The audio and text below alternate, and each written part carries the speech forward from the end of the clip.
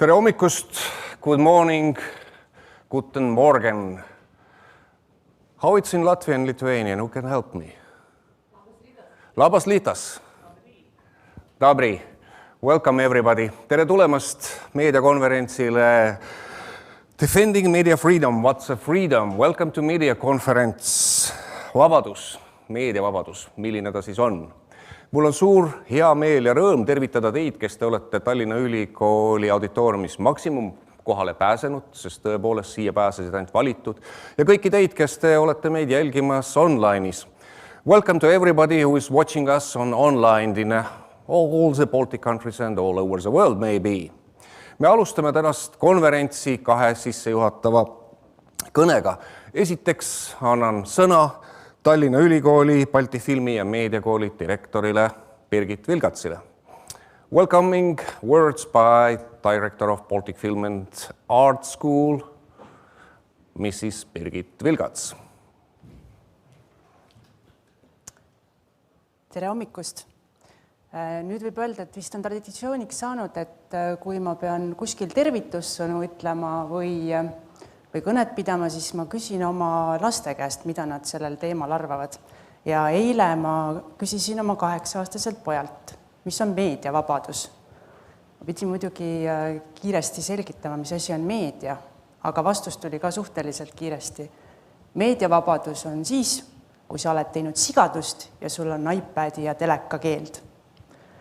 Sellest pisut teistsugusest lähenemisest inspireerituna hakkasin ma ise ka mõtlema, et mis asi on meediavabadus ja millist meediavabadust ma siis viimasel ajal näinud olen. Ma olen näinud vabadust toetada, julgustada, näidata erinevaid lahendusi, mõista, aga samas olen ma näinud ka vabadust lõhkuda, sildistada, külvata hirmu. Minu vabadus seisneb selles, mida ma märkan. See on valikuvabadus ja see on alati olemas. Niimelikkus ei ole, isegi Auschwitzis oli see olemas. Nagu ütleb ENTR, juudi päritolu psühhoterapeut, oli tal kuni viimse hetkeni võimalik valida näiteks kas või seda, millist rohuliblet ta sööb. Sageli on valikuvabadus raske uskuda. Eriti, kui me märkame valikuid, mis ei loo ja ei ehita. Ma arvan, et neid valikuid täies ei tunta vastutust. Meie BFM-is vastutame meediahariduse eest ja seda kõige laiemas mõttes. Me ei õpeta mitte ainult professionaale, vaid ka õpetajaid, tulevasi õpetajaid, erinevate erialade üliõpilasi ja tegelikult kõiki inimesi, kes teema vastu huvi tunnevad. Me õpetame nii osalema kui oskuslikult ja vastutustundlikult meediat tarbima. Et näha loovaid valikuid ja suurendada vastutustunnet, peab meediaharidus veelgi rohkem tegelema kriitilise mõtlemise oskusega otsida infot erinevatest allikatest, samal ajal ka eetikaga, erinevate kultuuride tundmise ja sallivusega seotud küsimustega. Ehk mõnes mõttes tuleb tagasi pöörduda inimeseks olemise põhitõdede juurde ning lisaks vabadusele teadvustada ka vastutust. Mida ma loon, miks ja kellele, kuidas ma seda teen, kas on ka teisi võimalusi. Ma loodan väga, et tänane päev aitab neid küsimusi mõtestada. Soovin mõtte erksust ja elavat diskussiooni. Tänan.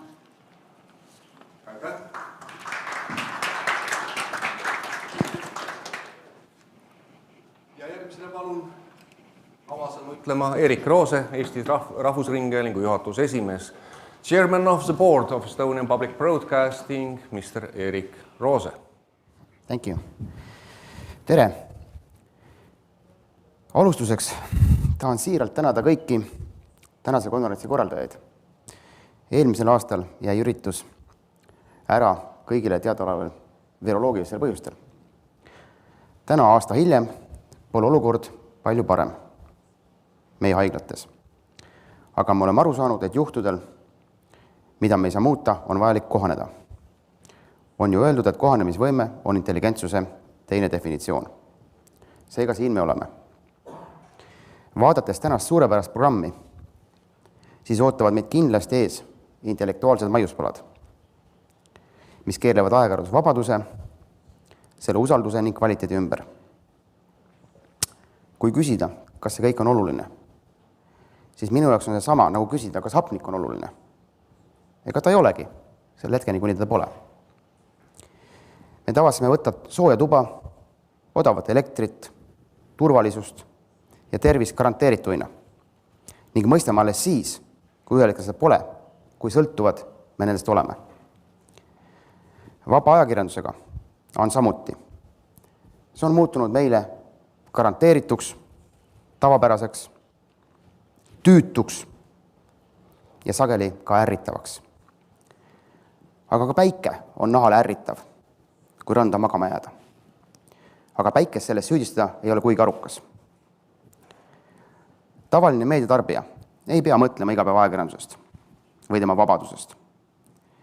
Mis aga paistab jätkuvalt suur väljakutse on see, kui meie poliitikud, otsustajad ja rahastajad ei taju ajakirjandusvabaduse tähtsust.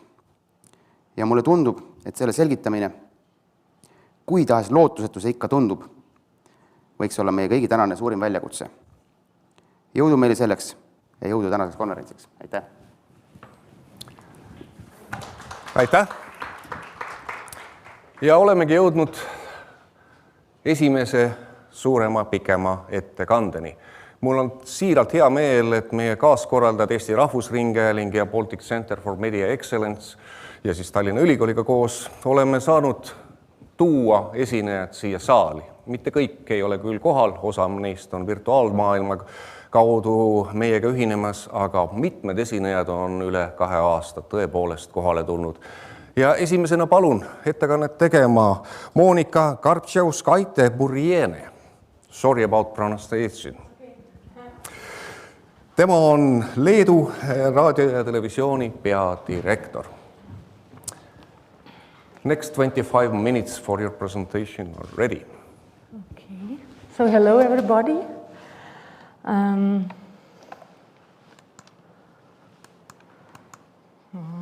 How does this next? Doesn't work the pointer.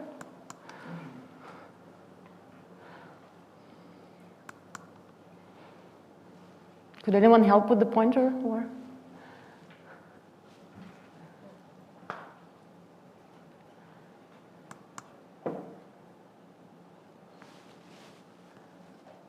Could anyone help to put up the presentation? Just 1 second. Okay.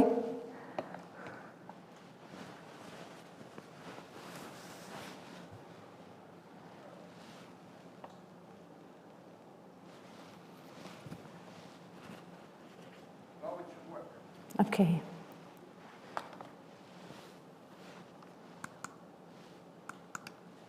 Yeah, it's too fast. Okay, now. So hello everybody, and thank you for inviting me here. And yeah, in this picture, you can see a journalist of LRT, of TV journalist, attacked by the participants of anti-vaccination protest this August in Vilnius. And similar scenes not rare across Europe, and you could see it all over. And we were shocked by this behavior, and our journalists were shocked. And this journalist said that I was working in Maidan, but I felt safer here than here, attacked by my own co-citizens. And so sadly, journalists are perceived more and more as enemies, and they faced increased violence and intimidation in many European countries. And this trend, it didn't start with pandemics. Anti-vaxxers and radicals demanded of LRT free airtime long before COVID. And rallies at LRT office has become an instrument to gain political attention. And in recent years, LRT has come under significant political pressure. So I would like to use this opportunity to thank Director of BCME and colleagues from Estonian and Latvian broadcasters who helped to support the independence of LRT, and who was pressed also by former political majority, and it was attempts to limit the freedom. But they did not succeed, but this fight is not over. And the pandemic only highlighted these destructive tendencies and deep-rooted problems. Yeah.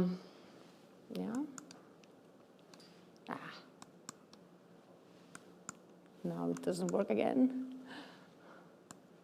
Yeah. So political actors are among the main sources of manipulation, and social fragmentation and polarization of society by social networks is further worsened by manipulation of public opinion. Interest groups, authoritarian governments, dictatorships such as Russia, Belarus, China, and etc., contribute. But equally, so do politicians in democracies.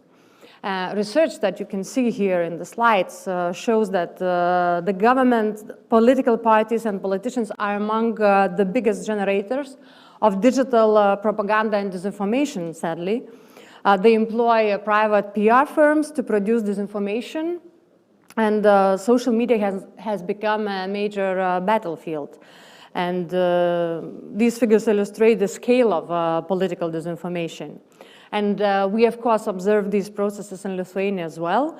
And almost without the help of mainstream media, politicians now can fabricate and distribute lies, mobilize, and instigate the discontent. Here you can see the representative also of former ruling Greens and Farmers Party, and they partially based its political campaign and communication, election communication, on conspiracy theory about LRT.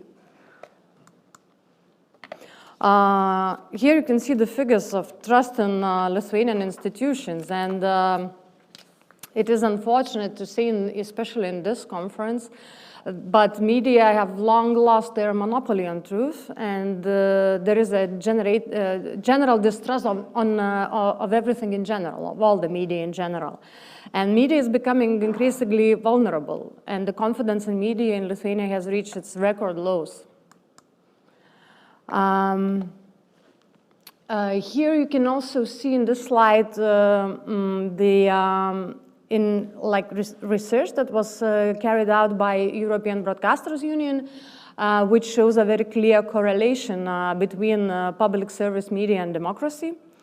And the findings of EBU research from over 50 countries on democracy and PSM, it's public service media, indicate that there is a close relationship between countries' democratic well-being and the performance of PSM. In the past, LRT was the main target of attacks by populist and marginalized political groups, and now the whole, as so-called mainstream media, are perceived as enemies. Journalists are harassed online and physically, and today Lithuanian journalists also need to remove their labels, their insignia, and that was happening in Europe, in Paris for 2 years already. Now it's coming here to Baltics as well. Therefore, I would like to stress that the attack on PSM also means the attack on all the media. In such complex environment, it is very important for all the media, but especially for public service media, to demonstrate the greatest possible honesty, the greatest possible transparency, and contact with the audience, and to offer the most meaningful content possible. In this respect, public service broadcasters have taken a big step forward, at least in Lithuania. Further, I will be explaining why public service media is important. I will mostly talk about Lithuanian situation because I know it best. Luckily, high public trust, we still enjoy high public trust, and it enables our influence. And I believe that especially in small media markets and young democracies, public service media is very important because it is a set of standards. from quality of journalism to quality entertainment and education. It has historically been the case that public service broadcasters maintain the highest ethical standards and that are closely monitored by public. And high trust imposes the responsibility to keep these standards and also enables to set benchmarks for the competitive media environment, which benefits for all the landscape of the media. Therefore, it is very important to ensure proper functioning and stable funding of public service media and independence. Public service media invests in quality content and contributes to creative industries. And well-funded public service media has an opportunity and obligation to invest into content that the commercial media may consider not profitable. That is investigative journalism, constructive journalism, educational and cultural content. And by acquiring, creating, and broadcasting films, music, and other production, public service media makes significant contribution to the development of the creative industry and provides support for the artists. PSMs are also large contributor to collective author rights management organizations. PSM has to hear and reflect diverse and views and perspectives. Historically, due to its mission, public service media has to respond to the needs of diverse groups and communities and listen and reflect diverse views and perspectives. Public service media must cover entire country, various ages group, various convictions, and so on. And LRT now has the widest network of reporters in Lithuanian regions and the network of co-workers around the world, from Latvia to Republic of South Africa. It has dedicated a platform for Lithuanian diaspora living abroad, and it develops and broadcasts content for ethnic minorities and serves the needs of the faithful. Public service broadcasters in Europe understand that they need to further strengthen their relationship with the audience and be accountable. Listen to all the opinions and respond to them. As we see that during COVID and anti-vaxxers movement, it's not always easy. Recently, in LRT, we established a new initiative, which is called LRT Hears You, which is addressed to our audience, and we want to hear actual social issues from them and then produce a content based on these stories, which started a month ago, and it's going very well. Cooperating with different cultural and educational institutions, we help to create and distribute quality and meaningful content and enhance social networks. News is very important for LRT. It's our top genre, and PSM across Europe on average spent nearly 1/3 of its budget on news. And LRT is the only media group in Lithuania that broadcasts news around the clock. And PSM has a prominent role in verifying and exposing information. And in cooperation with the BCME and other institutions, LRT has implemented a number of multi-platforms projects, exposing manipulations and strengthening media literacy. And currently, we are running information security project on TikTok for younger audiences. Another obligation of public service media is power to bring people together. Consolidating, strengthening solidarity and unity of our society is our mission. And LRT demonstrates its unique ability and role to mobilize the whole society around important initiatives. You can see it here commemorating of the Baltic chain, Freedom Way rally to support people of Belarus and all other initiatives. PSM needs to also further its role of exposing disinformation, explaining and educating audiences. And not only exposing fakes, but also sources, interests, and techniques behind them to show how public space is being misused, what trolls and politicians are doing there. It is absolutely necessary to explain, educate the audiences, to strengthen critical judgment, ability to recognize manipulations, and make well-informed and help to make well-informed decisions. Last but not least, we invest in investigative journalism and to hold the powerful to account. And soon we will be showing an investigative journalism movie about the riots that you saw pictures from. And by doing this, by investing into investigative journalism, we'll bring more transparency, accountability, and strengthen public trust and democracy in media. Realizing the unique role of PSM, it does not come by surprise that PSM organizations led the initiative of Brussels Declaration. They committed to take efforts to protect journalists and media freedom, to support public service media, as they are a key for democracy. And I use this opportunity to invite the other public service media to support this declaration by signing it. Well, last but not least, to safeguard democracy and strengthen society's resilience, governments have to employ their best efforts to communicate their decisions better, to protect independent media, to ensure journalist safety, which is a very big issue now, and in their responsibility to guarantee conditions through sustainable and sufficient funding for public service media independence, competitiveness, and contribution to society.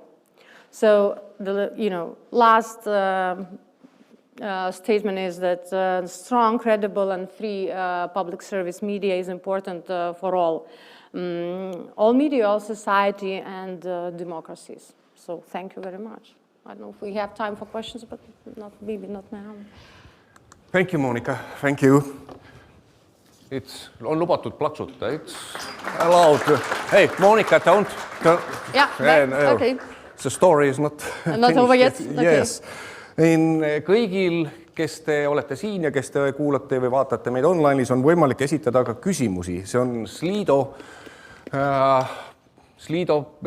ja seal on märksõnaks meedia 2021. Kui me saame siia ette ka slaidi, mille peal on kirjas, kuhu saate esitada küsimusi ja meil on olemas siin saalis ka mikrofon. We have a possibility to ask question from here or you have a microphone. Just raise your hand if you have a questions and the option to go to Slido, sli.do and type in media 2020 and this is for a questions open for a full day. I will make a start. Is there any hope? Yes, there is. I'm a strong believer of public service media, and although the environment is very fragmented, and there is more and more of pressure, but I believe that if public service media play their cards right, that if they do try to be, aim to be useful for societies, to be with them, engage with them, to be accountable, to be impartial. So I think there is hope, and especially in the small countries like Baltics, because we have I would say so little quality alternative. And because that in the small countries, public service media sometimes is the only media that, for example, does quality investigative journalism or invest into children's content. And we also must think about our future generations and about our kids and provide them needed content. Also, it is very important that public service media would be allowed to proceed their operations online. Not that it would not be limited by the decisions of European Commission. Yeah, so it is important because it's our future. PSMs need to adapt, to be digital, to be online, and be where their audiences are. One obstacle coming up is the funding of public service media in the Baltic countries. How it's in Lithuania? In Lithuania, we now have pretty good and independent model. Our budget is formed from a certain percent of taxes from general income tax and excise duties. And we do not have to confirm our budget in Parliament every year, which make us independent. This was confirmed by our Constitutional Court, although, of course, in the past, and the very recent past, there were a lot of attempts to change this model yeah, well, it's, as we very well know, the commercial media is also putting a lot of pressure. But I think that the financing is pretty stable, therefore we are able to plan our activities. And I urge everybody to embrace this model. It's pretty good. Mm-hmm. Yes, we admire, actually, Lithuanian politicians have made a very good decision about the funding. We're still looking forward to have something implemented in Estonia too. And yeah, you have a lot more money than Estonians do, and that's not... No, actually our budgets are very similar. But it's... And anyway. Estonia has twice as well, not twice, but much little inhabitants, which it's also it shows that in Estonia there is a high understanding of that it needs to be invested in public service media, and we admire and see it also as an example. Yes, a question from Slido. How are journalists in LRT dealing with aftermath of attack from their co-citizens? What can be done to fix these relations and heal? Yes, we took several measures. One of them was that we organized trainings for all the journalists, not only for LRT, but for all the journalists, together with police forces, just to give them an understanding how they should physically protect themselves during the riots. So it's one thing. Another thing is that we equipped them with safety equipment like caps, helmets, and all kinds of things. And another, of course, thing that we provide them psychological support. We also, thanks to international organizations and NGOs, for example, some of our editors just went through training on how to cope with harassment online. And we, according to these trainings, we provided like guidelines for our journalists and for our editors, how to behave when the journalist is attacked. But it's obvious that you should emphasize the safety of the journalist in your guidelines, in your editorial guidelines, and the company should also take responsibility for it. Thank you. Now it's more political question, and I'm not sure if anybody here can give a proper answer, but the question is, from Andris Mellakauls, how do a Russian state media qualify as a public service media for membership of EBU?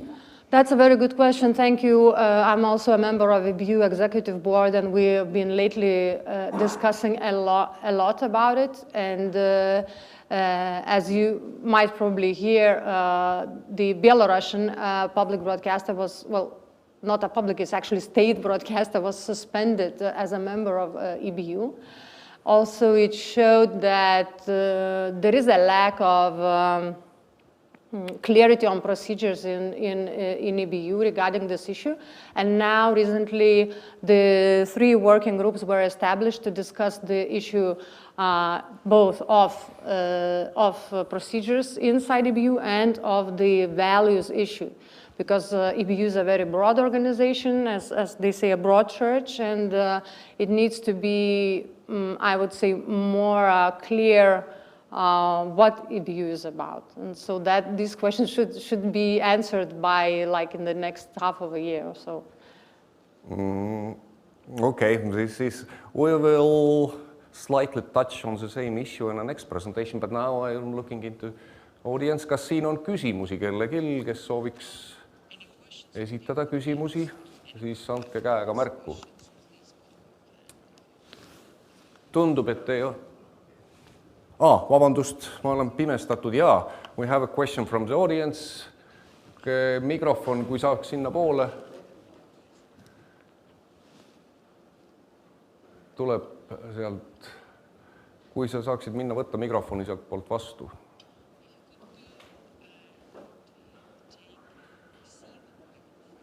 Sorry for a moment. Me oleme siin hajutatud väga selgetel põhjustel ja siis võib natukene tehniliselt olla keerulisem neid vahemaid mikrofonil ületada, aga nüüd on mikrofon olemas, jah, palun. Yeah. Thank you. Yes, I'm Tarmo Tammer, ombudsman for the Estonian public broadcasting company. I would like to hear about your experience in dealing with topics that are very divisive in society. You were talking about the various divisive issues, and how do you handle such topics which clearly divide the audience or the public? Let's say issues of vaccination or restrictions regarding the pandemic. Any kind of set of guidelines that you have for this? And what are the biggest challenges that you find yourself in when you deal with those topical everyday questions? Yeah, this is a very good question because, as I mentioned in my presentation, that we often hear demands from anti-vaxxers and anti-vaxxers members of parliament to be here and to get the ear to present their position. So we don't have guidelines, but we discuss about it every day. And well, of course, there is always two sides. One is that we should educate our audience and not to allow, not to distribute information that is not based on science facts as the second opinion. So, however, from time to time we give them the voice, very heavily putting it into context. Commenting by experts, putting up together comments by experts and so on. It is clear that you need to seek for a dialogue with this part of society as well.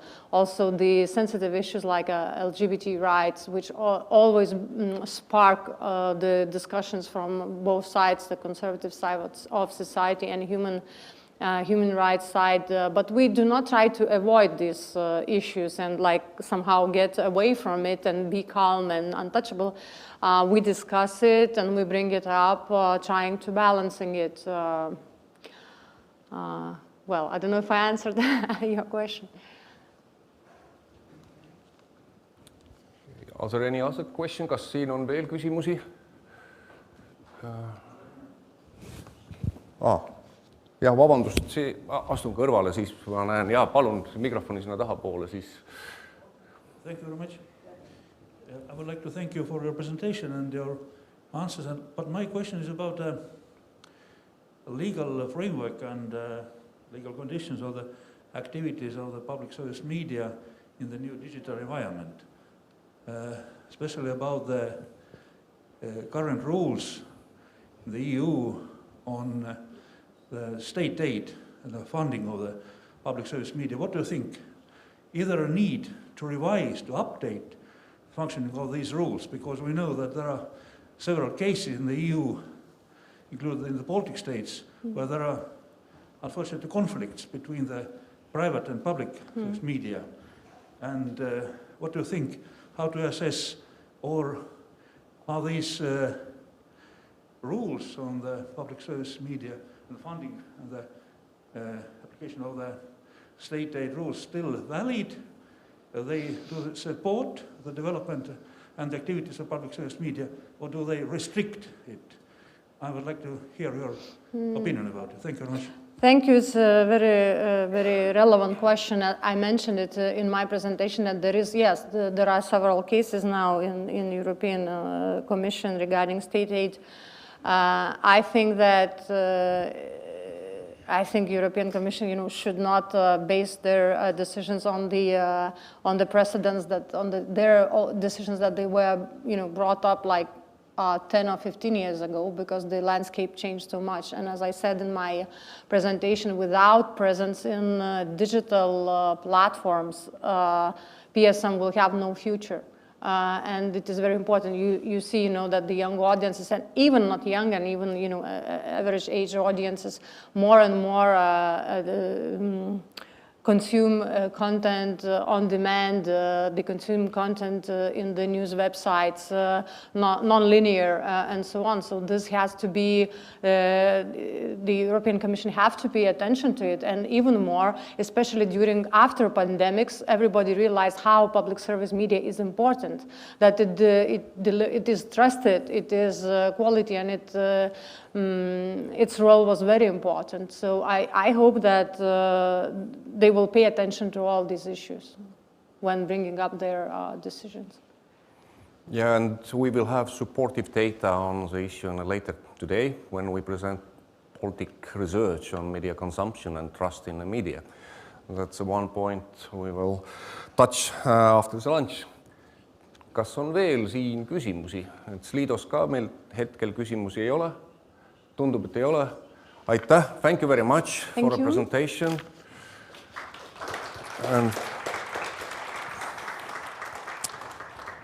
And I'm really happy that here we have a presenter who can answer all the questions related to regulation. Am I correct, Adam? Well, we'll see. I'll just get some water. So. Yes, water we have. We have still a freedom to pick up a bottle of water. I don't know whether I have all the answers. But, yeah. Meie järgmine esineja tuleb Suurbritanniast. Tema on Adam Baxter, Ofcomi direktor ringhäälingu standardite litsenseerimise ja online sisu üle. Adam Baxter, Ofcom director for broadcast standards, licensing and online content. Is it correct? Not quite, but it's more or less. I mean, I'm actually Ofcom director of standards and audience protection. Oh, that's even better. But it's broadly right. But it's even better. That's what we expect from you. It's media should protect us, and you will take care of it. I don't know about that, but is the microphone working? I hope it is. Anyway, good morning, everyone. It's a real delight to be here today. It's the first time I've been in Estonia, an absolutely beautiful country, and I'm really disappointed I can't stay longer because Tallinn is a beautiful city.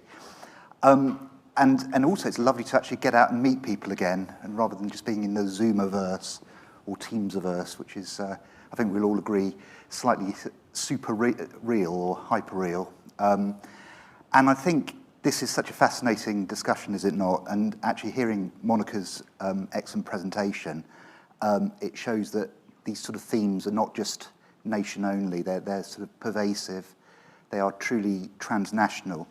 Now let's, obviously like any regulator, Ofcom has so many issues to deal with any day. I mean, it'd be impossible in just 20 minutes or so to cover them all. So what I wanted to do is just pick a flavour of some of the things. And some of these will touch on some of the points that Monika was making so eloquently. And maybe it's a bit of a sort of counterpoint to her. We heard her sort of talk about some of the supply side issues. You know, obviously the importance of quality journalism, PSM, and I will touch on that, but also because of my day-to-day job as director of standards, I'll also want to talk about more like the demand side, so what actually the viewers, the audiences think, because it's no doubt that we're in a very weird time, are we not? The pandemic has dominated all countries, and I think it has definitely had an effect on everybody in very different ways, and I think, as I'll come on to in a minute, how our audiences, how they behave and feel, I think it's definitely had some sort of effect. So just very much this is what I'm doing day in and day out, and just talking about what audiences feel. 2021 saw an exponential rise in the number of complaints. I mean, as these figures show, we were sort of, whoops, gosh, sorry. The complaints we were dealing with day in, day out were staying fairly stable over a number of years. And then last year, we saw a 300% increase. And I mean, why is that? Well, I mean, no doubt people being at home during the pandemic, maybe they felt more appetite to complain more, maybe they're watching more TV and radio, who knows? But it is just a fascinating thought. And as I'll come on to in a minute, a huge increase was the number of complaints around offence.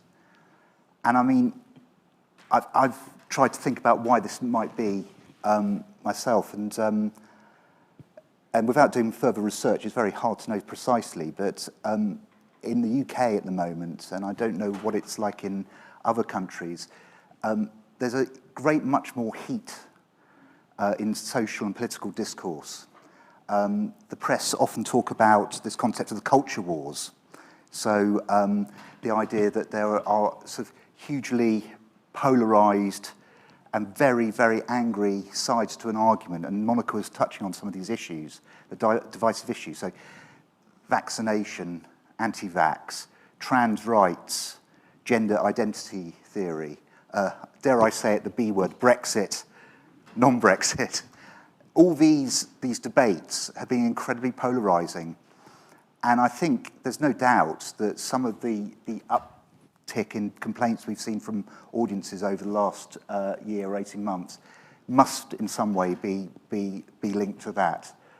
I've done a sort of a bit of a breakdown on some of the issues. I mean, the figures, don't worry about the figures in detail, but you'll see how offence just dwarfs the other categories. But even the other categories like harm, due impartiality, which I'll come on to in a bit, very important to us, have seen an increase as well. So going into offence a bit more, as you'll see, there's a huge uptick in complaints, but actually only a doubling of the cases we've dealt with. And it shows you that actually, yes, we've seen a huge increase in complaints, but a vast majority of those complaints are driven by what we call complaint events. So single bits of content that have just attracted huge numbers of complaints. Indeed, back in March of this year, just before the end of the 2021 period, that line at the bottom, over 54,000 complaints about one programme, this sort of very leading morning magazine news programme on ITV, which is our leading commercial public service broadcaster, Good Morning Britain.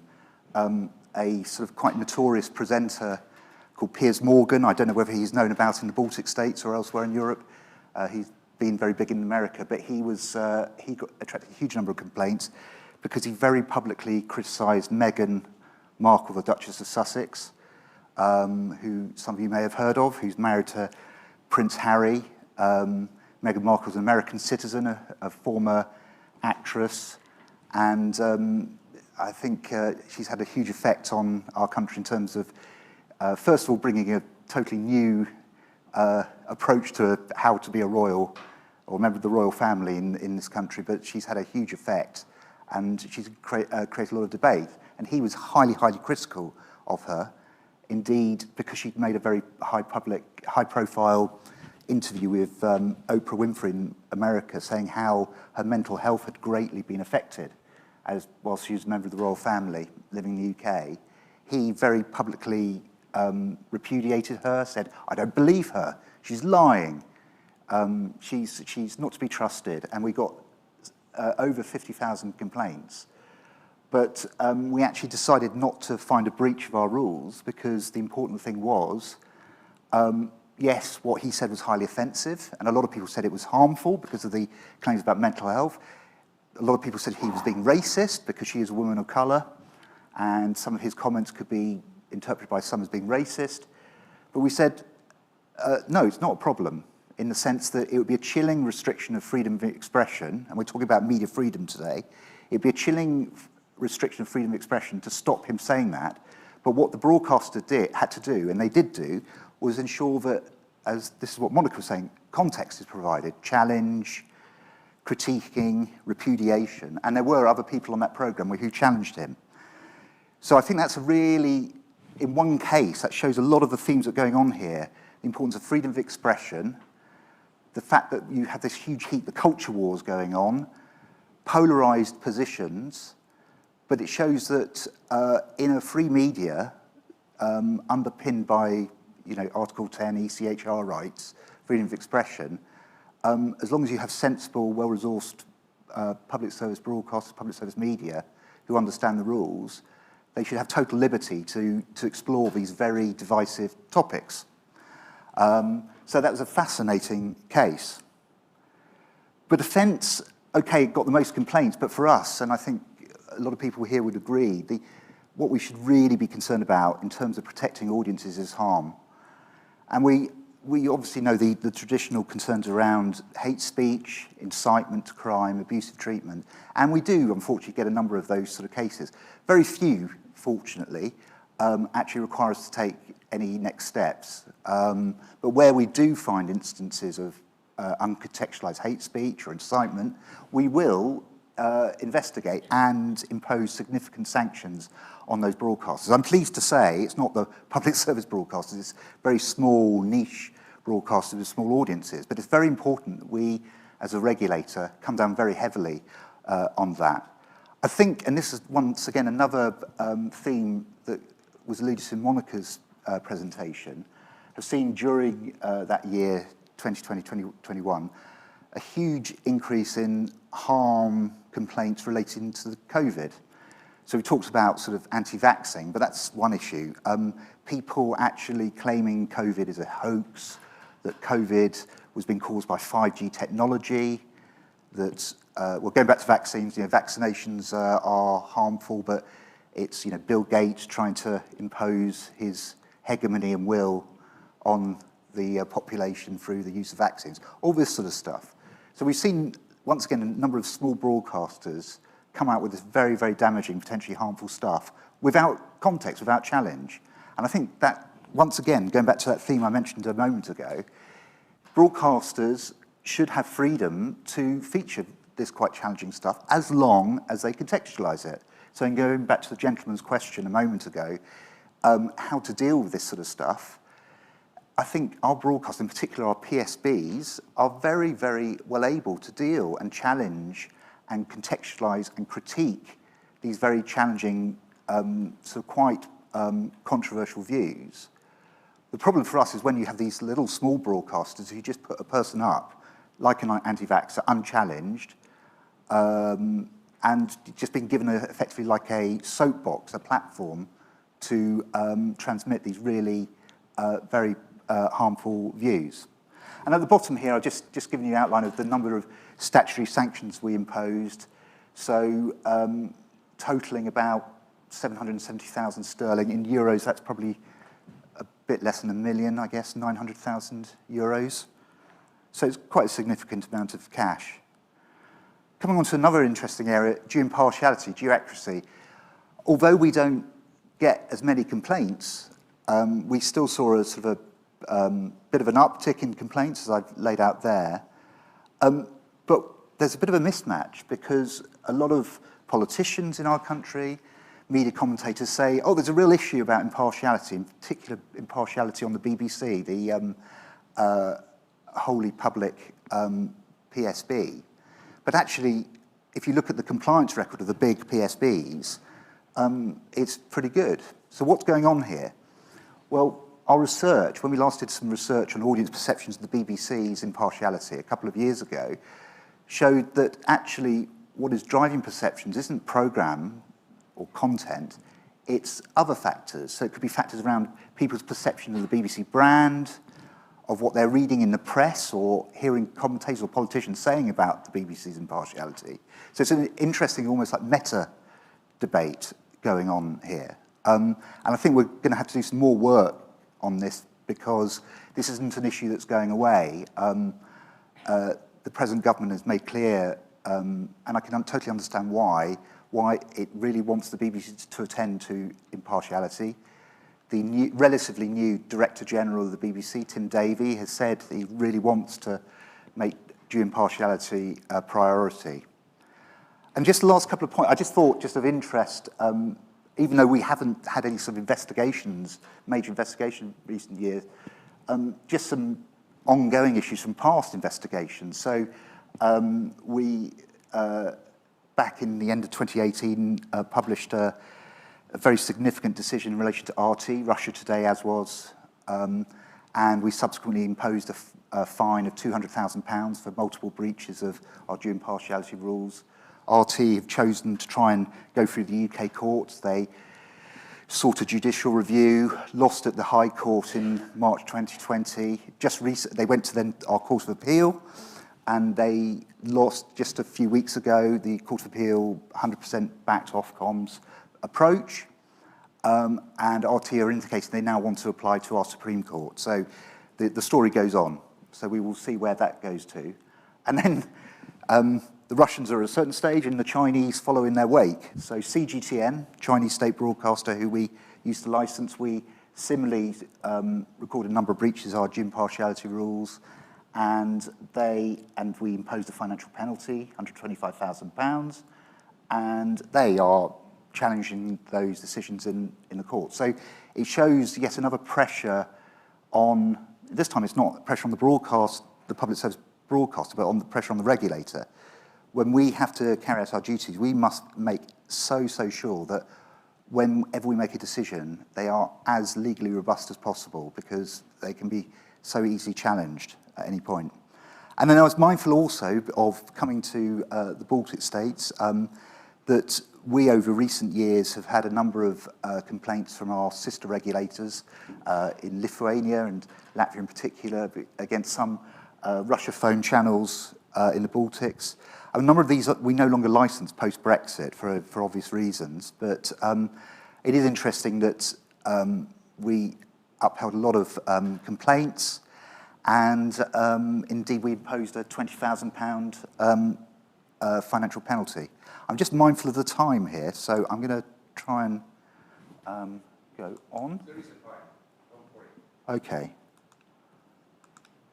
So just going on, leaving the world of standards behind, and just again picking out sort of a theme that Monika was talking about, and back to, I suppose, more of the supply side. Public service media, I'm really interested. When I first started going to conferences like this many years ago, we were always talking about PSB, PSB, PSB. And I think it is an interesting and totally right development that we're now talking about public service media. And Ofcom has recognised this, and we kicked off about 2 years ago, I think, our review called with the title Small Screen, Big Debate. And it was all about the future of public service broadcasting. But actually, very quickly, we adopted the label public service media, because we're not talking about just linear broadcast anymore.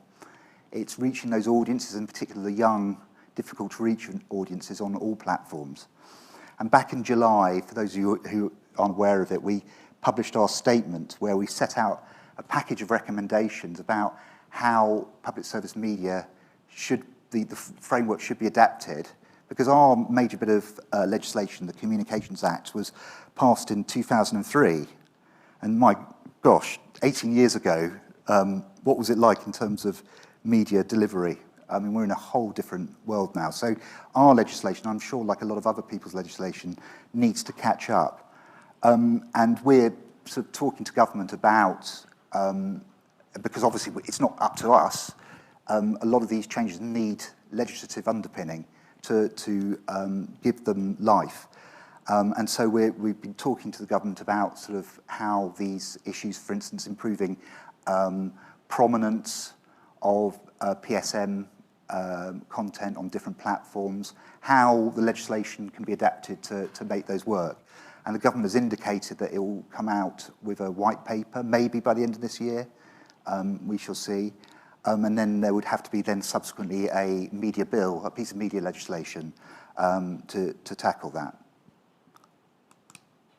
And then finally, I thought I'd just spend a few minutes talking about another huge bit of activity, online safety and video sharing platforms. As we know, the latest iteration of the AVMSD required member states for the first time to bring in rules around the regulation of video sharing platforms.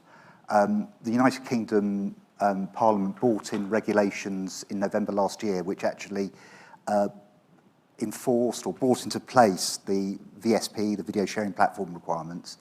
And we, as the regulator of video sharing platforms, have started our tentative first steps in that area. And the last few months since those regulations came into place, the team at Ofcom that is regulating in this area have consulted and brought into place various bits of guidance on, firstly, determining which services fall into scope of the new regime, also guidance about very important area protection measures for users of these services. And I think it's very initial first steps, and it's going to be fascinating how this carries on. But of course, this is really important learning ground for us, because the government has already indicated that what actually it wants to do is bring in a piece for online safety legislation, which will supersede the VSP rules and actually widen them out. So what we have here at the moment is just a bit of a description of the timeline of a draft online safety bill that the government published back in about the middle of the year, and it's currently going through a process of pre-legislative scrutiny in Parliament. So a cross-parliamentary committee of members from both houses of our Parliament are looking in detail at the legislation. Our Chief Executive, Melanie Dawes, gave evidence to that committee at the beginning of last week. And I think there's a lot of features of this regime which are worth just noting as we go along. And of course, they might change because things go through parliaments and can change. But at the moment, as the draft regime is actually being set out in this draft bill, which I just wanted to go through. Just before I leave this slide, the intention is for the new regime to come in, play in 2023, 2024, which actually is a long time, isn't it, in terms of how new media develops. And obviously the first and the loud demands for the more egregious forms of online behaviour is constant now. So we have an issue to sort of how to sort of balance the fact that we're not there in terms of this new regime and the fact that the public and a lot of commentators want these new rules in yesterday, as it were. But I won't go through this in detail, and I'm sure these slides will be available, won't they? If people, if they want to look at them later. I mean, if not, if you contact me, I'm very happy to share these slides. But this just runs through some of the systems. As a person who does, content standards as a daily job, the thing that really strikes me is fascinating is that at present, the traditional way we regulate linear broadcast content, video-on-demand content, is that individual members of the audience can complain to us, the regulator, about an individual programme. We assess it. If it's potentially problematic, we can then investigate it. What the government has been very clear is that this new system, Ofcom won't have that role. We won't be actually assessing and judging on individual pieces of online content. So this last bullet point here, our role will be more as sort of a strategic supervisory role, looking at things like the terms and conditions of the platforms to make sure that they are taking due account of the various statutory duties in terms of due care, to make sure that they are not to actually guarantee that there will never be sort of harmful content on their platforms, but that they have the adequate processes to deal with them if they are alerted to them, or that they have adequate processes to make best endeavours and attempts to ensure that they are spotting that content. And also just an important thing about media freedom is obviously journalism and media freedom. There's some interesting proposals about online journalism. The fact that so-called Category 1 services, which are the big services that will come into scope of the regime, must have processes in place to protect content of journalistic content. And the second bullet point there talks about what will be constituted or considered to be journalistic content. And disinformation, there's obviously any discussion about online harms, online safety. Disinformation, misinformation is never far away.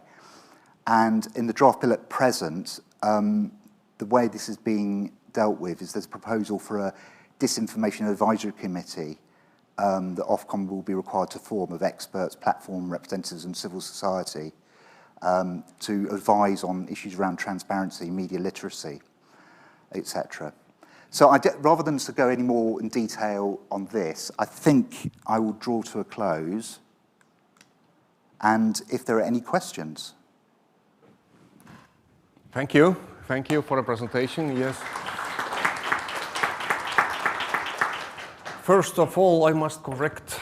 I didn't receive complaint, but I feel I'm sorry. I'm really sorry because, Monika, that belongs to you. Thank you very much. But sometimes media also mistakes. And yours, you still need to... I need to perform a bit. Yes. So We'll see if there will be any complaints about your presentation right now, but we have questions. Okay, yeah. Yes. And in the Slido, please, you can share the Slido slide, but already a couple of questions have arrived. Starting from question from Andris. The definition of incitement to violence and hate speech differ from state to state, leading to inconsistent regulation of Russian channels. Why? That's interesting. I think I mentioned a moment ago some of the complaints we'd had from sister regulators in some of the Baltic states about some of these Russophone channels, and I think it's fair to say they were characterised or couched to us in terms of incitement. But actually, when we looked at the content, I mean, incitement and hate speech, there's a, I think the way we view it, there's a bit of a sliding scale. There's a range, a spectrum, if you will. And so you can get stuff which is obviously anodyne and not a problem through to offensive, through to potential hate speech and incitement. And for us, there was a lot of content, for instance, which could be heavily critical about, say, the Lithuanian state, for instance, just to take an example. Or Lithuanian people, but it didn't, to us, in those particular cases, amount to hate speech. And so, but what we did feel, and we made this clear when we recorded a number of breaches of our rules, was that there were concerns under our due impartiality rules. So it's very one-sided, biased, say, debate about whatever it was, maybe the policies and actions of, say, the Lithuanian government or the Latvian government. And so that's, I mean, without going into, and obviously every case turns on its facts. So, and I appreciate that not everybody will agree with our decisions, and that's totally fine. I mean, that's, the freedom to disagree is an important freedom, right? But for us, we look very forensically and closely at what is being broadcast, the context, and whether something is hate speech or not, it would depend, you know. So, I mean, it's very difficult to give a general answer to a question like that. It depends on the facts, but I'm just mindful of some of those past complaints we had from this particular region of the world, and it was notable that they were put to us in terms of incitement and hate speech, but for us, they weren't. But, you know, maybe we got it wrong, you know, people will disagree with us. Yeah, thank you. A couple of questions more. How many people are working in Ofcom just to answer all these complaints? Very good question. Actually, I've been very pleased that because my big boss, Melanie, the chief executive, has been very quick to recognise the pressure we've been under. So we've actually taken on a number of new staff this year. So currently the team dealing with broadcast and on-demand standards is roughly 42, 43-ish. I mean, they're not always all doing those standards. I mean, some of them might be also doing a little bit of work on other teams, like maybe online safety or whatever, but that is their main team. And then we will have separate teams, like a separate team which is regulating VSPs and developing the regime for online safety. We also have a separate team which we call content policy, who are the people who are basically spending their time developing the PSM, the Public Service Media framework, and we also have a team that does all the licensing of broadcast channels. And altogether, our sort of broadcasting and online group is about 125 people. You know? Yeah, but compared to the number of complaints, still a lot of work. No, and interestingly, you know, we are thinking You know, are there, if we think, oh, maybe 2020, 2021, was that a sort of one-off because of the pandemic? Or is that like a trend that's staying with us? And actually, the complaints this year so far shows that we're still at the same levels. So we are asking questions about, well, will we have to sort of adapt the way we work? Because if so many complaints are coming to us are matters of offence in the context of the culture wars and the heat but no light, as it were, where we're not finding issues that are actually breaching our rules, should we deal with offence complaints slightly differently? Don't know. We're at very early stages of those conversations at the moment. So there's a question actually related to that one. To what extent the rise of cultural wars or what causes a huge rise of complaints is orchestrated by intentional actions of global political interests? Orchestrated campaigns are a fact of life. When I first started working in this area back in 2008, still in the days where we would occasionally get a postcard campaign. You know, so the people would, it was an orchestrated campaign, so some lobby group would say, write to Ofcom to complain, and they'd all send in the same postcards, so you knew then. Now, of course, it's all online, so you've seen the same text of complaint, which has obviously been suggested by a individual or a group or a lobby group, but it all comes in digitally on our web complaint system. So orchestrated campaigns are nothing new. I think digital technology just makes it incredibly much more straightforward and easy, and also drives up the numbers of complaints we get. So there's no doubt they exist. But for us, what is key is that the number of complaints on an issue is interesting, but it's not determinative of there's an issue under the code. So for instance, we have taken extreme action in terms of imposing significant financial penalties for examples of, say, incitement to crime, after just receiving one complaint, or indeed where we've received no complaints, as our monitoring has found stuff. Whereas that example I was talking about in my talk about Piers Morgan, over 54,000 complaints, not a problem.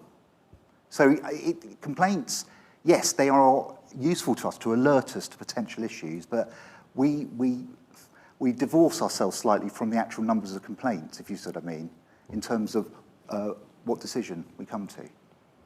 Are you planning to use AI, artificial intelligence? Yes. No, we are looking at ways, in particular, because we license a lot of channels which are not in English. So in particular, channels which are targeting diaspora communities, in Urdu, Punjabi, Pashto, Hindi, whatever it may be, using forms of AI that can actually transcribe content and obviously search out for key search terms. I mean, it's very much in its infancy at the moment, but that will have a dramatic impact for our work. I mean, I do have a specialist team of about 5 or 6 people who are fluent in various South Asian languages and they're cultural experts who can help in the translation and analysis. But if a lot of the actual sort of the slog work of listening and translating stuff and transcribing it is done by technology, AI technology, that would be a huge saving of time. Okay, now we have time for questions from the audience. Kas siin on? Jah, ma näen ühte kätt seal üleval. Kohe jõuab mikrofon ka sinna vastu liikuda siis.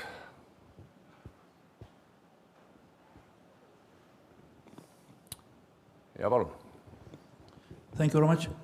My name is Peter Sooklas. I am from the Estonian Regulator Authority, and I would like to thank you for your presentation. My question is about your everyday job, about your activities. You gave us some statistics on the cases, the complaints, and some areas covered, included infringement of the rules on due impartiality and so on. I couldn't see there, maybe I missed something, the questions about the infringement on the rules of the protection of minors against harmful content. What is the share of such complaints in your everyday job, and what is the statistics and the trends in this area? Thank you very much. Yeah, I mean, probably much less. I mean, I deliberately, I mean, as is the way with these things, you make a decision about what categories, how you subdivide them, but they will be less. And there was an others column which would include issues around protection of minors and such like. So we do get complaints about that, and we do reach some decisions, but we don't have the levels of concern about that. We get, I mean, and it's difficult. Some of the offence complaints could be categorised as concerns around children, because if it's concerns about offensive language, say, you know, so it's difficult when you are categorising. But in terms of content which, like, say, pornography or other sort of adult content, we do get a number of complaints, but it's not a big area of concern for us in terms of broadcast and on demand. Thank you. Kas on veel küsimusi? Jah, siinpool on, we have, if you can send the microphone over here.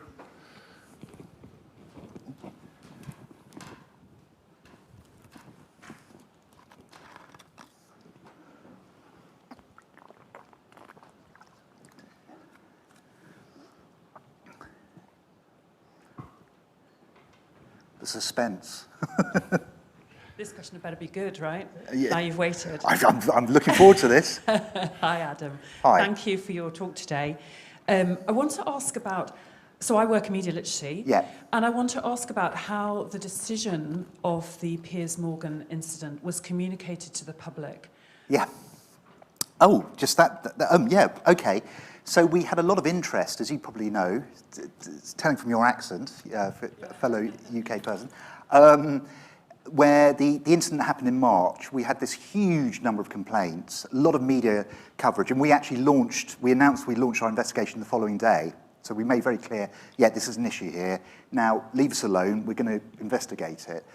And then periodically we would get requests from journalists saying, oh, what's happening about Piers Morgan? So we knew that whenever we came out, it would be a big deal. And then we actually published our decision on the 1st of September. And the way something like that works is that every decision we make, even if we just assess something, it's not a problem in our rules, we publish the fact that we've looked at something as a single line in our fortnightly broadcast and on-demand bulletin.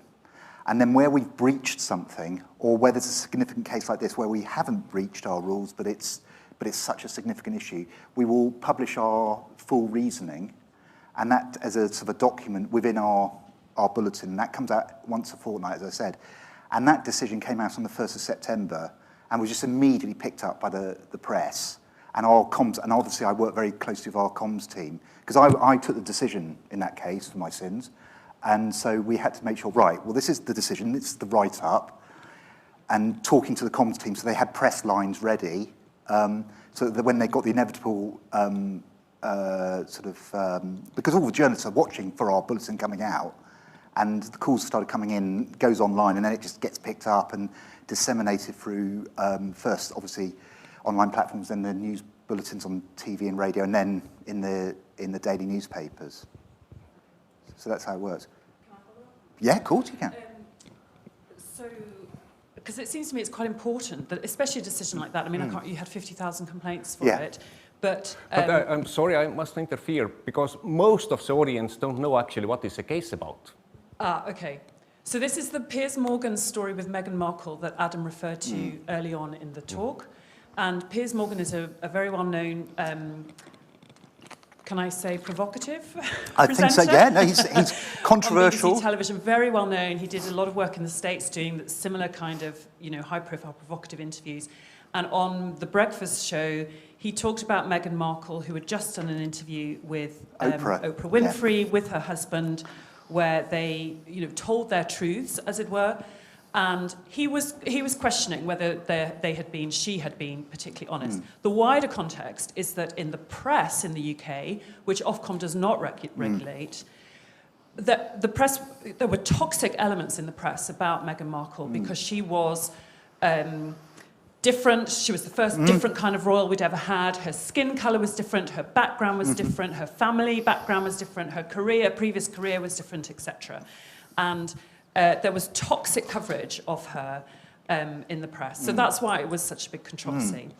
Let me ask the question, because I think the question is more broadly reachable for everybody, even if you don't know the story, which is, to what extent then did that context filter into your thinking of the decision itself? Yeah, that's a very good question. I can see why people ask it. It's what when I do that job, when I have to make a decision, I have to be totally forensic and look at a particular issue, and actually, first of all, in that case, I had to ask myself, well, was Piers Morgan, did he come out with potentially offensive stuff? Yes, absolutely, highly offensive stuff. Did he say stuff which was potentially harmful? Yes, in terms of mental health, he was denigrating her, claims to feeling suicidal, to saying she had mental health issues.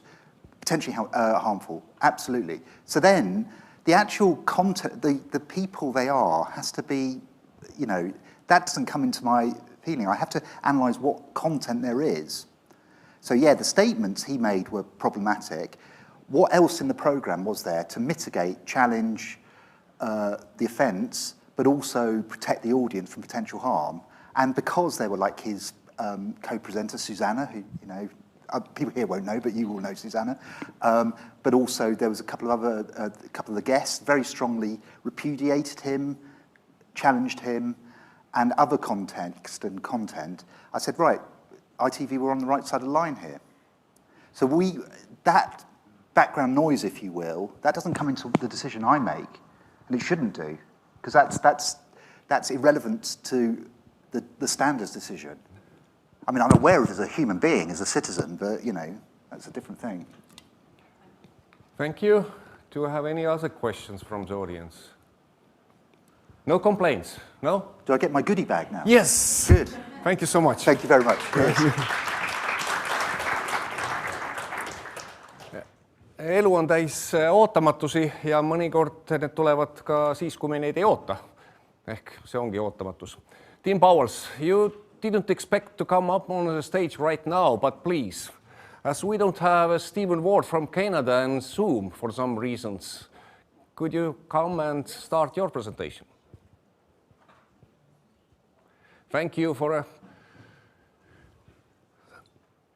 I'm not sure if the reason is due to the time difference with Canada. Yesterday we did a test and everything was fine. Ma ei oskagi öelda, mille pärast meie järgmist esinejat praegu hetkel veel Zoomi tulnud ei ole. Eile ta oli igal juhul täiesti olemas. Võib-olla on tegemist lihtsalt väga varase kellaajaga Kanadasse. Did you ask me to come? No. Oh, I thought you said, Howard, can you come? My mistake. No. Tim is coming. But we expected to have Stephen Ward from Canada in Zoom. But just 1 second, and Tim Pauwels, who is the ombudsman, he will take a stage and make a presentation. Sorry, Janet, we can. Ja tuletan siis kõigile, kes te olete siin ja kes te vaatate, kuulate meid online'is, siis esinejatele küsimuste esitamise võimalus on sli.do/liidos ja sealt ma neid küsimusi ette loen. Ja väga hea on, kui neid küsimusi on rohkem, siis saame ka rohkem teada nendelt headelt külalistelt, kes meile konverentsile on esinema tulnud. Aga nüüd, thank you, Tim. Yes, I believe ombudsman must be ready for surprises. Thank you for joining, and the clicker is on there on the stage, okay. Please. Thank you. Järgmisena siis näeme, kuidas mitte kajastada populismi. How not to report on populism. It's almost like this question from Hamlet, to be or not to be. Okay. Is my presentation ready?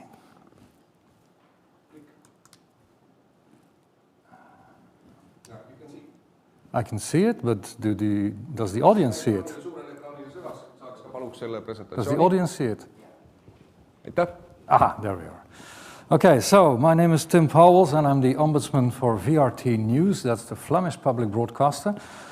Belgium is in majority a Dutch-speaking country, so VRT is the leader on the Flemish market, which means that we are the largest broadcaster in Belgium, as far as radio and television is concerned, at the very least. Today I'm going to talk about journalism and populism, because populism affects us. Populism attacks us very often. So what should we do with that? How should journalists react to populism? Now, before we talk about that, of course, we would want to know what populism is. And I would start by saying that populism exists in all parties and ideologies. Rare are those politicians who would say, or would be able to say on their deathbed, that they have never said anything populist. And it goes for many other opinion makers as well. It's as old as politics itself, and basically, it is a way of speaking. It's a narrative. Now, there are many academic definitions, but I work for television, so I like simple definitions, and this is mine. Populism is everything's rotten, the system's rotten, the government is rotten, the people are pure, and how fortunate are we? I am the people. If you say that, if you talk like that, you're a populist. Okay.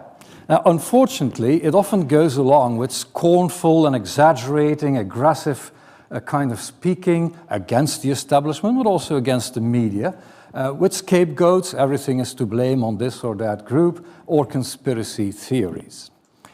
Now, populism works, ladies and gentlemen. I don't know of any part in history where it didn't work. And more importantly, populism can be a legitimate voice of what people feel. So that makes it kind of hard. You cannot always condemn it by definition. But first of all, let us look at an example of what, according to me, is populism.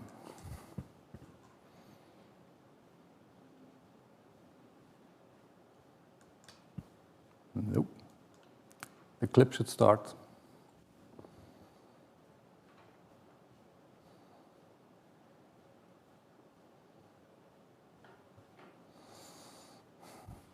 Just put play.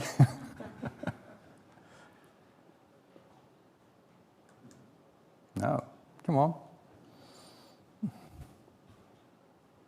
Give them a second.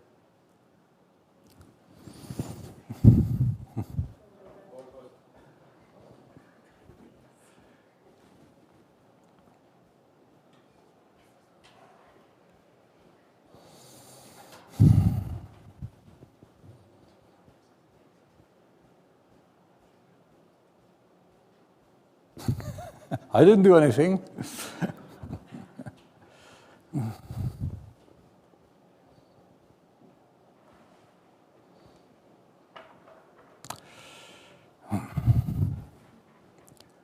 Shall we just skip it? I'll tell what's in the fragment. In the fragment, you will see Greta Thunberg, who says, at an important international conference, politicians have been giving us fairy tales and they've been doing nothing. The young people are the hope. And between brackets, I am the young people. So basically, this is populism. I'm sorry. If you say things like that, that's populism.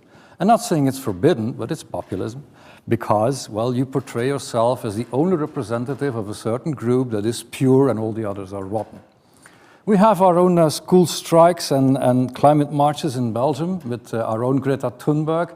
I often receive complaints about that. You're stuffing this down our throat. Every week you're reporting on it. And you're just promoting the Green Party because you're giving so much attention to this problem. So it's a bit tricky for us and it makes us vulnerable for populistic attacks. So one of the questions as a news ombudsman that I had to answer was there too much attention for climate marches or global warming? And this is my answer. There can never be too much good journalism. Right, so the bottom line is, what do you do with it? And very often, indeed, we made a little report about the climate march, but we're not really explaining something or not really asking critical questions. So good journalism is no free rides. do your job.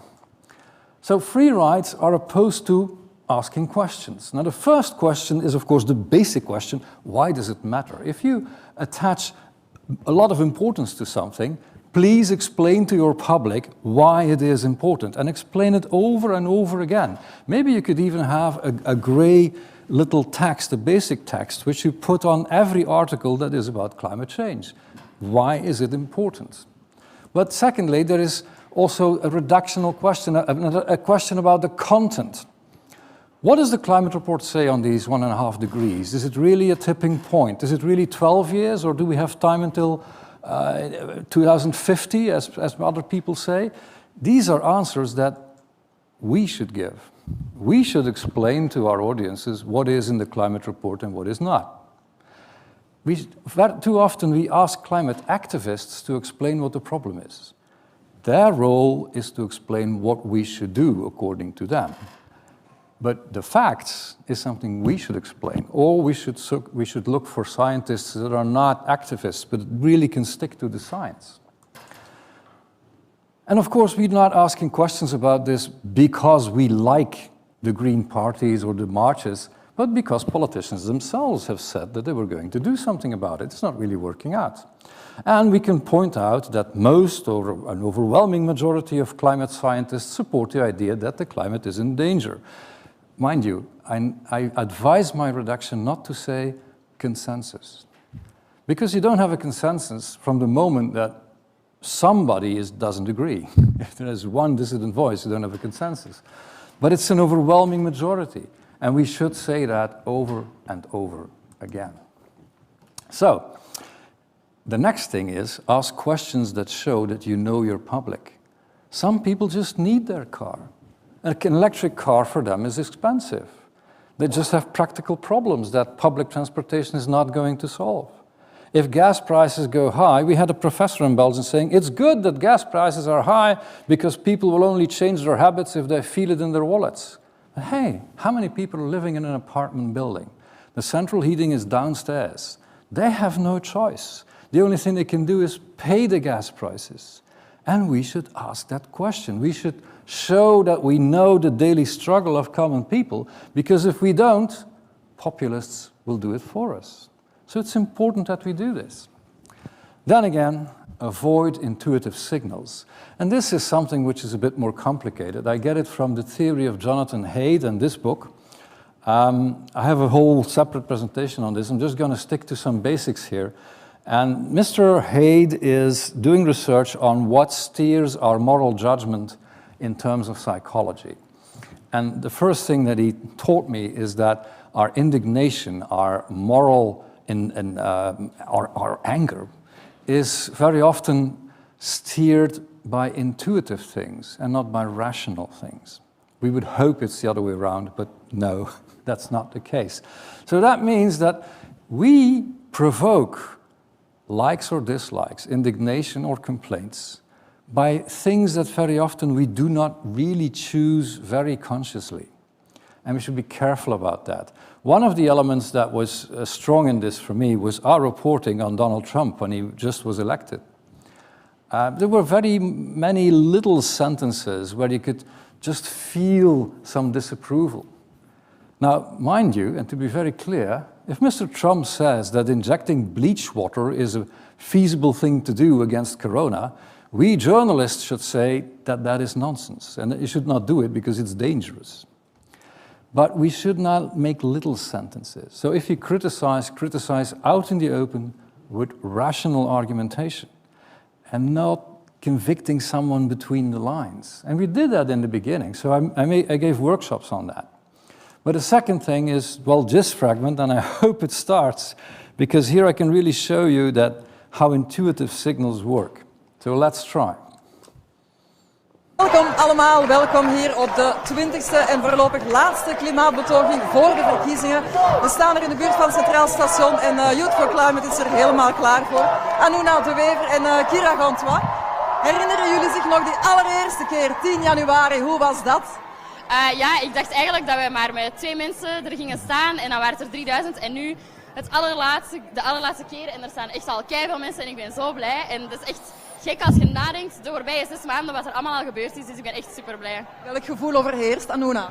Ja, echt trotsheid eigenlijk op mijn generatie, omdat ze toch zoiets hebben van we gaan er nog een laat. Okay, anyone an idea what I mean with intuitive signals?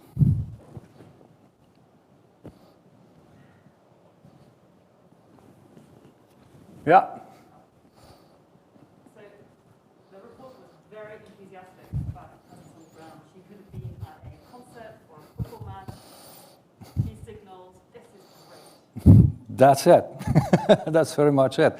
And if you analyze what we're talking about, well, it's things like, sorry, where does that go? Okay, but it's things like, welcome at the climate manifestation. A journalist should never say that. Welcome at the Facebook Live, where we report on the climate manifestation. Also, she's calling Anuna de Wever Anuna, first name basis. Don't do that.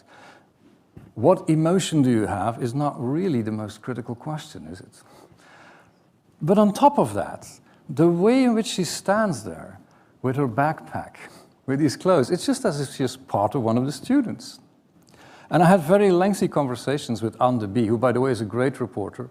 And in her defense, this was never broadcasted. This was a Facebook Live. And in the beginning, when we did these Facebook Lives, our journalists were asked to be somewhat more loose. It's for the young audience. It's something different. But you know, you end up sending signals that you're not really impartial. And so I use this example to get rid of that habit to say that, well, for Facebook it should be different. It should not be different. It should be impartial. Intuitive signals. I would like to see my presentation.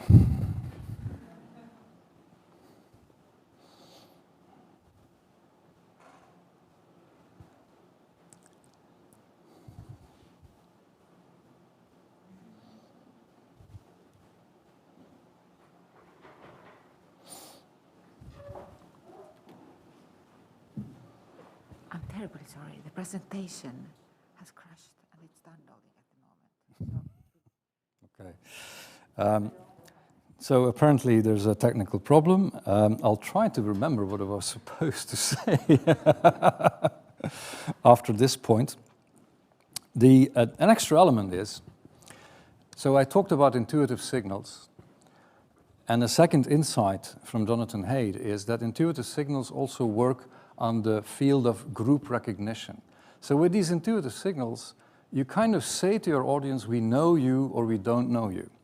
Just like with the question about the gas central heating.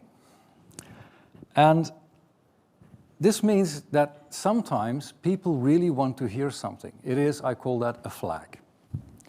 For instance, Greta Thunberg goes to New York on this ship. Remember that? 15 days on a ship. But unfortunately, the crew flew back and another crew came up, meaning that not too many plane tickets were saved. Actually, more carbon dioxide was exhausted in that whole thing. It was a stunt. Then say it was a stunt. And in one of the clips that I would show you in my wonderful presentation, I show to you that VRT just fails to say that, which is not a good thing. Because people who are skeptic see this as their flag. And if it's correct, we should say it. There are no saints. We should just say it if things are right and if some critical element can be mentioned. All right. So flags. Unfortunately, of course, for some people, to say that you believe science is a flag that you don't know their group, or vice versa. They feel that you only recognize them if you say that science might be wrong. And by the way, science might be wrong.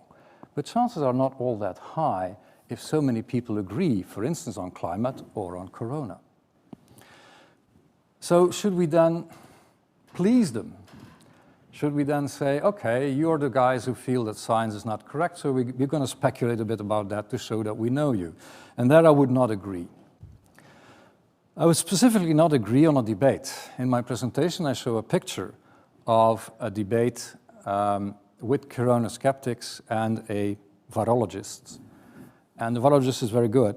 and lots of elements that the corona skeptic people say are rebutted.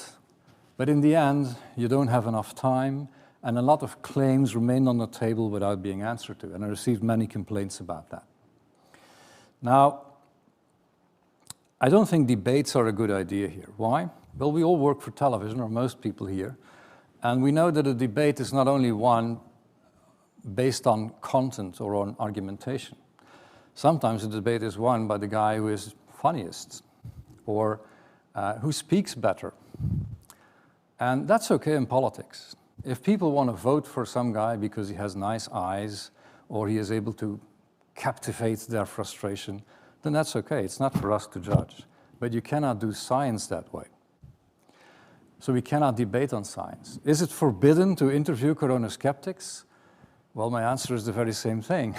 Nothing is forbidden in journalism as far as themes are concerned, as subjects are concerned. There is no deal in journalism that you cannot interview this or that person, but it is forbidden to be a lazy journalist. And so if you do it, then you should have all your argumentation on the table.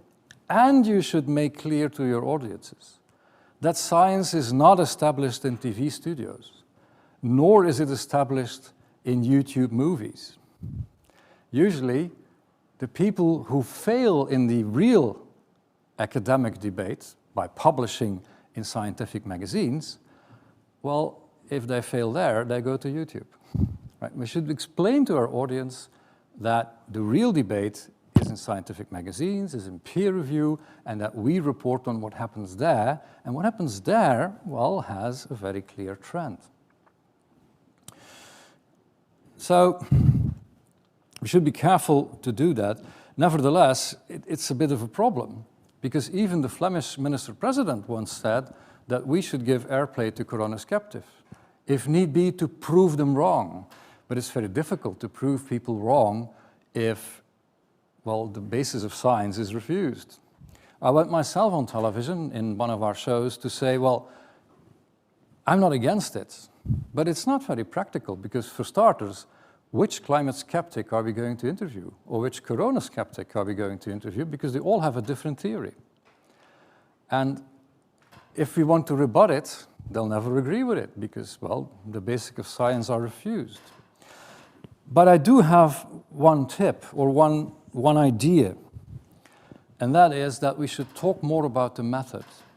And this goes for both scientists and journalists. We should talk more about the method. Because in my presentation, I show you a number of disinformative websites that are giving me a lot of problem, because people are mailing me and saying, why don't you show this? Why don't you tell this? Why are you hiding the truth? And these websites, they look very scientific, right? They're not afraid to publish a chart or to publish numbers. They're not afraid to link to this or that study. And if you really go down to it, probably the study doesn't say what they say, but the link is there. It looks scientific. The difference between us and these websites, the difference between us and propaganda, is not the the astuteness of formulation. It's not the conviction with which it's said. It's not the ability to come up with a decent title or clear language. It's not the layout of the website. They all look very professional. And we are on the brink of an era in which, well, pretty much everyone can start a YouTube television channel that looks rather professionally for not too much money, even if you broadcast only 10 minutes a day. The difference is the method. How do we reach our conclusions? And we cornered ourselves into a position where we don't really talk about our methods. And we convinced ourselves that maybe our method is even boring. And I disagree. We should explain more why something is true, how we draw a conclusion, and why we are saying what we're saying. One of the things we learned, for instance, is that if we have a journalistic research project and we publish the result, we immediately publish another article explaining how we did it and why we did it. Why did we start this investigation? No, it was not because we wanted to hit that minister, but because we received this and that tip and we went there. And okay, the Justice Department has made some arrests. Did we talk to them? No, we didn't. And so on and so on and so on. Explain what we did before anyone can start framing it. But scientists should do the same thing. Scientists very often also immediately go to the conclusion. And sometimes what they say is not scientific fact, but opinion making. We should invite scientists to talk more about the method. If there is a corona policy, what is the scientific basis for that? What is the research? What was done, maybe in another country? What was published that allows us to draw this and that conclusion and that we then can base a policy on? So talk more about the method, because the method is the difference between us and disinformation. Okay. Then, another element. When I show you these websites, disinformative websites, if I go on it, and I have to because I get these complaints, then very soon something will pop up. Give us your opinion. We want to talk to you. These websites are very interactive. And if you go to a Facebook group, we're lagging immensely behind. If there's a Facebook group which you, might like a bit and you become a member, you're welcomed. You're part of a community. So, ladies and gentlemen, it means that we have a way of spreading information that can be used by populists to talk directly to the people, whether they are corona skeptics or political parties. And this is not real good research. This is just me going to the Facebook pages of a number of political parties in Flanders. And I discover that. I just write down how many followers they have. And I discover a totally different world in which this right-wing party is the largest one, which it is not in parliament. The second party is the largest one, but then you have this whole bunch of parties that should be a lot bigger, but not on Facebook. Oh, and by the way, VRT News is smaller than this party. That means that people hear more on Facebook from these guys than from VRT News. We are completely past in that respect. I just did the same exercise a bit for Germany. So this is the CDU. Persons can sometimes have more followers. But this is the CDU. AfD has a lot more followers. Interaction is the fourth medium. We have radio, we have television, we have text online and sometimes on paper. But interaction is the fourth medium. It's a different way to spread information. And some people are better at it than we are. Now, I was talking about this one political party. Oh yeah, media habits of people with populist attitudes. This is some research from Reuters. First of all, people with populist attitudes watch more television news. So it's not true that we don't reach them. They're watching us. It's not true that they only sit in echo groups. No, they are part of our audience. They use online journalistic brands, so they do read newspapers online. But they significantly use more Facebook for news. This is the chart. Okay. So in my presentation, I slowly came to the point where I was to talk about political populism, which is probably what you're waiting for. And that was interesting for me because it kind of is a strong part of my career. In 1991 already, there was a breakthrough election in Flanders where, let's say, a populist party became pretty much the largest one in the country. And this was a shock at the time, so it's a long time ago. And when I started as a journalist, I ended up on a redaction where there was a kind of atmosphere of crisis. What should we do? Right, we should do something about that. And this in itself, in my view, is a bad attitude. Don't do that. The thing is that we had a whole discussion on that for years. And slowly, because I was young and I didn't know, but slowly I sided with those who said we shouldn't do anything. We should do good journalism. So one of the things that journalists and redactions should do, keep your forums and comment sections, in my view. I will immediately confess that I have not been able to convince my own media company to do that. But I think it's a good idea.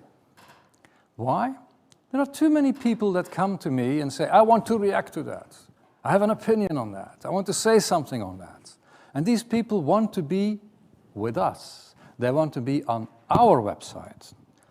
So if people want to be with us, why the heck would we send them to this shithole that is called Facebook, where all the disinformation and the hatred is, and where we are criticized? Facebook is making money with every second people spend on their platform, whereas we should be making money with every second that people spend on our platform. So it doesn't make sense. Now, the problem, of course, is that you have to moderate. You have to be there, you have to make sure that there's no hatred, there's no disinformation, and many media companies, just like mine, have said we can't do that. But then I pointed out to my editors-in-chief that, well, on our Facebook pages, you have the same problem. You have the same hatred. You have the same disinformation. And specifically for Corona, I was able to convince them to say, well, what's the point of investing money, time, energy, staff in good journalism if in the comments section under that article you have all kinds of disinformation? So I was able to convince my editors-in-chief to hire 2 extra people and 2 FTEs in a newsroom. I have some directors here. That's a lot. I know it's a lot. So it was a big investment to have 2 extra people to do moderation on our own Facebook page, only on our own Facebook page. Why? Well, first of all, it's a duty. It's an ethical duty. It's in some of our journalistic documents that we have to do that. It helps our brand. It's good for the brand. If our Facebook page is a nice place to be, that helps our brand. The other way, if it's not a nice place to be, because constantly there's hatred and it's sour, then it's not good for our brand. We have to set an example as PSM, and who knows, if we do this well in the long run, we might actually have our own community of people who would defend us on social media, just like disinformative people are making their community. We used some artificial intelligence that allows us to seek toxic words. It doesn't work perfectly, but it helps. And the nice thing about this is that you can get rid of things on Facebook without leaving this software. So you can look on Facebook and see what's the context, what are other people saying. But you can also just push some buttons and the thing goes away on Facebook while you are not on Facebook. You're just doing this software. Okay, these are these buttons. That's just our experiment. What we learned is that it does not replace human moderation. The best thing is to be human and to be there. Live moderation is really necessary sometimes and often better. Artificial intelligence, human judgment is still needed. It's not catching everything. You can use it for the things that you're not paying a lot of attention to, and it's good for follow-up moderation while you're doing more urgent things. What did we learn in that project? Well, if you just show that the lights are on, if you show on your Facebook page that there are real people from VRT interacting, then suddenly comments become just a little bit nicer. Second thing, it's good to be a person, not an authority. So if we say something on that Facebook page, we're not going to say it as VRT, but as Thomas from VRT, always saying, have a nice day. Thomas, by the way, never has a last name. He doesn't have he exists, Thomas exists, but he doesn't have a family name just to protect him a little bit. The advantage is also that if Thomas says something stupid, then we can say, well, it's Thomas, we'll talk to him, it's okay, it's not really the VRT. But this works best, we learned that. On Facebook, we rather hide than deleting. Service is immensely welcomed by people. So if you say, we did write a report on it, here's the link. Maybe you can find that information on that government website. Oh, that's a good tip, we'll tell the redaction. Simple things like that. People like that. So we don't argue, we don't enter discussions, we're not trying to win anything. We do little things, little service, which people like. And remove the rotten apples, save the basket. We blocked hundreds of people. And we got rid of everything that we cannot verify ourselves. So we're not saying it's a lie, we're not saying it's disinformation. It's enough that we cannot check it from our sources, therefore it goes. And if you continue to put things like that, we block you, we ban you. And if you don't agree, you can file a complaint with the news ombudsman. And the news ombudsman was very hard to convince. Hundreds of people we throw off, but the atmosphere really improved. Oh yes, recently Facebook has decided that you can close the comment sections, which we would do. After about 1 or 2 hours, we would not say, this is all nonsense, we're stopping this. No, we say, we're going to the next article, which is actually true. We just go to the next article or the next report. Right, this was our experiment. Oh yeah, very recently, we also started with Stel je vraag. Stel je vraag is a button on our website, ask your question, and then 4 days a week, we make this little thing of about 15 minutes where the most frequently asked questions, mostly about corona, but also about other subjects, are asked to an expert journalist or to a virologist or somebody from the government, whomever. So we try to answer, we try to interact. It's still a bit the old-fashioned way. Viewers send in something, we don't really interact individually, we do this, but I'm already happy that we are doing this. Still, I think it'd be better if we would just have our own forum and have total control. So interaction is the fourth medium. I keep that standing. And we should start thinking about it because others are using that medium to spread information far more efficiently than we are. Good, watch out for the backfire effect. Let's go back to Donald Trump.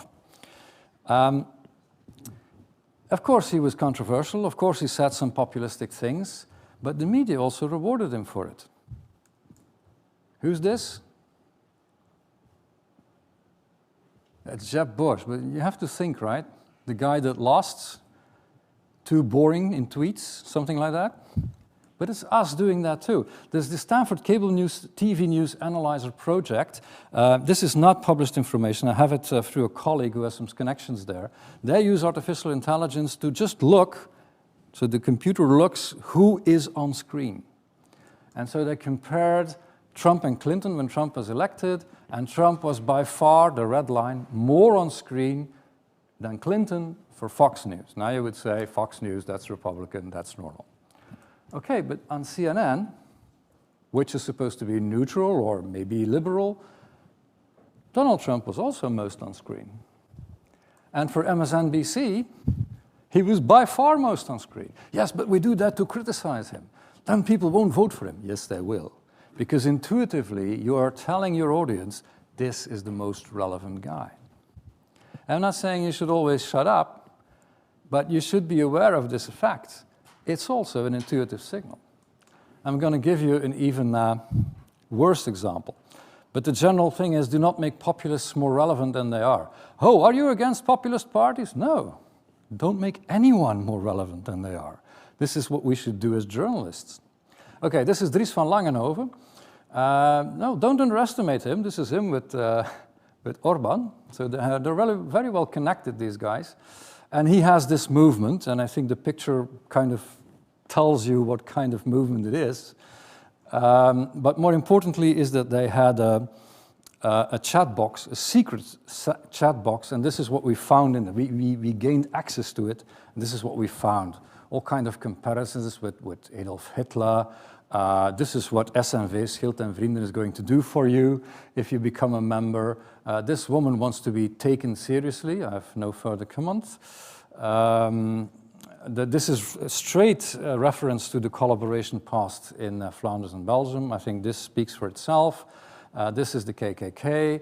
And this is Dries van Langenhoven himself saying, never share something from this group outside. So he's not saying, don't do this is not how we are, this is racist. No, he didn't say that. He said, don't share it. Well, you know very well what was going on. So the fun is, when he put that, we were already in his chat group, and we were making copies, and we have thousands of this rubbish. And we made a very nice report about that, exposing this organization as, well, being something different from what they are on the public stage, behind the scenes.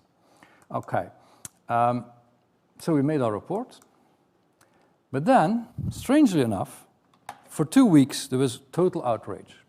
This is terrible, nobody should accept this, and so on and so on. Then, media attention went to something else. And Dries van Langenhoven stayed a celebrity. And many media companies, unfortunately even my own, started to treat him as a celebrity. Why didn't you ask questions about these chat boxes? Yeah, that's old news. Now I have to interview him on something else. Why? Well, everybody knows him. Is that a good reason? So just an example. I hope this clip starts. Well, let's not lose too much time on that. It's a report on a manifestation. He is there, and he says that the migration pact in Belgium did not have a majority in the government and did not represent a majority of the population. Now, personally, you can be in favor or against the migration pact. I don't think it's the smartest move of the United Nations, but this is wrong. There was a majority in the government and there was a majority in parliament, and if parliament does not represent the people, I don't know. But our journalist didn't say anything. He was interviewed. Should he be interviewed? First question. Second, if he is interviewed and he says something that is plainly wrong, why don't you correct it? Yeah, but I have to interview him because everybody knows him. So Dries van Langenhoven was rehabilitated with a dazzling speech, said Bart de Sturtewagen of the newspaper De Standaard. And this is actually Dries van Langenhoven in parliament. And he's sitting next to the president of Vlaams Belang, who at first condemned him, saying, this is not who we are, we totally distance ourselves from this. Now he's sitting in parliament next to him, because we made him a celebrity. Because we stopped asking the questions about the real problem and started asking other questions that were really irrelevant. Impartiality, ladies and gentlemen, is not the duty to give free rides. Impartiality is partiality for the facts. Okay, I'm almost through. This is baby Pia. She's ill, and it's a very rare disease. Medication costs about €1 million. It was found through crowdfunding, but in Parliament there were questions, why can't the government pay that? The medication is not approved in the European Union, so that's a problem. And there's a quote. Will it start? Well, no. But here's the text. There are billions to shelter asylum seekers and there is no money for baby Pia. It's not true, right? So if you look at it, the budget of Fetasil, the organization that is housing refugees, that's the budget, 373 million, and the budget for medication is 4.7 billion euro.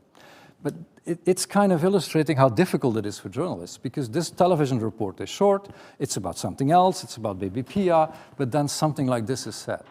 My advice is don't broadcast it. It costs you too much effort to rebut it, and it's not something that people are going to talk about the next day, but somehow it stays in their minds. So don't do it. And if you must do it, my experience is that it is better to give some nuanced information before the quote than after the quote. So vaccinate your audience against a certain quote that is coming up, rather than saying it afterwards, because that is an intuitive signal that you are patronizing and saying it's not true and so on. I'm going to skip these. These are the reactions that I received on that. And people do say that, well, they won't correct it themselves, right? Be sure. Now, final thing, does it all help? So I mentioned a few things. Does it help? First of all, these are the things that I mentioned. This is our moderation project, and you've got 3 lines here. The stark blue one, the lower one, is the one where we did real people moderation. The second one is another Facebook group of VRT News where we did only artificial intelligence moderation. And the highest one is a Facebook group from VRT News, another program, where we deliberately did nothing whatsoever. So we didn't change anything. You see the difference in the toxic content of the comments. So it did make a difference. Oh, remember on the BR Climate Reporter? This is how she looks like today. When I started out as a news ombudsman, I never thought that I would be giving advice to women on how to dress. But it turns out to be part of my job. She's a very good colleague, by the way, and she really took that to heart. Okay, Donald Trump. I gave my workshops on intuitive signals, and complaints on reporting on Donald Trump went down significantly. Maybe we got used to it, right? I'm not saying it's my workshop, but I hope it helped. And this is Anuna de Wever, our climate activist. She was on the first edition of a new talk show, and there was really a not critical interview, really. What went wrong? Well, the guy sitting next to her was supposed to give her criticism. Then when the cameras went on, he didn't do that. Well, things like that happen on television. The presenter should compensate it, but the presenter was new. She was not up to the task for that particular day. I received dozens of complaints. Then the same team comes to me and says, next week, we are going to talk about this Belgian jihadist who went to Iraq to fight with Islamic State, who cheered on Facebook when there were bomb attacks in Brussels, and now he asks Belgium to help him to come back to the country because in a Kurdish prison camp now, and well, it's not fun there, so he wants her help to come back. We are going to invite his mother. She's a religious Muslim too. She wears a headscarf, and she's going to plead for Belgium to help this guy to come back. We're just warning you because it might be a bit controversial. Maybe somebody is going to complain. But there was a difference. This time we sat together, and this redaction said, the guys in your mailbox, what do they want to hear? And I made an entire list. You betrayed our country, etc. Now, this was not a harsh interview, and in general, I'm not in favor of hard interviews. This was a very sober and serene interview, but everything was said. Everything was touched. All these elements that people want to hear, all the flags were out there. Zero complaints. Zero complaints. And this goes beyond the news ombudsman who has less work. This means that tens of thousands of people that are aching to have populist ideas have watched this, they listened, and they had no complaints. I'm not saying they were convinced, but they listened, and they didn't become angry, which is something public service media should stand for. This is what we want. We want people to listen to each other, at the very least that. So there is a possibility to do this right if you prepare it well and if you think more. Good. These are the things that I said. I'm not going to repeat them. There's just one final thought. We are in a battle for trust with our opponents, populists, skeptics, propagandists, whatever. I don't know if you're going to win that battle. I sincerely don't know. But there's a thought of Winston Churchill. You cannot guarantee success in war, but you should deserve it. And we should deserve it by good journalism, and what good journalism is was part of my presentation. I thank you for the invitation. I thank you for having me and for being such a wonderful audience. Thank you. Thank you. This way. Yeah. That's me. Thank you. Yeah. I'm sorry. I know there are a lot of questions, but unfortunately, I have now a presenter from Canada waiting on Zoom. It was, and as it's really early in the morning in Canada, we appreciate that Stephen Ward is with us over the Zoom.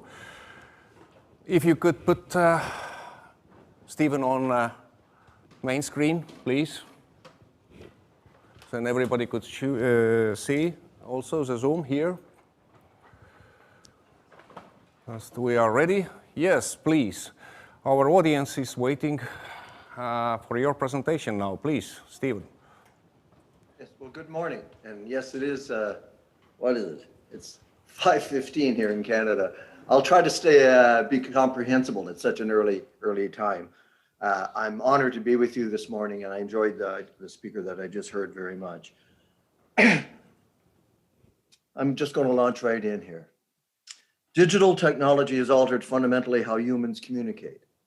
It has altered fundamentally how we practice journalism. And it has caused a revolution in media ethics.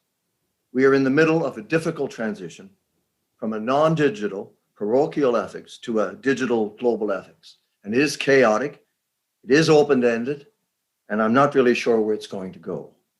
A century ago, modern media ethics was born in the West. The first explicit codes were written for professional journalists at newspapers and in the news broadcasts who were just beginning. Why this came about is a very long story, but one aim was to pacify public concern about the growing power of the press and to avoid government enforcing its own media code. Another aspect of the codes was that they were parochial, not global. Many are still parochial. They were parochial because they were codes for local or regional news outlets. Journalists define their duties relative to a local or regional audience. For example, even today we say Canadian journalists serve Canadians, Estonian journalists serve Estonians. Parochial journalism can be tribal, xenophobic, nationalistic, and the codes, even today, say very little about the global impact of your reports. A journalist's duty apparently stops at your border. Many of the 600 codes in the world today reflect norms first formulated a century ago for a much different media sphere, with norms like neutrality, impartiality, just the facts, balance, and so on. And I was taught those values when I joined the Canadian Press News Agency in the 1980s. At that time, there was a considerable consensus across professional journalism about aims and principles of journalism. Many of the codes looked similar. Moreover, it was clear who the journalists were. Therefore, accountability systems, such as media councils, knew who they were dealing with. And most of journalism came under their mandate. But the media revolution, of course, upset all of this, allowing citizens to commit acts of random or regular journalism and to create their own networks of opinion and to seek news far from the confines, as we just heard, of the BBC or CNN. New forms of journalism violated traditional codes. Almost every principle has been questioned or ignored. Instead of neutrality, be engaged. Instead of being nonpartisan, just tell people where you're coming from. Instead of keeping a distance from sources, get closer to them. Just deconstruct the wall between journalists and their funders. Instead of verification, share what you hear when you hear it. Therefore, by the first decade of the current century, the consensus was fragmented. Professional organizations cut back on controls, ombudsman, media councils. Media discussion tended to be channeled into social media hashtags and campaigns against specific targets. It is remarkable how the issues in the very language of journalism has changed. I'm sorry. There we go. It is, just look on this slide and see how the language and the issues are so different from, say, 20 years ago. I mean, things like robotic journalism, for example, never existed, big data journalism, mobile editing, disinformation, and so on and so forth. At first, this expansion of media players was heralded as a democratization of media, but as the first decades of the 21st century arrived, the voice of responsible journalism was increasingly lost amid a cacophony of angry voices, ready to circulate anything. Whatever helps, you win. Whatever helps, your ideology. Thus, it is fair to ask, is any ethics, any system of accountability really possible in this sphere? This is the bad side of the media revolution, and there is positive sides. There's a lot of good stuff online. A global media also has democratic and humanitarian uses, but it will require collaborative, society-wide initiatives to rescue public media from trolls, neo-fascists, and racists. We need, we need new ethics and new mechanisms. I will present only a few of the steps of reconstruction that I think we could endeavor to do. One is to think of ethics as discourse across boundaries and global. Another is to construct a participatory way of doing ethics. And a third is to figure out a way to do journalism that is engaged, but not partisan. That is journalists need to join with other social actors in a macro resistance of anti-democratic forces. Let me start with the first steps, which are conceptual. They're about how we think about journalism. We need a journalism practice that is sensitive to the values in the many cultural spaces of our plural world. This means not seeing ethics as a list of absolute static principles applied uniformly in every situation. Ethics should be an evolving adaptation to ever-changing conditions. Ethics is not just content. It's also about process and change. And what matters a lot is the open manner by which we address these problems. We need to examine how they actually work in particular situations. For example, in Canada, we need to deal with our history.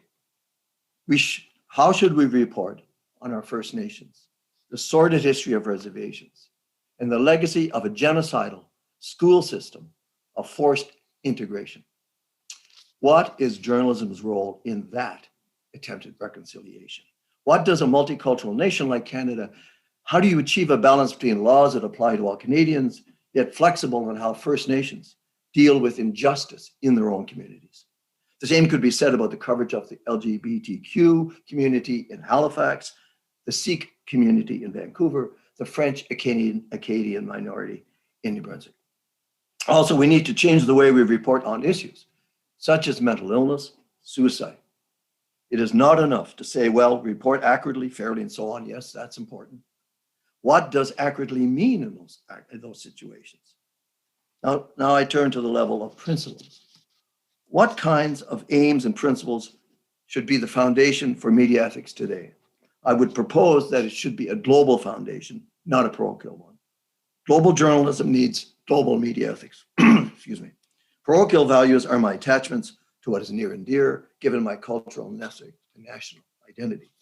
Global values are values that apply to humans as humans anywhere. I became a moral globalist, if you like, in fields of war, where I recognized in the misery and grief of ordinary people far from my home that there is a common humanity of shared desires and shared needs. The flourishing of that humanity anywhere should be the ultimate goal of journalism. Global values include human rights, peace, helping people develop capacities for a decent life, the moral equality of all people, and the use of media to foster decency, hope, and humane societies. The Stoics once said that humans live within several communities at the same time: local, ethnic, national, and now global. All have ethical weight. So it's not a question of eliminating one attachment for another, even if we could do that. The question is which one has priority in particular situations, and especially where they conflict. And that's ethical reasoning. Moral globalism says that where they conflict, global values should trump parochial values. For example, for journalists, it's about enlarging one's moral consciousness. If my country, Canada, is benefiting from unjust trading policies with African nations, such as robbing them of natural resources, then as a Canadian journalist, I have a duty to say so. As a human being, I have a duty to say so. Narrow patriotism be damned. If I cover a crucial climate change conference, I do not narrow my reporting down to what is in it for my country. I also ask what is in it for others and what is in it for the global community. When I report on a dispute, say between Canada and a European country, on who controls the Arctic, I embrace global objectivity. That is, I use an international set of sources and perspectives. I don't presume from the start that the story is going to be pro-Canadian. If I come across racist actions by Canadian soldiers in a conflict, I will reveal it. And this is not always easy. You may think, it may sound like it is. It isn't. When I covered nasty regional wars in Europe, in which Canadians were involved as peacemakers, back home I was called unpatriotic if my stories were in any way critical of our effort. People tried to get me fired. So once we choose moral globalism, we then need to take this open discourse and look at what they mean in specific cultural spaces. For example, does the idea of social responsibility of the media differ in South Africa compared to, say, America? Yes, it does differ. To what extent is media freedom realized differently in Estonia compared, say, with Canada? Also, global media ethics means new approaches to global issues, such as pandemics, climate change, and immigration. And we need to teach all of this to our students so that journalism education is not just technology training, but the acquiring of cultural knowledge about the complex world on which they will soon report. Finally, journalism ethics should articulate a third way between neutrality and partisanship. And this is difficult to figure out, but we have to think more about this. I call it objectively engaged journalism. It is a methodologically rigorous engagement, to echo the previous speaker, to advance and protect democratic impulses worldwide.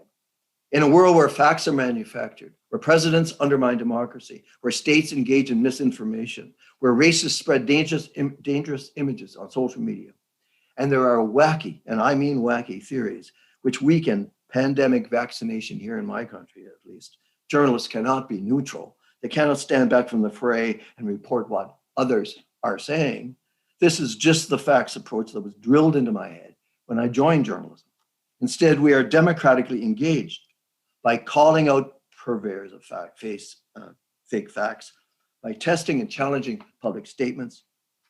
Journalism today should not be a stenography where all voices and alleged facts are treated equally.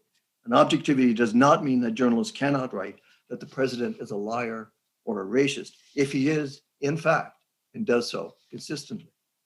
Objectivity does not mean you simply report the statements made by a racist speaker, amplifying his voice without critically assessing his statements. To be democratically engaged is not to be partisan or biased. It is to be attached to a broad goal of egalitarian democracy. It committed to testing particular stories for bias. Journalism has always had goals and values. It is only a question of what values to embrace and for what purposes. To advocate for democracy, freedom, and violence, and to have a sharp conception of what those concepts mean is not to become a mouthpiece for a party. If you want to know more about these ideas, you can see the Handbook of Global Media Ethics and my own Objectively Engaged Journalism, which is on the screen. Now I turn to another step, rethinking accountability. Since its origin, modern media ethics has been a creature of professional media. Professionals developed the codes.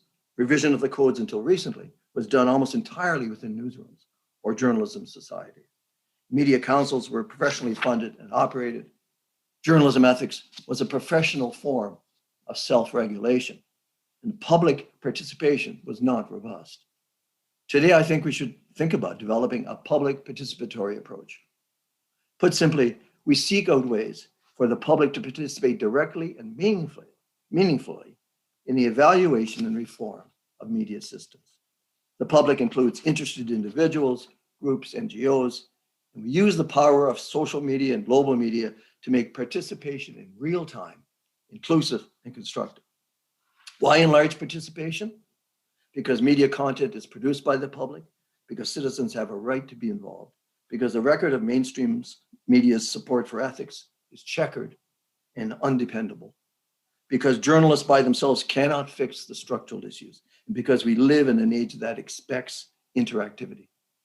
Any system of accountability, any code revision that is not highly participatory from start to end will lack credibility with the public. Public participatory ethics is a trio of three ideas. First, media ethics is both a right and a responsibility of all citizens, not just the mainstream media or government regulators. Second, media ethics should be collective advocacy for reliable, diversely owned media, fulfilling key informational functions, promoting deliberative democracy. We need to connect across many boundaries here. We have to link academic institutions, schools of media, information experts like librarians, media councils, public editors, media foundations, NGOs with an interest in good media, such as NGOs that promote human rights. We can readily think about specific changes that would improve particular media, such as improving the fact-checking by reporters at this particular news organization. And that's good, that's laudable, but in my view, it's not sufficient. We need to act together, and I mean we, creatively. Third, media ethics is reasoned analysis. Discussion is informed, guided by principles, and we should seek common ground. We need to rise above the level of ad hoc complaints about specific stories or heated social media campaigns. How would the public be involved? Well, people could gather virtually in town hall meetings, social media, citizen assemblies. They could spend a weekend getting up to date on an issue, aided by scholars and journalists. The aim would be to arrive at recommendations on some media policy. Communication media can be used to allow public participation in the work and public sessions of media councils. To help you grasp what approach might look like, I've created a purely imaginary system. I call it the Canadian Coalition for Media Excellence. I was amused the other day when I discovered that I just gave it this name, not knowing that I would be talking at a conference sponsored by a real Media Excellence Center. The center's organization, this imaginary center, for the sake of argument, would consist in a set of hubs across the country, meaning Canada, where academics and others analyze media content and performance and converse with the public. Typically, the work would be posted on highly visible websites or some such platform. And the hubs would be anchored in agencies with a knowledge of media, such as schools of journalism. The slide identifies 3 areas of activity for this nationwide organization and coalition. Evaluate media, educate about media, and create and improve guidelines for practice. All of this would constitute what I call macro resistance to toxic media. Evaluation includes the review and critique of media content on a regular basis, unreliable sources, and fake news. One hub, say in Montreal or Vancouver, would monitor news content. Another hub would just check facts, but also engage in opinion checking. That is, an analysis of interpretations and perspectives in the news. It could maintain a registry of reliable and unreliable sources. It could create national state of media reports. Another hub, say in Toronto, could bring the resources and knowledge of academia to working journalists, such as creating practical guides for reporting. Harvard's Media Center, for example, offers a very useful and weekly online guide called The Journalist Research for covering the latest issues, such as, here are the 4 things you need to know before you report on this big issue. Also, my Imagine Center could employ the latest in story tracking. There are now big data computer programs that can identify most news stories circulating in a country on a given day. The computer can be programmed to display the story's source, the author, the political perspective, the source's record for reliability, and the transparency about who they are and who funds them. This is the sort of technology that should be in the hands of every citizen. Under educate, I mean helping citizens be critical evaluators of the media. Coalitions would lobby the educational system to develop media literacy and media ethics teaching in schools starting at a very early age. Topics would include, yes, how you use your media devices and how news gets created, but also cyberbullying, about trolls, and about exchanging pornography. The coalitions could develop teaching modules that could be used not only in classrooms, but in workshops on weekends, say, organized by civic groups. This cannot wait until college, and it should not be seen as an add-on to the curriculum. The best defense against misinformation is self-defense through critical skills. Coalitions against such things as hate speech exist in Europe, as you can see on the slide, but not so much in North America. There's also work, of course, on media democracy systems in various parts of the world, such as, and the UN has developed teaching modules for global media ethics. Create and improve, the third activity, refers to creating new guidelines and new protocols for doing journalism. We need new thinking in at least 3 areas. We need guides for new media technologies such as virtual reality, automated journalism, the media's use of drones, so on. Meanwhile, journalism will continue to be interpretive and opinionated. So what are we going to do about this in schools, right? What distinguishes good or bad interpretations? And is there anything helpful we can say here? Now, the old codes, the old textbooks, say either nothing or little on this because reporters were not supposed to interpret or to opine, just the facts, please. There's some good work in this area. The Ethical Journalist Network in London, for example, has been gathering journalists together around the world to develop norms for covering terrorism, hate speech, immigrants, and so on. Developing my Imagine Center would be a challenge, but the good news is that many of the elements are in place. For those who worry there are no resources for this effort in Canada or elsewhere, I'm pointing to the slide to remind people of what resources actually exist. In North America alone, there are codes, textbooks on evaluating media performance. There are hundreds of media schools with teachers, scholars, students. There are dozens of centers for media and democracy and many fact-checking organizations. So is the problem resources or is it just the coordination of those resources? Happily, the idea of collaboration between journalism and other social actors is becoming more popular. Multiple news outlets worked on the Facebook papers recently in the news and on the Panama Papers, where an international consortium of journalists unveiled financial wrongdoing. There are so many collaborative projects, I couldn't get them all on one slide, as you can see. In Canada, the CBC partnered with The Guardian in London and the Investigative Reporting Project in Italy to reveal that Canadian grocery stores were selling tomato pastes harvested by Uyghurs under oppressive conditions in China. One more example, okay? The Canadian Journalism Forum recently produced a useful handbook that journalists can use when reporting on mental illness in Toronto. It sits on the desk of many reporters. It was put together with the help of many people. The Canadian Broadcast Corporation, the Forum, health organizations, activists, and government. So although I started on the dark side of media, I now stress the more positive side. My aim has been to put a meme in your brain, the following ideas. The idea of global media ethics, the idea of public directed ethics, plus one final idea. We can change things. Refuse to despair, refuse to just shrug. Today, we're all part of that media system. Digital, democratic citizens are not powerless if we act smartly in common cause. Thank you.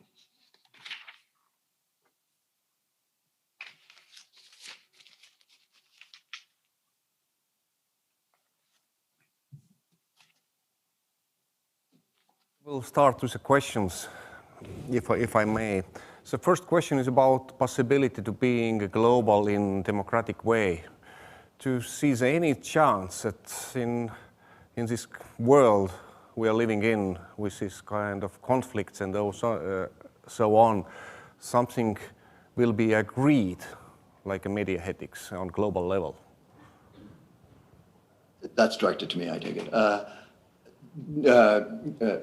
Yes and no. I am not envisaging, and I'm not really sure I would support, that the ideal is to come up with one global code of ethics for all journalists. I think that uniformity will never be achieved, and it shouldn't be achieved. We don't want journalists all rotely following the same code. So that would be utopian in my view.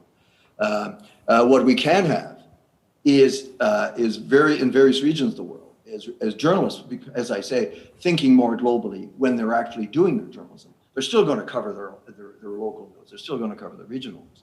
But they have to start thinking about what the consequences and implications of doing that report beyond your borders and not stirring up needlessly hatred and other things like that. I think that we are approaching, as my handbook on media ethics, that a lot of journalists are thinking in these ways. There's lots of new thoughts out there. Whether, in fact, we can get people on board, that's a practical matter. I think what you're going to need is to begin with certain webs of people interested in this in various parts of the world. And they have to get sort of the media leaders, the mainstream media leaders, some of them online, and start developing guidelines on these things. It could be the BBC, the CBC, it could be whomever, and start developing those. And at least they will be pioneers in this area and lead the way.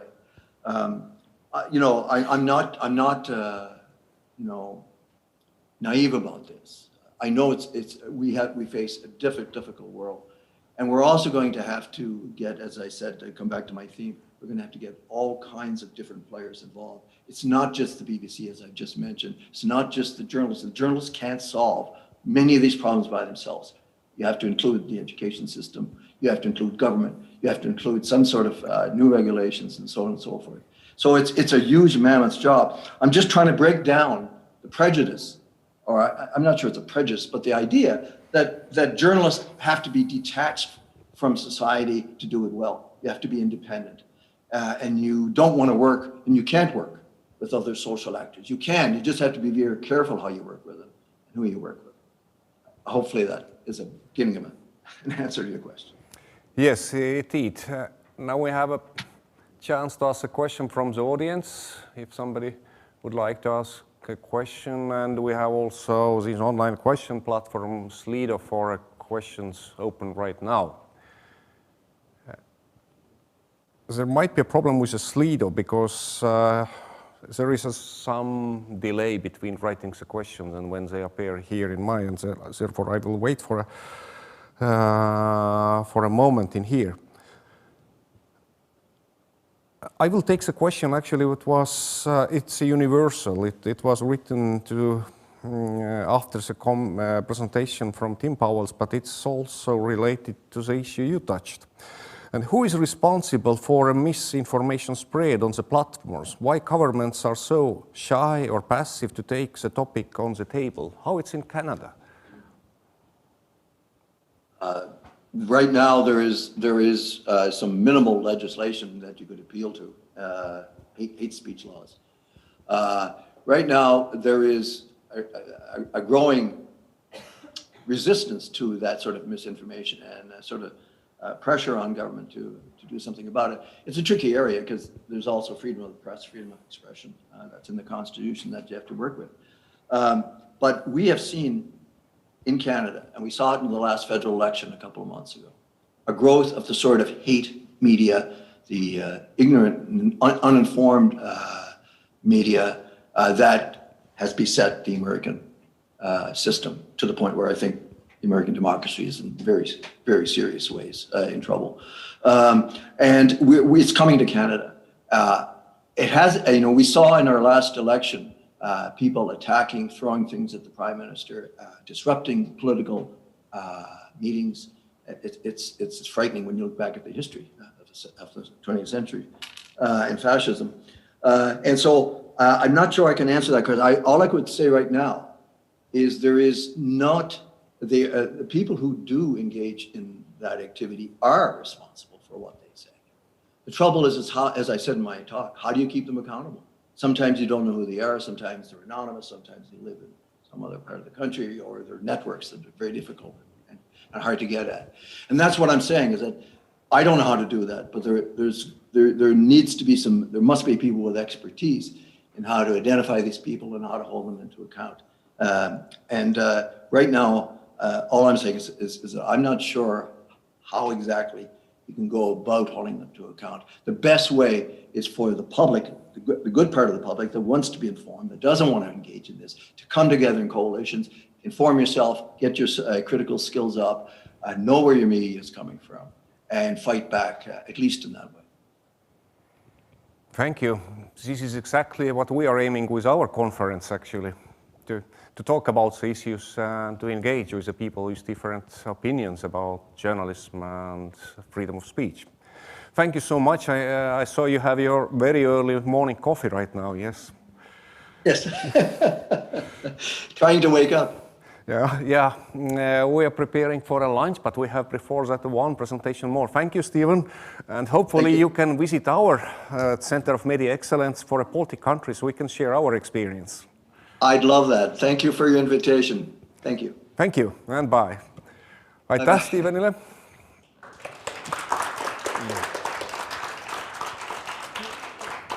Ja nüüd mul on hea meel meie ennelõunase sessiooni lõpuks kutsuda lavale Janet Ballardi. Welcome Janet to the stage and give your presentation.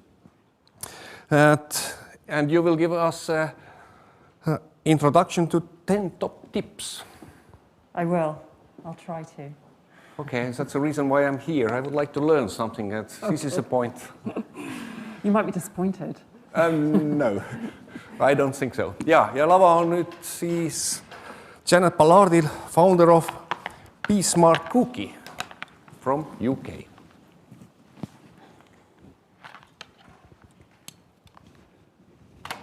I brought a pen and paper up just in case the technology doesn't work and I have to revert to traditional forms of communication. First of all, thank you very, very much for having me here today. I feel totally honoured to be in such a lineup. I am not a policy person or a oversight person or an academic. I'm a people person. I do practical work with people.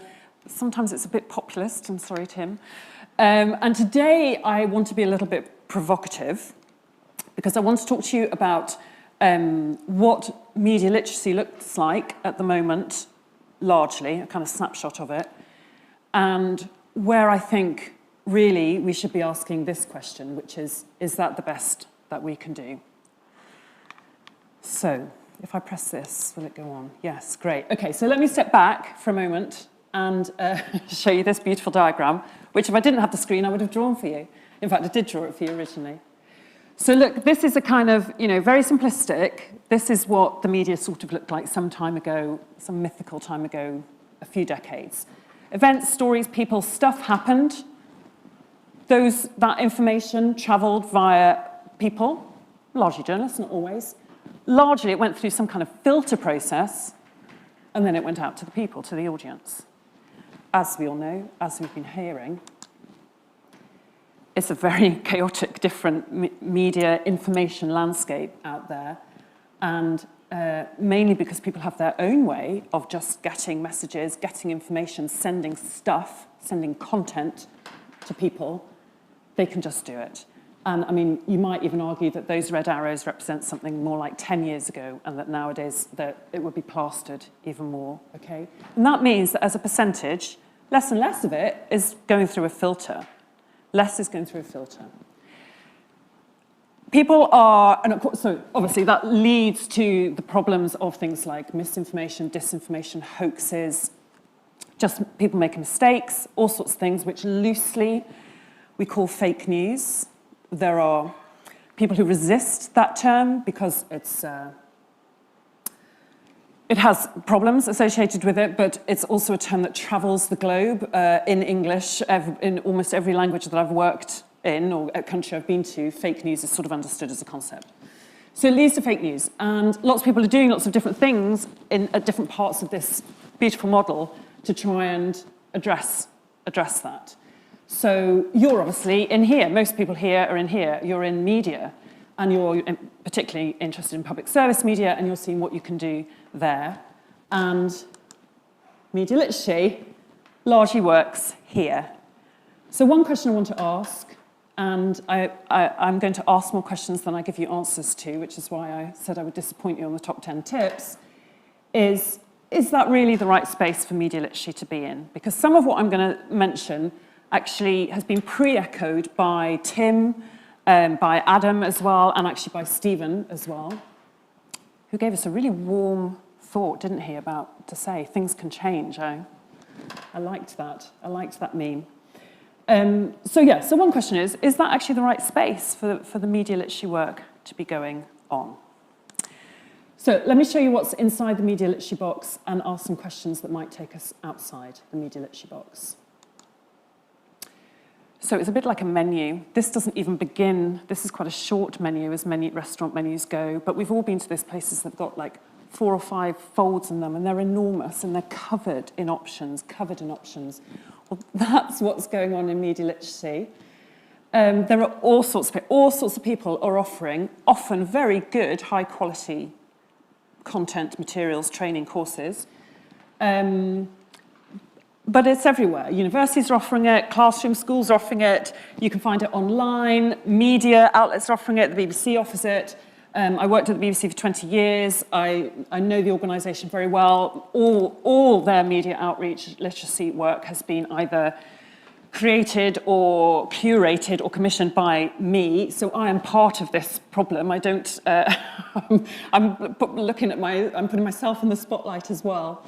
There's our top 10 tips. Oh my goodness, who hasn't read an article that says, how to spot fake news? Here's top 10 tips. 10 tips. Are you really going to read all 10 tips and use all 10 tips when it comes to needing to use any tips at all to spot the fakes? We've got a growing fact-checking section of journalism. NGOs are getting involved. There are all sorts of pedagogies behind it. Are we teaching critical thinking tools? Are we giving new skills? Are they technical skills or intelligent learning skills? And so on. You can see it's a really, really busy place. And as I say, there's lots of good stuff out there, but there is a lot there. And, I have some questions about it. Let me organise my thoughts for you around the questions. So the first one is that a lot of the offering is long. It's quite long. USAID have just sponsored a program in Nigeria teaching young people, delivering media literacy skills to them. It's a 6-week course, 6 weeks. It's quite an investment. So what you get is a small number of people get access to a large investment. Or it's that top tips again. Okay, sometimes it's 3, sometimes it's 5, sometimes it's 6. But again, You know, it's a list of lots of different things that you might do to see if what you're reading is accurate or in context or misleading and so on. They also assume quite a lot of time that you might invest when you're actually doing, when you're actually, what shall I say, ingesting your media diet, when you're actually online, when you're actually engaging with news and content. This one is about new skills. So a lot of media literacy is framed in, there's a massive problem out there, you need new skills to deal with it. And I'm slightly of the view that actually we may have quite a lot of skills already that we use in our lives that we could apply or encourage others to apply to their digital diet or their media diet or their news diet, rather than thinking of it as something totally new, that you are totally helpless, and if you don't get these skills, you're never going to survive the media world. Some of the skills that we teach are quite complicated. I rarely come across a media literacy resource that doesn't have a reverse image search in it. Please, audience, put your hand up if you've ever, in your lives, while reading the news or watching the news, done a reverse image search. One. I've never done one, and I've taught this thing for years, and I've never done one in my own life, only in the training environment. Did you get the answer you wanted? Yeah, good. So the other thing is the drop in the ocean idea, right? So let's think, in UK terms, if I deliver workshops to 1,000 16-year-olds, that sounds great, but actually in each year group in the UK, there are about 1 million children. So there are about 1 million 16-year-olds. So, you know, when you put that in context, I was privileged to join some people for dinner last night, and I learned a bit about Estonia. Amazing, and I know that you have a different size population to other countries, but still, you know, the maths is there. So the question about lots of the media literacy that's out there is how many people are you actually reaching with any of this material?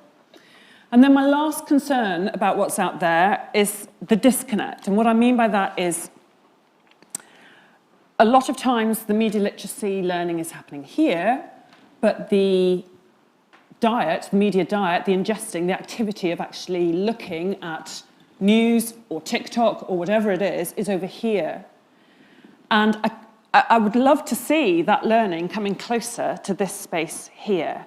And actually, I'll come to it in a minute, but you heard about some of those ideas from Tim, that actually some of the concepts that he was talking about that could be ingrained into journalism are actually also media literacy concepts that would help the audience to better understand what they're listening to or seeing or looking at.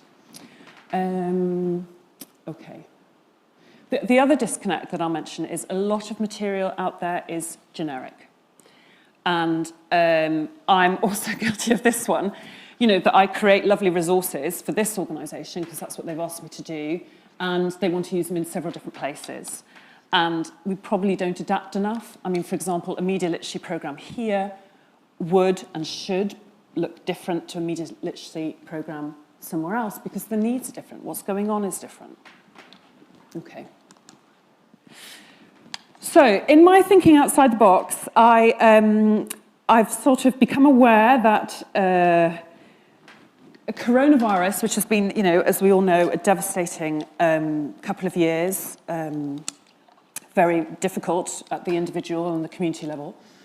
But our response to it, actually, the way they asked questions was quite useful. And as I do teach critical thinking skills, I thought I would apply some of those skills to media literacy. So for coronavirus, we asked, you know, what is it? How does it affect people? How can we stop it? Who does it affect? Who's vulnerable to this? You could ask the same about fake news, if you like, couldn't you? You could say, well, if somebody's just getting fake news about celebrities all the time, does that matter as much as the person who's getting fake news about what's going on politically in their country and which way they might vote, for example? Globally, we ask questions about what behaviour can we change to try and stop coronavirus? What medical intervention do we need? Are we talking about a vaccine? Or are we talking about herd immunity? Or are we talking about eliminating coronavirus? And these are the same types of questions that I think the media literacy world could really benefit from in encouraging those kinds of thoughts. Are we trying to eliminate fake news? Or are we trying to allow people to have enough skills and knowledge that at a collective level, fake news doesn't really play too much of a difficult part in our understanding of society and things that people do and ways that people vote and so on. So, I'm just going to look at my aid memoir here.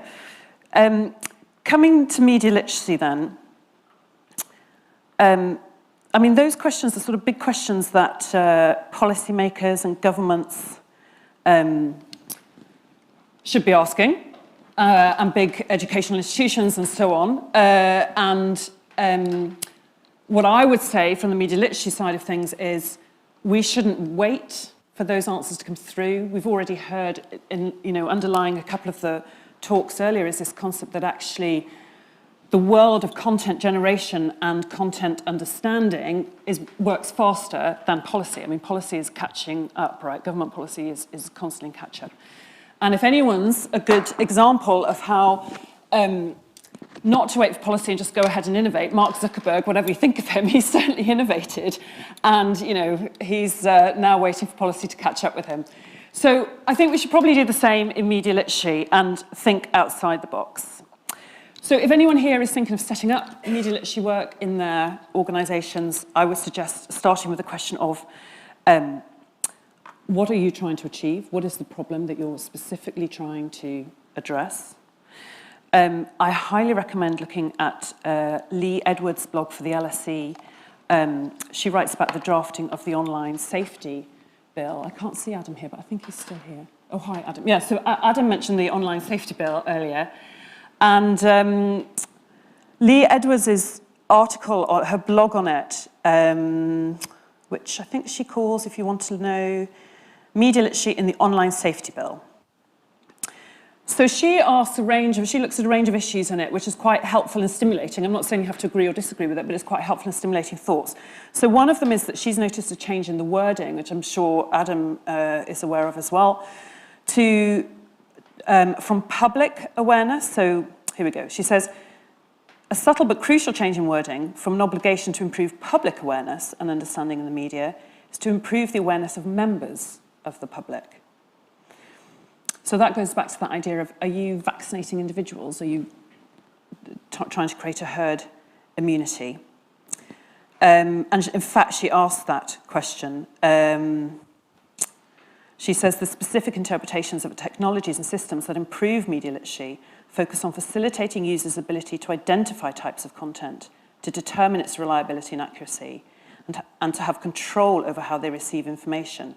These prioritize the ability to detect misinformation rather than the capacity to critically engage with the media. So that goes back again to, well, what are you trying to achieve here? The second question I would ask is, what does the research say? I have spent years now speaking at different conferences, asking for more research. What works? Because I tell you, like, if there's one simple message, one 3-word phrase or a 7-second GIF that we could all just put out there and we'd solve the problem, we would do it. Of course there isn't. I'm not so naive to think that there is. Wishful thinking. But we need more research about what does work. There's a lot coming out of Stanford, which was mentioned earlier by Tim. The university was mentioned earlier. There's some coming out of there around the success of just reminding people that not everything you are looking at might be true, for example. Or looking at how different people, like the difference between journalists and fact checkers and how they check information.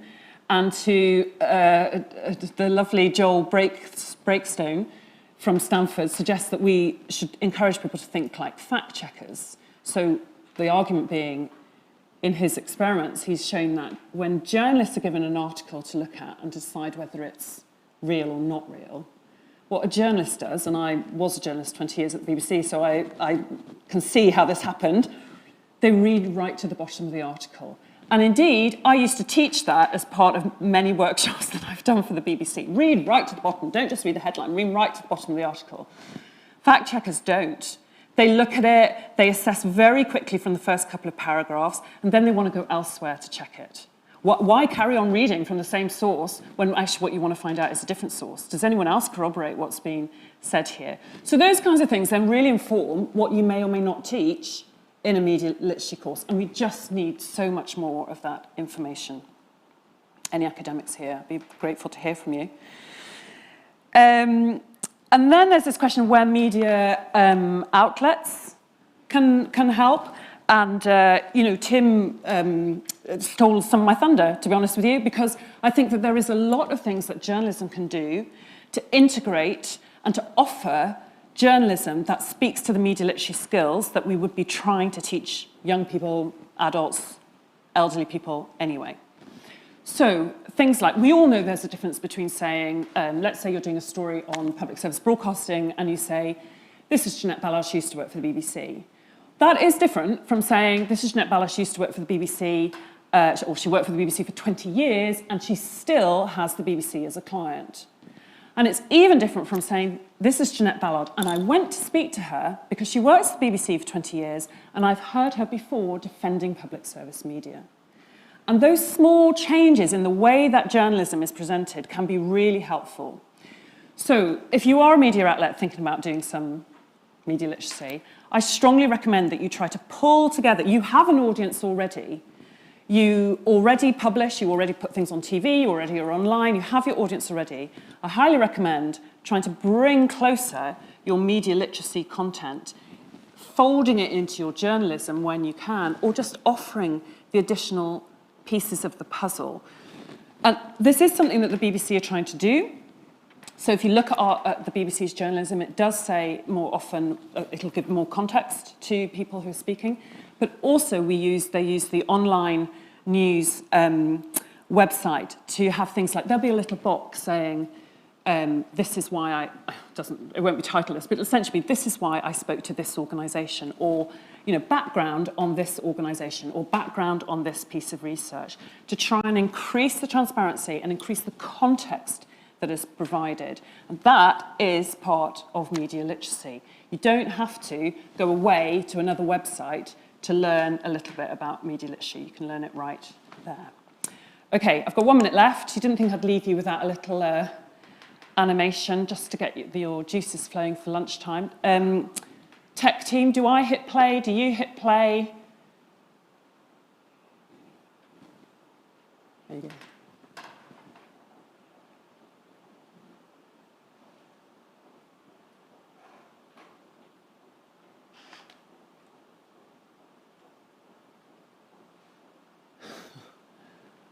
Okay, tech team, don't worry, because I can actually hear rumbling tummies rather than the music that's attached to this cartoon.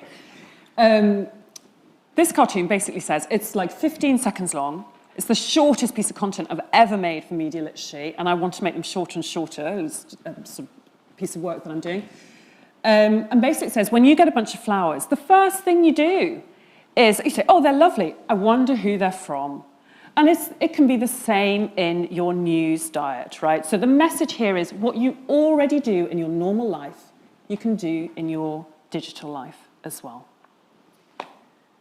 Thank you very much.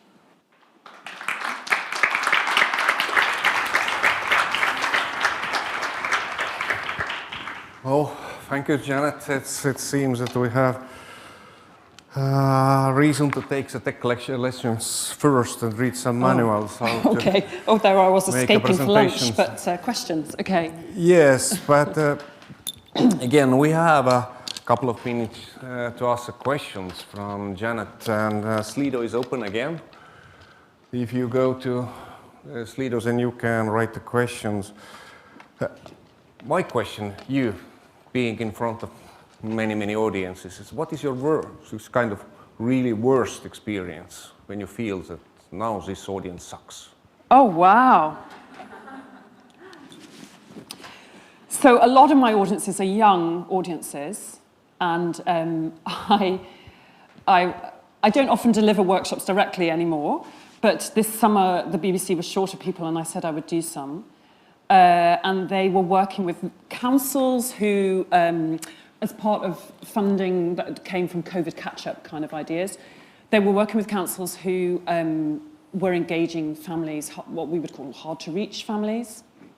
and trying to do different things. And one of the things they offered was that you could learn about fake news with the BBC. And we have lots of fairly young skewed, they have lots of fairly young skewed material for that, you know, sharks in the water, you know, uncontentious things that are quite fun, but help you ask similar questions that you might ask of something more serious later in life. But they're designed for 11 to 18-year-olds. So when I logged onto Zoom, what I found was that all the 11 to 18-year-olds who'd been invited, they go out, right? They're too cool for school. What they'd left behind was their younger siblings. So they were like 5, 6, 7. And that was a really tough audience, but also a fantastic audience because kids that age, they still ask why. And there must be a piece of research on this somewhere. Somewhere along the line, that gets knocked out of you. But those children, those 6, 7, 8-year-olds ask why more often than I've ever been asked why. Yeah, but they were a pretty tough crowd. This crowd is a great crowd. You are so polite and politically correct, I know. It's a question to follow up on this one because I had some reason to ask to start with this one. Is it quite hard actually to teach people who don't want to be taught? Yeah, the reach thing is difficult anyway. So you do find that the people who engage are the people who want to know and who probably already have pretty good skills for how to navigate it anyway. I just think there are other ways in. So, for example, imagine your 16-year-old who has their device and you have a program on it, and every time they open different apps, they just get a flash GIF that gives them a message. Not everything you believe is true, just something simple. It doesn't have to, I mean, media literacy, you know, what a bore. God, what a boring idea. It's so, the name itself, you know, it's never going to travel very far. And that's why I think you do have to think about being populist. You do have to, you know, take it away from, and, I mean, a lot of the media literacy stuff doesn't do this. It's my own stuff included. It's very classroom styled. It's very official. It's very, you know, step by step. We're going to go through this process. And that's all good. But I think there are really interesting ways to get in a more populist way to just sending out messages. What we don't know is whether that will work. Yeah, more research is needed. More research, please. Yeah. And therefore universities exist, actually. At least I hope so. Me too. Do I have questions? No, then I don't forget this time. I almost did, but I'm back on stage. Thank you so much for being here. Thank you. It's been a real pleasure. Thank you very much. Thanks. And we have a break, actually. We're a little bit over the time. The lunch is served, not on people online. Kõigile, kes te olete täna siin, meil on lõuna serveeritud Maare maja 3. korrus. Lunch is served on the 3rd floor of Maare building. Who are new people here, I hope there are signs directing you to this building. And please try to be back here as soon as possible to catch up the time. And we have other international presentations. Ja palun tulge siis tagasi võimalikult õigel ajal, seepärast et meil on järgmised rahvusvahelised esinejad meie kava järgi ootamas. Aitäh ja näeme varsti!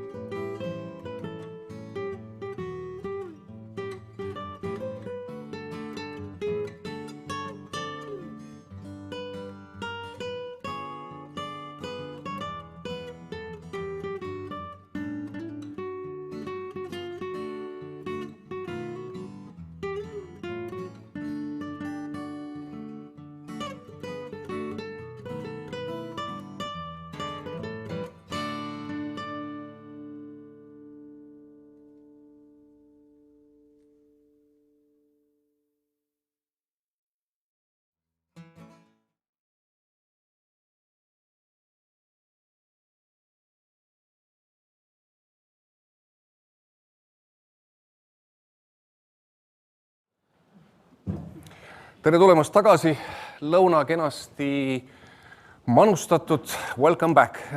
Me jätkame oma konverentsiga siit Tallinna Ülikooli konverentsis saalist Maximum.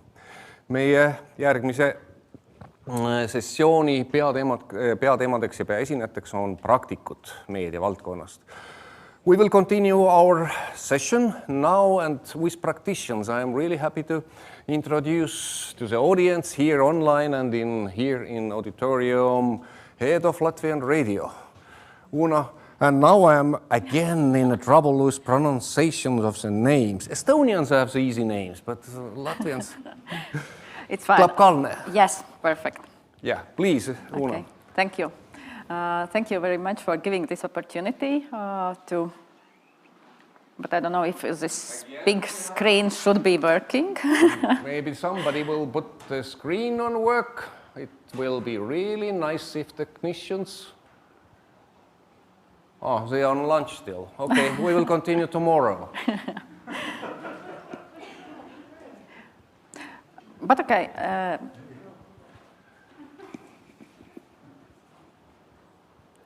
I can start anyway. No, so, please. So probably at least one small screen is visible. I'm really, really sorry that this technical issues is something we should be able to avoid. But now, here, please. Okay. Thank you very much, and good afternoon. And yes, I'm working in a public radio already for 4 years. And as you might imagine, these 4 years have been very challenging and interesting, especially last 2 And a good thing in all this corona crisis is that actually for public service media, these times have been mostly rewarding in terms of audiences, and it is reflected in our numbers of reach. So this have been good side of it, but of course, if we talk in broader sense and when this crisis will be over, definitely we again will be back struggling with the issues why public service media actually are necessary, what's it public value in it, how much people should pay for it, and actually who should pay for it. So, and of course, the scenery with all big players will give tough times to public service media for sure. So, for the context, I will talk about Latvian Radio Group, of course, but just as a background information, we are currently separate, Latvian Radio and Television. Radio consists of 5 different programs, and our weekly reach is around 800,000 listeners online, which basically means approximately a bit less than 40% of population. While television consists of 2 channels, and there are web media as well, portal lsm.lv, where all content which is relevant is coming both from radio and television. So, of course, we are active in social media as well, and when we are talking about numbers, usually we are in a kind of very hard situation to persuade while linear is going down, what actually we are reaching in digital media. We can see that our reach in digital media is growing exponentially, but still we can't find a good methodology how to prove actually how many people we are reaching, because for sure there are those people who listen linear radio as well, listen podcasts or archives. So therefore, always there will be little bit of struggle and battle, and would be nice if somebody could really come up with good methodology how to really count and see what our audience is. And then to describe this, what I said already in the beginning, is that, and I'm sorry for the lunch being so boring with numbers. Please feel free to fall asleep if you feel like. But this is from EBU report on this year, showing that actually this crisis has been fairly good for radio, which has been in trust going up, as well for for television and print, but not so much for web and social media for sure. Because all of this, what were already said about populism, about division of views and like different positions on the same topics.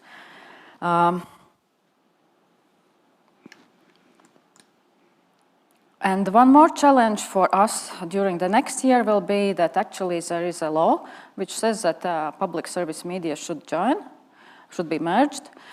And therefore, actually internally, on top of all these issues which are relevant for everybody around the world, we will have our internal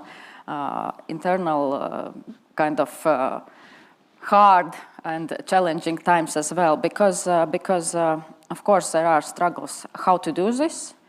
There's no clear situation regarding how public service media should be financed in Latvia. I envy Lithuanian colleagues where this is very clearly aligned with some taxes. We'll see if we will manage to persuade our politicians to go the same direction, but at least we should try. And on top of this all, when two media like TV and radio will be merged, definitely it will be one really big player in the market. So what is obvious, this process should be done so that neither commercial sector nor populists nor, I don't know, somebody else who would be able to attack results of this process or even to intervene in this process. So this is a situation in general in Latvian public service media. Regarding attempts to measure public value, for radio we have done it already in two sets. Definitely till the 2018 there were not enough money, so we're actually doing it very fragmentically, and I can't say there would be any system. Then we did two public value tests in 2018 and 19, and results I will present a bit later. And third thing is happening right now is we are having radio brand positioning research. As well, we'll show some data already, and there is new methodology which should enter into force from this year on public value measurement. So, in general, I would say in Latvia at least we are quite good at measuring inputs.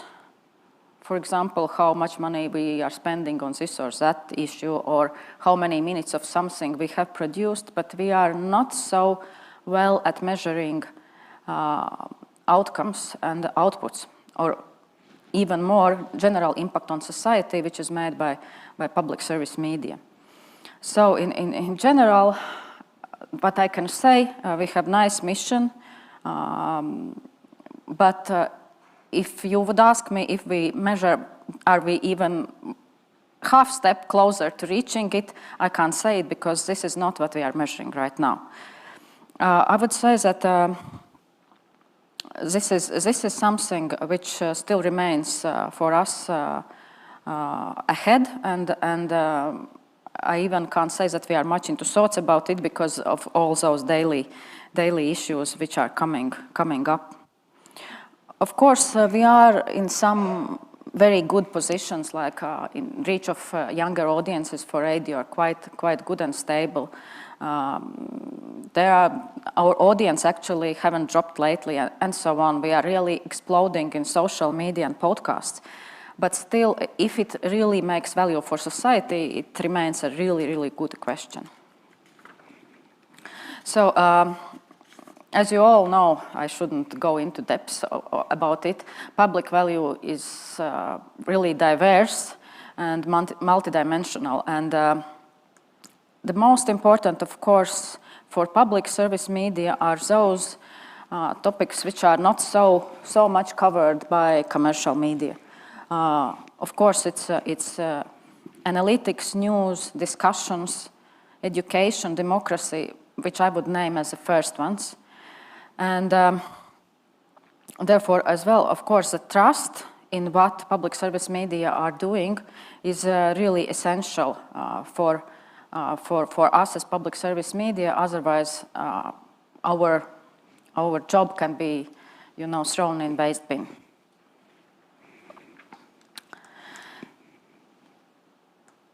So, unfortunately, I don't think that you will see much, but I will try to explain. And probably I hope that this presentation will be shared so that you can see those numbers if you feel like. During our public value reports done in 2018-2019, we have been looking at several issues and several topics, and which is really a good thing for us. It would be like that part where we feel confident and where even whole population, regardless if they listen to radio or they don't, says that actually we are good at informing and delivering news. The same is about national culture issues and in general improving knowledge and world view on different things. But of course, I'm kind of the person that usually thinks that probably we should focus mostly on those topics which are not so well reflected. And on really bottom one is how we inform people and educate about new technologies. Since it was done, this research was done 18-19, so basically already from this year we do have a really good program, radio show about new digital technologies. So I hope that when we'll measure these results next time, that this will be already in a bit better shape. But the thing which worries me most actually is this one, where still after 30 years of independence, people are not so convinced if Latvian radio represents interests of society or interests of government. And you can see it's quite, let's say only half-half. And I have no good solution for this. Maybe you can advise me later on coffee breaks or wherever. But really, this is worrying me still. That to a certain extent we are still very much associated with state and state information.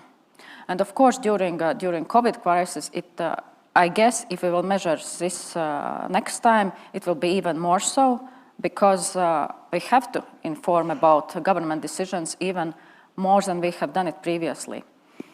So this is how it looks like. And when we look at our listeners, then the problems remain the same. And evaluation in general is the same, but what is the difference that those who are listening to us, they rate our content 20% plus better than those who don't listen. And then the question, of course, is how do we reach those people who don't listen or who don't know about us?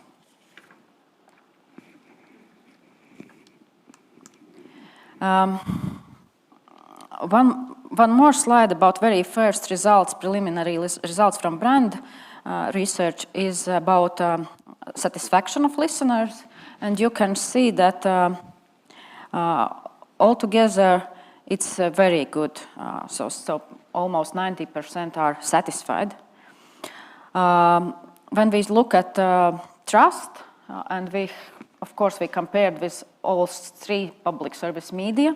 So at least in this research, radio is in better position with 67% as trusted, and radio 60%, and our portal with 50%. Still, anyway, these are good results in general, but still there is a lot of room for improvement for sure. So yes, and this is what I was already saying, that of course higher scores are for those who are listening our content, and we actually should more focus now how to reach those who don't listen to us. And somehow I thought that it will be complicated with videos, so this is only the photo of our latest campaign for public radio. We have this campaign with a slogan, Never-Ending Discovery, because we understand we have actually over 200 radio shows in our programs. And we are sure that actually every citizen could find something of his or her interest in our programs. We just can't reach it. And then this video is such that as Einstein got his first apple on his head, then this guy is getting like 200 of those apples and could get a lot of fruit for thought listening to radio or podcasts. So we'll see if this campaign actually will result in some real listening improvements. And lately we are really as well trying to work a lot in podcast sector. So to become actually #1 producer of podcasts in Latvia. So we'll see how it all will work out. And then, as I already told, we are just on the beginning of starting new edition of how to measure public value. And the methodology is quite complex, so we are having 3 sets of different things which we should do. One is just exit poll with all our listeners, TV viewers and web, then expert surveys. And then there is envisaged something which we could call public value, but I wouldn't say that the approach is correct, and I hope we will correct it later on to align the results or publicly available statistical data to the job what public service media have done. For example, there was idea to judge about the content of public service media from the number of new companies registered, which actually I couldn't say that I agree totally, because basically the first would be really economic factors which influence this rather than really public service media. So we will see how we will succeed with this one, and what I would say is that actually definitely we need some more different approaches how to really measure real public service media value. And of course, how to reach more people in more meaningful way, and not to lose the sight on what we should deliver in bureaucracy, as it's possibly easier. So I guess I will save a little bit of time, 2 minutes. Thank you so much. Yeah, saving the time is not actually obligation, because you are here to make a presentation, not to save time. But again, we have a possibility to ask questions via slido.com if you have, and raise your hand from the audience, kes siit tahab küsimust esitada, palun andke käega märku. Hetkel ma siit ei näe. I have one question. It's about 15-20 years ago, it was the first rumors that television will be dead soon when internet came in. So there was nothing about radio. How come?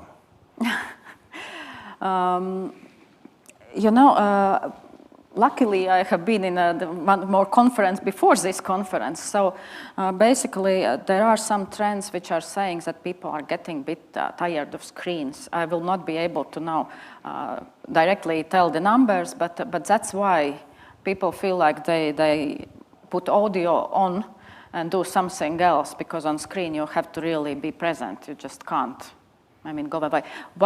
While at the same time we did some research on podcast consumption back home in Latvia, and what struck us totally was that the biggest consumption of podcasts actually is in YouTube, which we wouldn't imagine actually, and we are not putting our podcasts in YouTube, but we are considering now.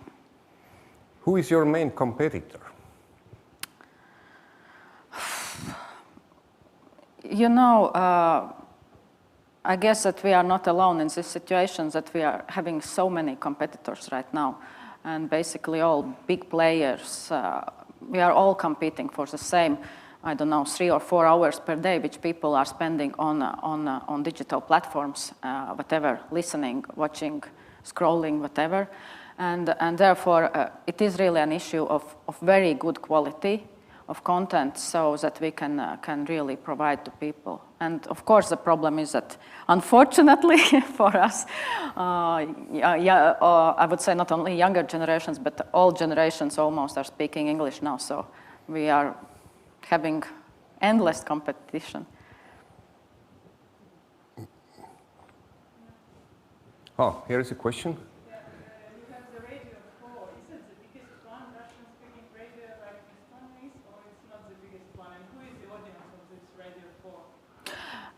Yes, it actually is the biggest radio for Russian-speaking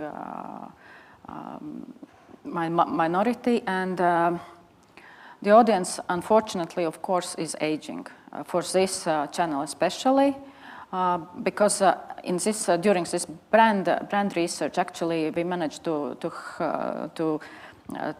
look at focus groups as well, and there were focus groups for Radio 4 as well. And it turned out that younger generation actually, if they feel like they listen to Radio 1, and they actually are quite familiar with the program. They know what's happening on Radio 1.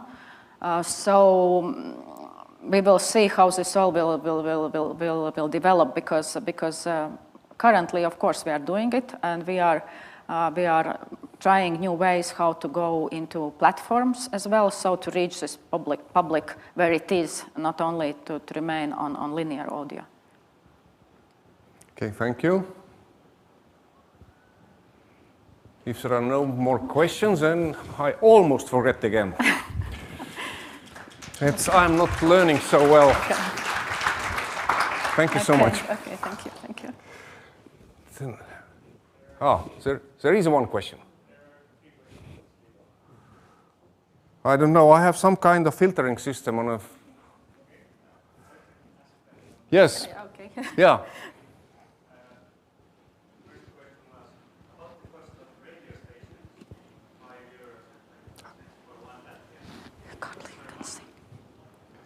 Yeah, it's without the microphone now. The question there's some delay in between it. About the cost of radio stations being $5.25 for one Latvian radio. Is it per month or per year? No, it's per year. Mm-hmm. How do you prevent the spread of misinformation in your broadcasts? Oh, that's a good question. Actually, most of them will be anyway our shows. So either they are longer than on air, or they are specially made. So yes, and still the most popular are still the same, which are the most popular in linear audio. So that's how it goes. And the question is also for linear radio, because a very popular show is where people are calling to the studio, and they can discuss and ask questions to some not only to the host of the program, but as well to some invited persons. So they are quite popular, although they are really controversial with all vaccines and everything. So, but yeah. And there is a third question, not directly towards the radio. The question is, which effect have you seen from blocking Russian television channels in Latvia? Have the audience turned more to national channels? I guess it will be really a good question for Rita to answer, because this will be directly with her presentation. But I would say that what we are doing, we really are doing now we are trying to reach our audiences in digital platforms, but what we have to do actually to reach them is we are going to Russian platforms, and then they go up, and then they go up in Latvian platforms as well. So this is some kind of strange metrics how it functions. So we actually have to deliver our content to Russia first, and then we will get it back on list of popularity in Latvia. So very interesting. This part is really very interesting. Yeah. No more question here. It's thank you so much, and we will hear a little bit more in next presentation. Järgmine ülekanne tuleb meil Zoomi vahendusel Ungarist. Ja näen kirja, Peter pole veel Zoomis. I can see the letter that Peter is not in a Zoom yet. So, if I can ask a question, if Patrick, are you ready to jump on the floor and... Yes. Oh, you are here? Yes. At least we tested your video. Yes. It worked once. Yes.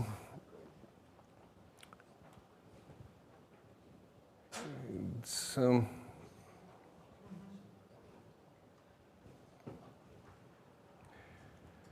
üks hetk läheb natukene tehnikaga aega, et sellise hübriidkonverentsi tegemise õppetunnid on meil päris valusad, aga loodame järgmine kord olla natuke paremad, natuke tublimad ja kuidagi saada universaalse kellamaailmas käima, et inimesed üle maailma tuleksid kõik kokku Eesti aja järgi.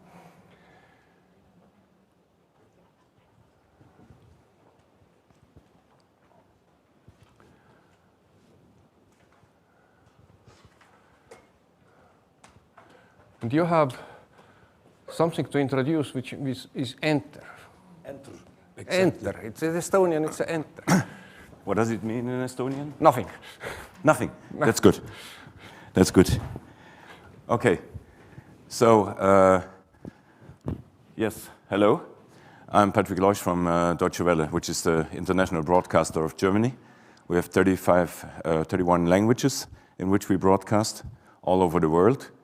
We have 297 million viewers per week.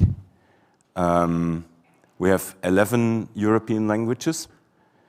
And all that, what's called ENTR, started 3-4 years ago when the Director General came to me and to others saying, what can we contribute to Europe under the impression of Brexit, under the impression of what happened in Hungary, under the impression of a polarized world, under the impression of fading away narratives about Europe and why an idea of Europe could be a good idea for peace, democracy, and all that kind of stuff.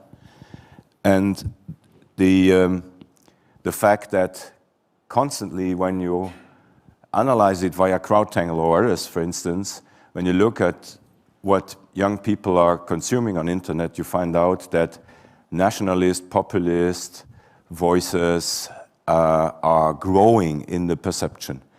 So this is, I listened very much closely to the presentations this morning, saying that, yeah, many people are consuming many different sources at an eye-to-eye level, and they don't distinguish between what is deriving from journalism and what is deriving from, you know, propagandism or what else. And we started talking about what can we do as an international broadcaster.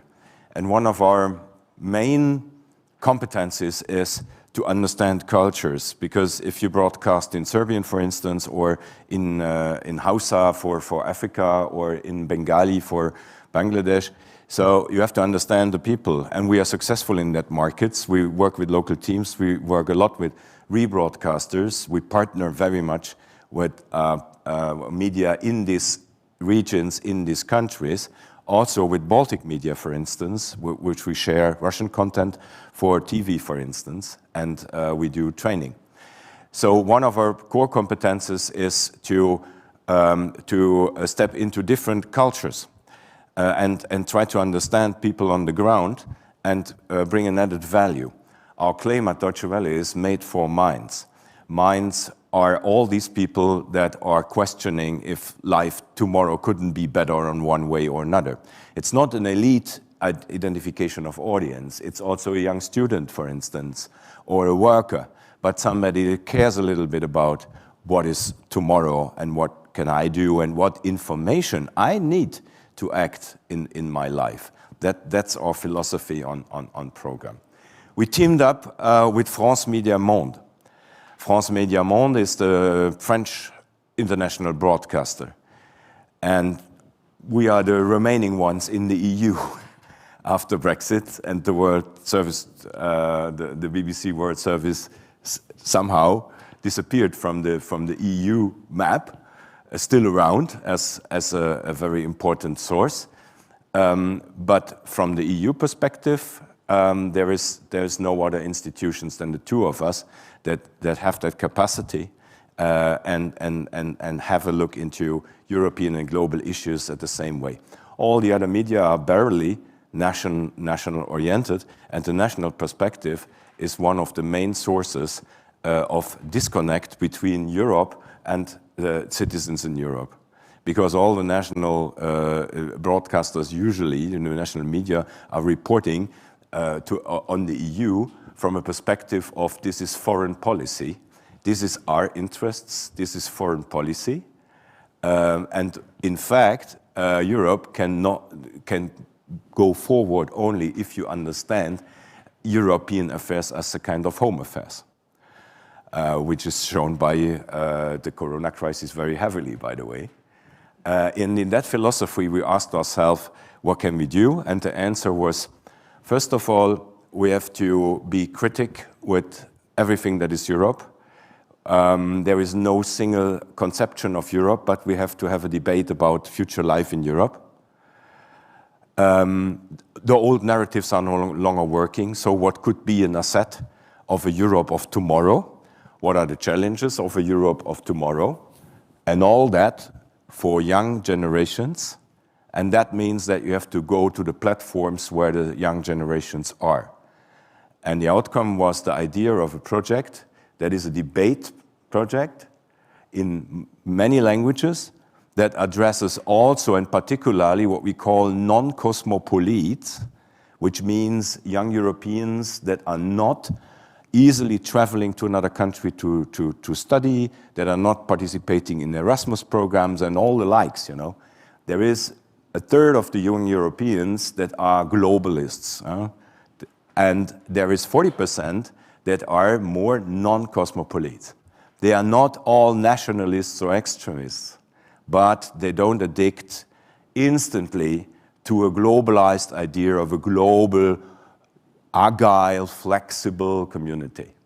And we wanted to offer something to them, and it should be in their language, and it should be on social media. That was the main decision. We took a lot of discussion with actors around Europe, including the European Commission, the European Parliament, but also partners in the countries and many young people. We organized ideation workshops, we did brand testing and all the kind of stuff. So everything you can see now from the project that I'm going to briefly present to you has been worked on over 2-3 years. And since March, the project is running. Since May, the channels are on. And here is what it is about. This is the consortium. We have 6 languages at the moment. It's a start. We want to have all European languages at the end of the day, becoming a true pan-European network on social media. Now we have partners in Poland, France, Portugal, Ireland, Romania, and Germany. And as you can see, it's a mix of public and private partners, which is quite interesting. We don't care. We are not an EBU copy. We are not an EBU news exchange on social media. We are very open to cooperate. I give you a 3-minute video where the makers are talking, which starts with the video, the presentation video that you can find also on the website, enter.net.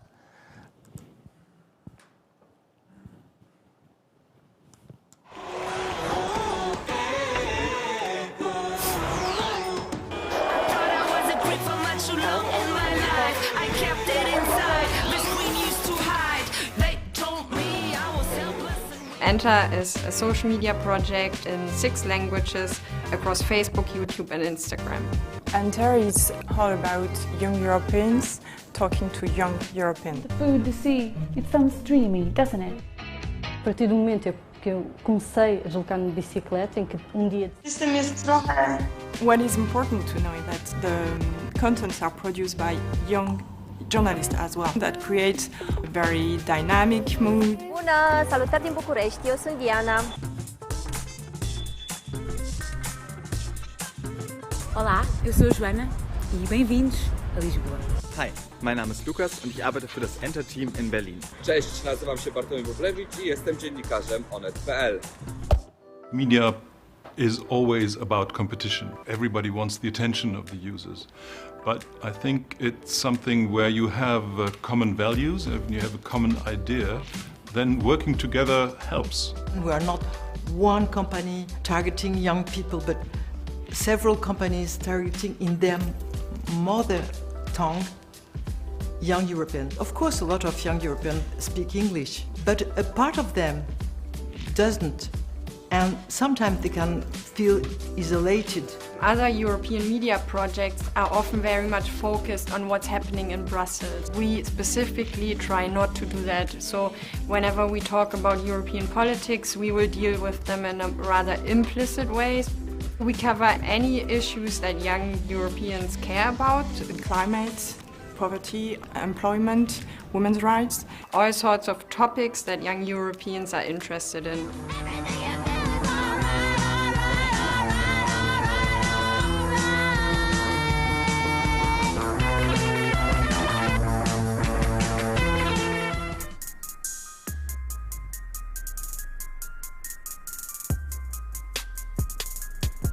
Nazywam się Barstaszewski, jestem aktywistą LGBT z Polski. Mam 30 lat i mieszkam. What ENTR aims to be is a community. Whatever content we produce is really just supposed to be a starting point for debate. When we post content, we try to ask questions in order that the community can answer, can make proposals. We're not trying to sell to young people that this is what they should believe in, but rather engage them into a discussion about what kind of Europe they want to live in. The issues like climate or employment, all these issues, very important for this generation. They don't know borders, they don't have borders. So to share about these issues is the right way to find solutions to solve problems. The users will realize that their problems might be the same as somewhere else in Europe. And now we are testing it, and now we are starting it. ENTR? Yeah, yeah.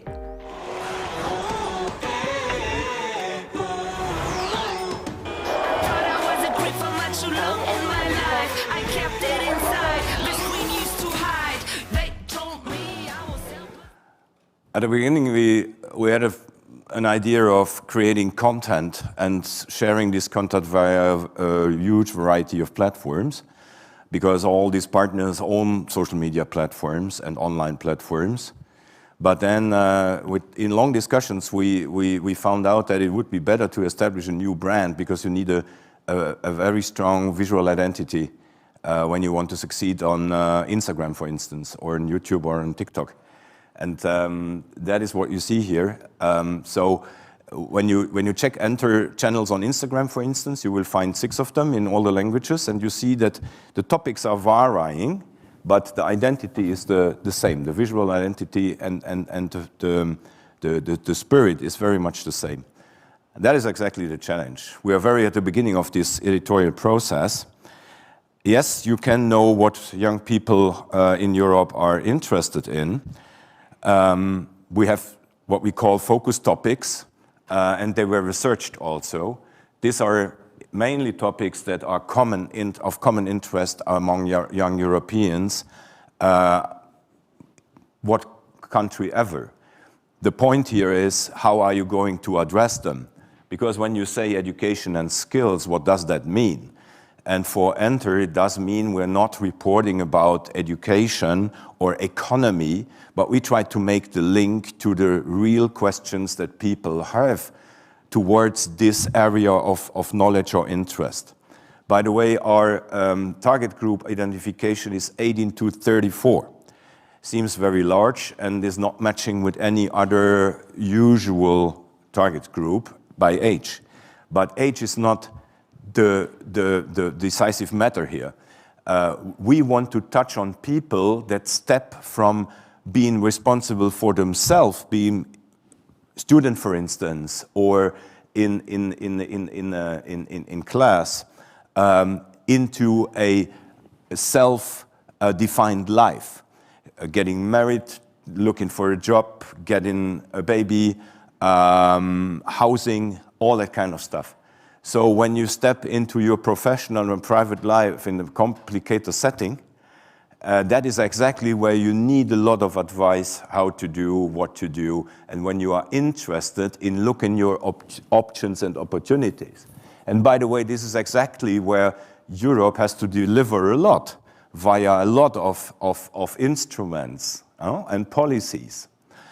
So 18, that can happen in some countries very early, in some countries is very, very late. It depends on, culture, but also the educational systems. So that's why by age, the definition of the target group is very large, but it should target a certain situation of life. And it works. The main thing is to say, okay, we very much value differences. You are all different. You have different life circumstances. You believe in different things, but we also celebrate commonalities. What are commonalities that we could have? So, from the beginning in May, on all the 18 channels, we have 16 million views for a new branded social media project. This is quite okay, I guess. By end of August, I guess, by end of September. And we have 25 million subscribers. That's something we have to work on. It's growing slowly, but we aim at having an organic growth. Yes, we do marketing, but we are looking for an organic growth. And again, the project is very new. It is obviously promoted and cross-posted by the channels that we own, the partners, but we try really to establish these channels as a brand in social media, and that is hard to do. The community starts to be more lively. On Instagram, how it works and the variety of formats that we developed for the project is richest. You can check it also on YouTube or on Facebook, but on Instagram you can really see what we are looking for, because we think that on Instagram you can see really how it should look, how it should address topics, etc., etc. I'm shortening a little bit my presentation because my time is up, obviously. What is the learning here from the first months? We are not translating. First of all, we came from a perspective of local.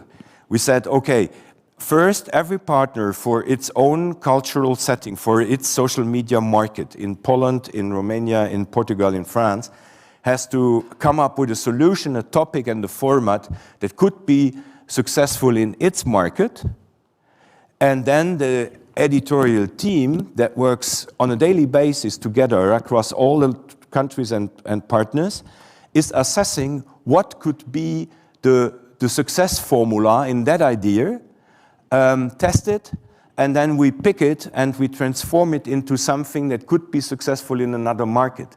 So we came from the idea that we should not have a format and then say, okay, this is interesting for all young Europeans from Poland to Portugal. That's how we speak about it. Please do that in Portuguese, do that in Polish, we do it in German, France Media Monde is doing it in France.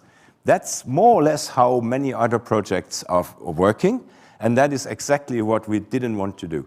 Now, over time, we learned that it is, however, wise to identify topics commonly that are of importance, but then find very specific ways to turn it. So when you check a topic, for instance, on Afghanistan, the recent one, or on LGTB, you will find out that you see sometimes the same protagonists, but the packaging And the angle and the approach is different to the piece in every single language. When you check the Insta Poland and when you check the Insta German, for instance, you see that it is different. So we are not translating, we are at least adapting, but often we are agreeing on a topic and an angle, and all the partners for the platforms are playing it very differently up to address, you know, their audience. One other thing is that we learned that we have to be easy and universal in what we do, because you can imagine that it is very, very expensive to feed 6 languages and 3 channels per language. At the beginning, we had the idea that we can, you know, from one video, we derive then something for YouTube, and we do a short one on Insta, and we have then Facebook, and so, but we learned very, very quickly that that is not possible, that we have to really produce for every single social media platform a unique piece that works, and it means that it's not easy to simply cross-post stuff. The stuff that is really successful is the one that is uniquely designed for every single platform and in every single language. And that's why we are trying to find ways to be easy, adaptable, and universal on one hand, but very specific on the other hand. That is a real challenge when you think about a pan-European, multi-language social media product. Yes, we are more and more developing cross-border formats where we try to find different angles combined in one single video, for instance. I have an example here that I skip because Andres is coming closer and closer. Yes, we are very much looking forward to the next phase of the project. We applied for funding for the next year. What we will do is we will invest more in format development via design thinking. We will open up the whole project for content creators. We will more collaborate with bloggers and influencers. We have some experience in doing so to open up the platform for such kind of cooperation. It's very funny and very interesting to do so. But on one hand, you have to be very open to the ideas that comes, and on the other hand, you have to be very strict to your principles, be it on design, be it on journalism. And it is a lot of work to work with influencers when you want to keep away from that the project turns more in their world, but their world is paying on your world. We definitely will step as next into TikTok, because TikTok becomes more and more important, and we will strengthen also debate and dialogue with these non-cosmopolite groups, which is hard to do, which we just started, but I think we are able to do so, and I learned a lot also from this. Groups from Tim Pauwels' presentation this morning, for instance, how to engage with people that are more or less resistant to or the media or some topics, etc. So yes, thank you very much for having the chance to present this unique project, and I'm open for questions. Thank you. Thank you. Actually. Yeah, I have a gift for you. Oh, okay. Thank you so much. But let's. Thank you very much. We exchange red against yellow. That's nice. Yeah, yes. Yeah, entering into a new world. But we have questions here. You almost answered the question regarding TikTok and the new platforms developing the new areas. But the other question is. Could you choose the most relevant problem among young people in the contemporary society and explain how would you try to solve with assistance of ENTR? When you look at it from a general perspective, the most important problem that we have or challenge among young people is, as I think, is that most of the young Europeans say that they have first a national identity and then barely second a European identity. So the feeling of your, you know, where you belong, where you position yourself in a highly interconnected world, in a highly globalized world, is a real problem. I'm not against, you know, national identity. I'm Belgian, by the way, and I often say that I'm Belgian. I live in Germany, I'm Belgian. But I grew up on the border. When I was 16, I had also always 4 currencies in my pockets: Deutschmark, Niederländisch Gulden, franc luxembourgeois, and franc belge. So for me, Europe was an incentive. No border control, one single, you know, it eased my life. But unfortunately, that's not the reality for many young Europeans. They don't care about that. And the fact that there was war and that there is peace now is not an issue for them. They grew up in peace with roaming, with no border controls between here and Spain. They take it for granted. But it's not sufficient to adapt then to that idea. And that's something that is really, really, really important to drive. What does that mean to live in Europe? You can identify yourself as Hungarian or Belgian or so on, but there is also Europe. Thank you. Yeah, so the question, please wait for a microphone because online people don't listen to your question otherwise. Thank you very much for your presentation. It's interesting who is producing all this content. Do you work with the freelancers, or you have some, everybody can apply with the idea and just young people can write and do something what they're interested in? Or? No, it's a professional structure. So we have, with each partner has a small editorial team where you have one full contracted staff that is a kind of coordinator. And then obviously there are freelancers behind as a first layer. So we have a larger group of freelancers in all that countries. And then beyond, there is this work with influencers, as I said, with bloggers and vloggers and influencers, case by case on a project basis, small series, etc., etc. There is another project that goes that way of, you know, young people can apply, and then if they pick the video, they get paid 50 euro or something like that. We don't like too much that kind of idea because we don't think that you can get good quality by that means. But you are right when you're saying that on one hand, professional journalism needs some structures, yes. But on the other hand, social media is much more, and you can earn much more ideas and very good stuff from people that are not professional journalists. And that is exactly the way we want to go now. We do it with a partner in the next year's round, which is called Are We Europe? And the idea is to have workshops where we invite young people, and then they develop in a design sprint with the design sprint technology. They develop ideas, and then we buy the ideas. So it's both opening up, but framing also.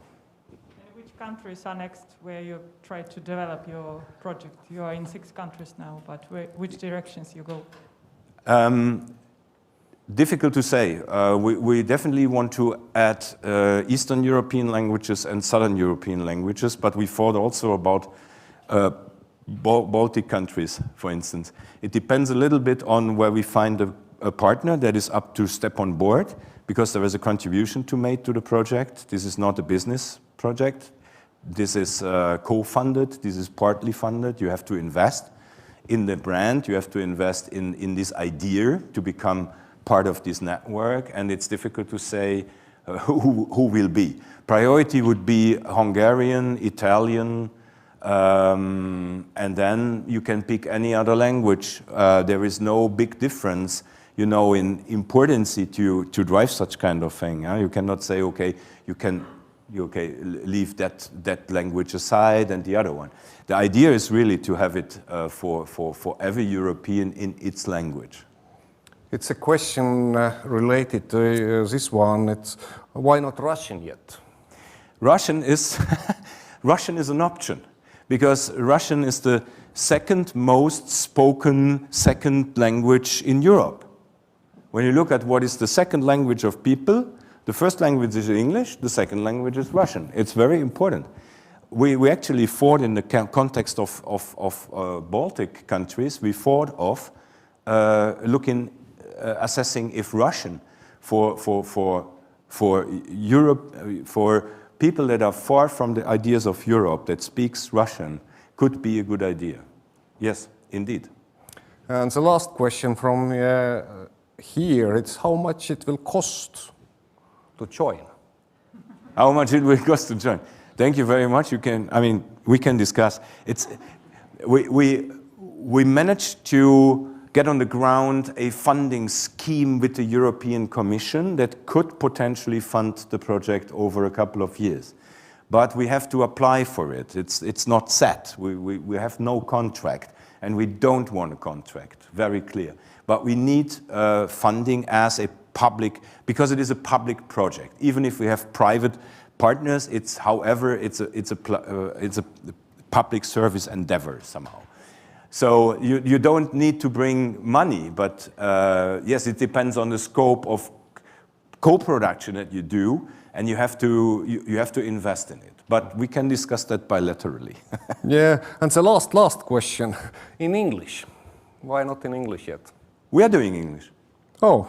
Yes, we're doing English. Oh, sorry. Yes. What is the difference producing the content in English for different countries? Is it the same? Yeah, it's difficult because your research is more difficult. We have no home country for English. English is the lingua franca, which is somehow also the working language of the project. We have a pan-European audience with English, which is quite undefined. But many content is adapted from English into other languages. So that's also why English is important. I would say it's even maybe more important for the inner cooperation and collaboration of the project than for the real audience reach. Okay, thank you so much. Please give a hand, paluks applause, yeah. Thank you. Thank you. Thank you so much. And now we are entering into next presentation. Please leave it yes with me. Yes, thank you so much. Meil on Zoomis olemas külalisesineja. Kohe, kas me saame Zoomi pildi siia ette ka paluks? Hello, Peter Erdely from Hungary. Hello, can you hear me? Yes, I can hear you. Just 1 second, it'll take some minute to switch the screen. And now you are in front of our audience in online and also here in Tallinn University Conference Forum. Please, screens are yours. Thank you. Can you see my presentation as well? Not yet, but it will be on a screen right now. Okay, great. So, hi, my name is Peter Erdely. And I'm going to be talking about the Hungarian media landscape and the 5 sort of important forces that are shaping what's going on in Hungary at the moment. I work as a senior editor and business development director at 444.hu. Just very briefly about us, we started in 2013 with 12 people. Now we have a staff of 30 full-time reporters and editors. We publish around 40-60 pieces of content a day. We are a news site, so we do politics, economy, crime, foreign affairs, and we do long-form journalism, investigations, and videos. We are fairly big. Hungary is a country of 9.8 million people, and we have around 500,000 daily and 3 million monthly visitors. And we are fairly good on social, I guess. And we launched a membership program exactly 3 months ago today. And now we have 12,000 paying members. And I'll touch on that in my presentation. So this is who we are, just, so you know what my perspective is shaped by. I think when we look at Hungary, we need to take the past 10 years, past 11 years into account, and the government we had. So I'm going to talk briefly about that, pressure on advertisers, media capture by state or state-aligned actors, and restricted access to public information and officials.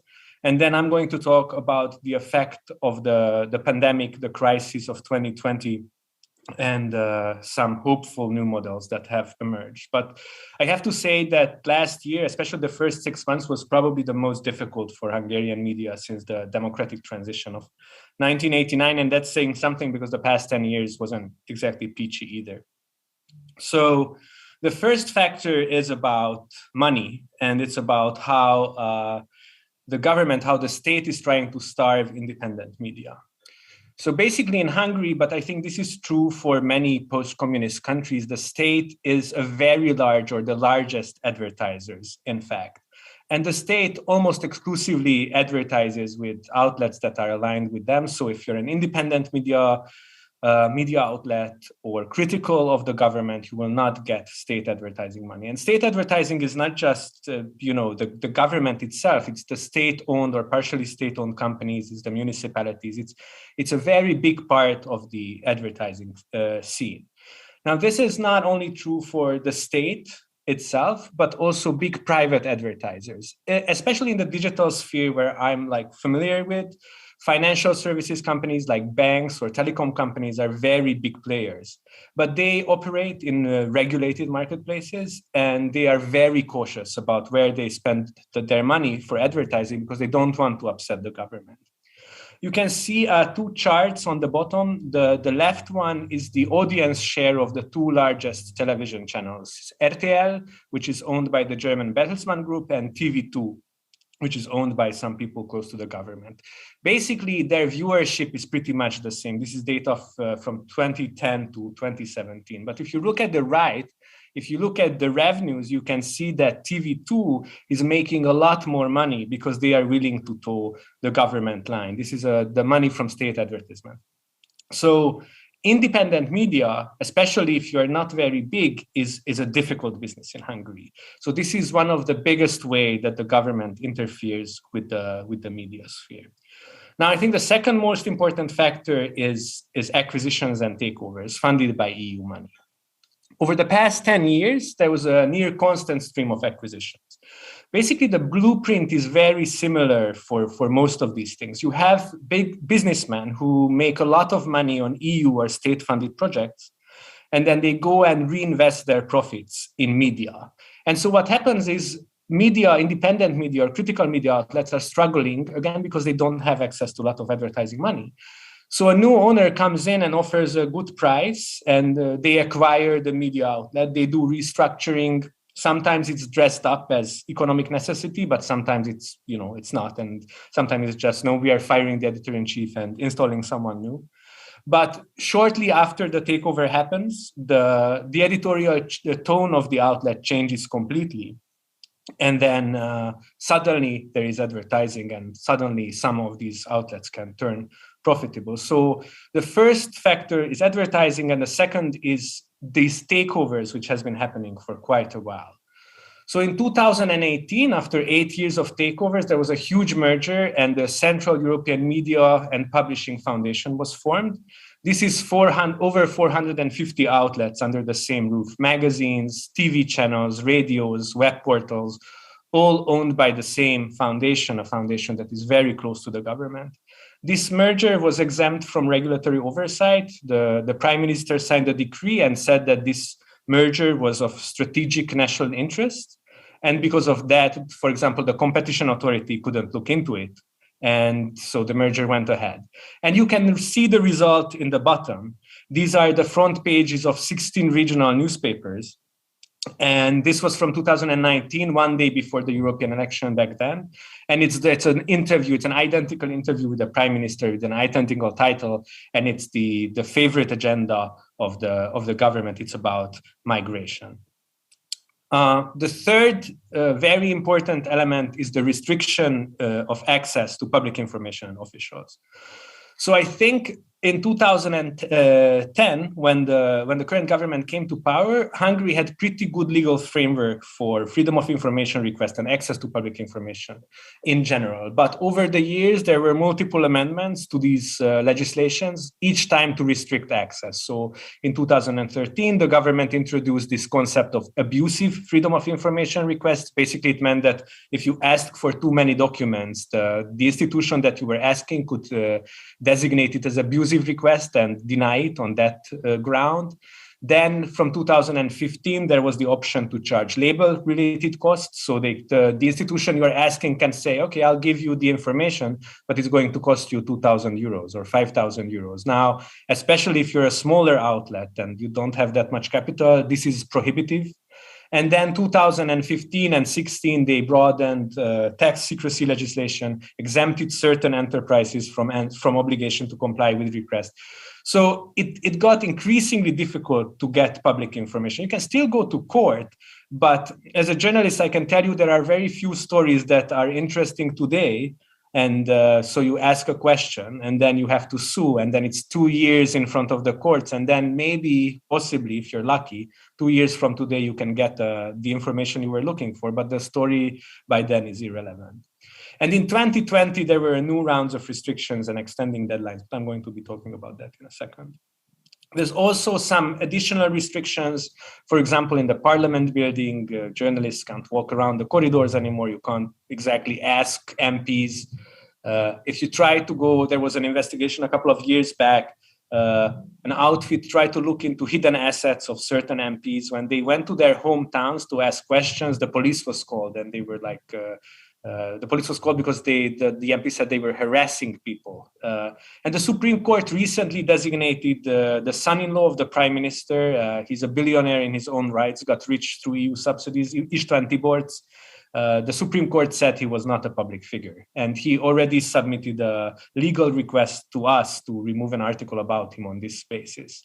So I think over the past 10 years, public affairs have gradually become the private matter for people with power, and every relevant law, regulation, and practice echoes this shift in perspective. I think regime officials and politicians treat journalists asking them questions as if we were invading their privacy.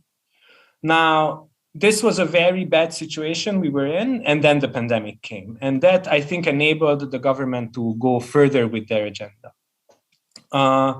In 2020, the digital advertising market collapsed. So as you saw before, there was not much of an advertising market, but what's left of it collapsed because of the pandemic.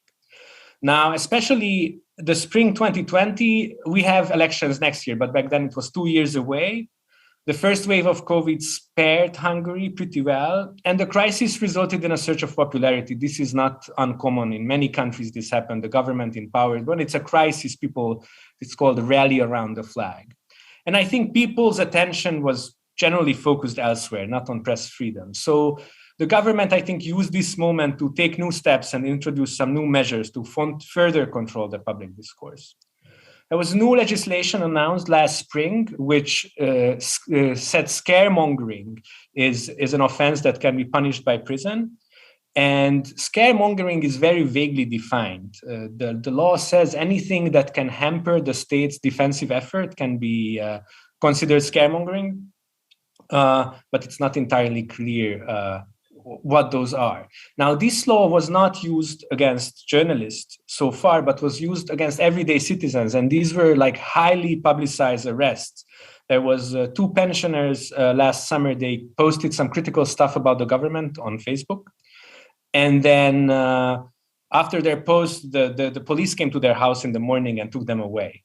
And they were all then cleared of charges. But the way this thing works, the chilling effect you don't have to convict these people. The police action, the highly publicized police action is more than enough. These are everyday Hungarians being taken away for Facebook posts. Everyone knows about it. And so if you're an average person, if you're not native in the digital media sphere, then you begin to think about, do I share this article? Do I post this stuff on Facebook? Oh, I heard about someone who got arrested over it. So I think this is very damaging. There was an extension of freedom of information request deadlines and new exemptions. So basically, the government can now say, think for like 45 days before denying your request. And this makes getting information about the pandemic very difficult. There was also a near blanket ban for medical practitioners, especially nurses and doctors working in hospitals, to speak to the press about the situation that they saw. And then there was the takeover of Index, the largest independent website in Hungary, which followed the same blueprint that I described above. New owners came in the spring. They said Index needed restructuring because they didn't make enough money. Of course, they didn't make enough money because of the pandemic. The economy stopped. The editor-in-chief protested. He got fired, and then most of the staff resigned in protest. I think it's important to note that press freedom in a crisis like the pandemic, it's not an abstraction. It's not just an ideal. People need to have accurate information to make the right decisions about their lives, health, and security. And if they don't have access to this information, it can be very harmful. So this spring, there was the third wave in Hungary, and that was a lot worse. Hospitals got overwhelmed. There was triage. Some people didn't get access to the services they needed, and the death toll was very high. Now, in the government-controlled media, the picture they were showing was, yes, the pandemic is bad, but things are under control. Now, if you're an individual and you have to make choices about, are you meeting your parents? Are you meeting your friends? When are you putting your masks on? The access to information you have impacts these choices. And if you don't have access to the real picture, and in fact, the real picture was that many of the hospitals, especially in the countryside, got overwhelmed in the third wave, then you make different decisions. And I think this is where press freedom matters a lot. Now, I think what happened last year, especially the takeover of Index, again, the largest independent website in Hungary, was a wake-up call for many readers. And many outlets began exploring audience revenue models from 2016 and 17, just because of the incredible political pressure on the advertising market. But I think the readers realized in 2020 that if they don't pay for independent news, there won't be an independent newsroom left. The government will just come in and take over more and more. So for 444 last April, when the pandemic hit Hungary, we lost almost half of our revenues, almost overnight. And we had to start with this awful math of survival. We had money for maybe 3 months, and then ended up introducing progressive pay cuts throughout the organization. We didn't fire anyone, but again, we had money for 3 months, so we didn't exactly know where we would end. And then we turned to our readers for support, and we told them openly that our survival was in their hands. We launched a donation drive, a crowdfunding campaign, and sort of a pre-membership. And it was really successful. So by September, we were able to reverse all pandemic pay cuts. And in December, we could give back all the money that people lost in the newsroom between April and September. And since last April, so since the pandemic began, we hired 11 new reporters, many of whom lost their jobs at Index or at other outlets because of the pandemic. And we launched, again, a proper membership scheme 3 months ago. And we are on our way to be profitable. The second time in our history, I'm touching wood now. I don't want to jinx it. And I don't know where we are for time. There's one more thing. I spent the better part of this year in Oxford at the Reuters Institute for the Study of Journalism. I did a research on audience revenue models in problematic political environments like ours. Basically, I looked at 16 countries in Central and Eastern Europe and the Global South, where democracy was, in difficult circumstances. And I looked at media outlets that are trying to get revenues from their audience, membership programs, donations, subscriptions, and to see how they are doing and to see how these programs can help with the independence. And so I'm just going to show you a few results from that study. First of all, I asked these outlets around interference, and it seems that interference around the newsroom and content is a lot more frequent than interference with the business side of things. And then second of all, most of the interference on the business side focuses on advertising. And there is very little direct interference with the ability to collect audience revenues, even the most repressive environments. That is to say that if you are in a difficult position in a country that the democracy is in a bad shape, turning to your readers is usually still an option, even when advertising is tightly controlled by the government, or even where there's a lot of interference with your newsroom. So I think for us, at least, that was an important finding. The second sort of important thing was around paywalls. In the Western world and North America, I think paywalls are a foregone conclusion. The outlets who want to make money through audience revenues are putting up paywalls. But in Central and Eastern Europe and the Global South, there were a lot less paywalls. So you can see there was a study in 2019 in the USA and the EU that found that 69% of the outlets in that study had a paywall up. And in my study, it was only 36%. So outlets, they want to make money through the audience, but they don't want to put up a paywall. And this is mostly because they are worried that putting up a paywall would impact their mission. They wouldn't reach as many people as they want. And then, but that said, financially speaking, paywalls seem to work. So in my study, I found that outlets with paywall made more money through audience revenue, or the share of it was larger than for the outlets who didn't have the paywalls up. And the more content you put behind the paywall, the more money you will make. I'm not advocating for paywalls. Paywalls can be problematic. They do restrict access to content, so it's not an easy choice, but it is an option for many outlets. And I think the last point I want to make about this is that in these environments, paywalls are the reason why people buy in is not as transactional as in the West. So if you buy a subscription for the Wall Street Journal or the Financial Times, you're basically paying for information, or many people are paying for information. I think in the Central and Eastern European contracts and some places in the Global South, it's more of an emotional attachment. People buy in because they believe in the mission of free press. That said, even if supporting independent media is an act of personal political expression, so basically, if you feel like your vote doesn't count, or if your country doesn't even have proper voting, then subscribing to a news outlet, an independent or critical news outlet, can still be something that you as a citizen can do.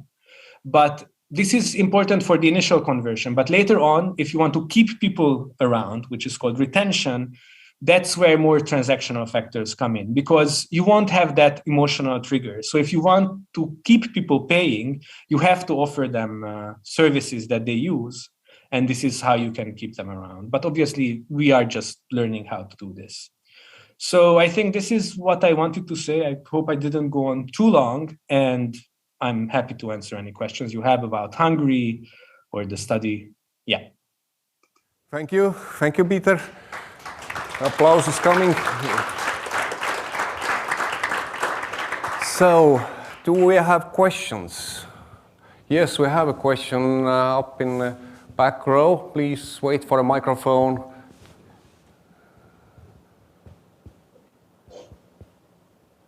Thank you for a really interesting lecture on the Hungarian media landscape. We've been talking a lot about the public service media this morning and this afternoon here at the conference.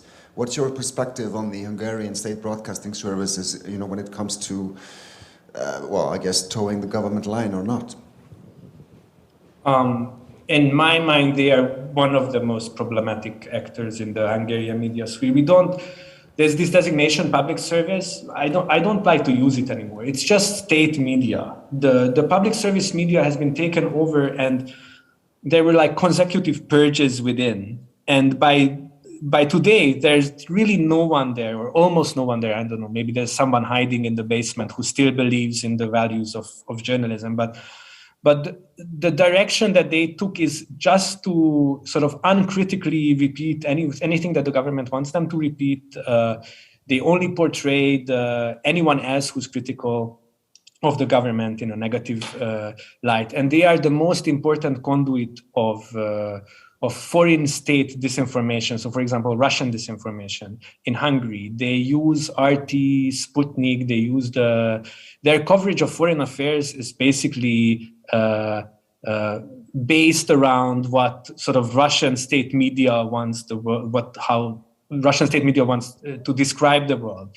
So I think it's a very, very problematic institution right now. It's subsidized by the state, by taxpayer money. A lot of money goes into it, and so I don't have a very high opinion of the work. But that said, I think some of it's so bad that it enables some other actors in the sort of private media sphere to do good public service work, because there's no one in that scene. There is state media, so people want to have public service, and some people are willing to pay for public service, and at least there's a silver lining there, maybe a slight one.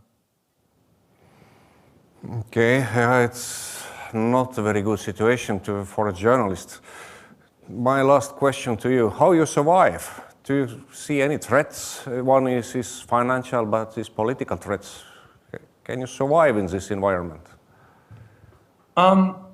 I think it really depends. I think the situation is very different in the capital or in bigger cities, although the only really big city we have is Budapest, the capital.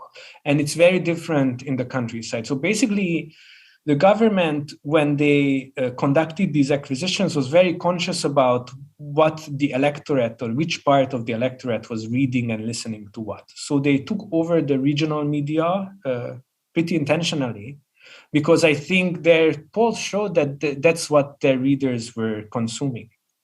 But sort of outlets in the capital, in Budapest, that cater to a national audience were, again, this is not 100% or 0%. They took over some of them, like Index. But some of them were left to report independently, partially because the people who are reading 444, I think in the government's mind, they don't want to persuade them. And it's fine, because as long as, they can create their own parallel reality for the people who matter to them, they don't care that much about the national media in Budapest. That said, there are certain things that we have to account for.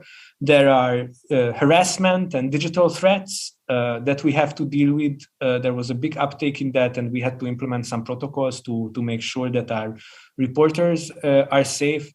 I can't, this is a complex system, and not everything is state organized. You have far-right groups, you have various actors who try to interfere with public discourse, and some of it is encouraged by the government, and some of it, they just don't care about it.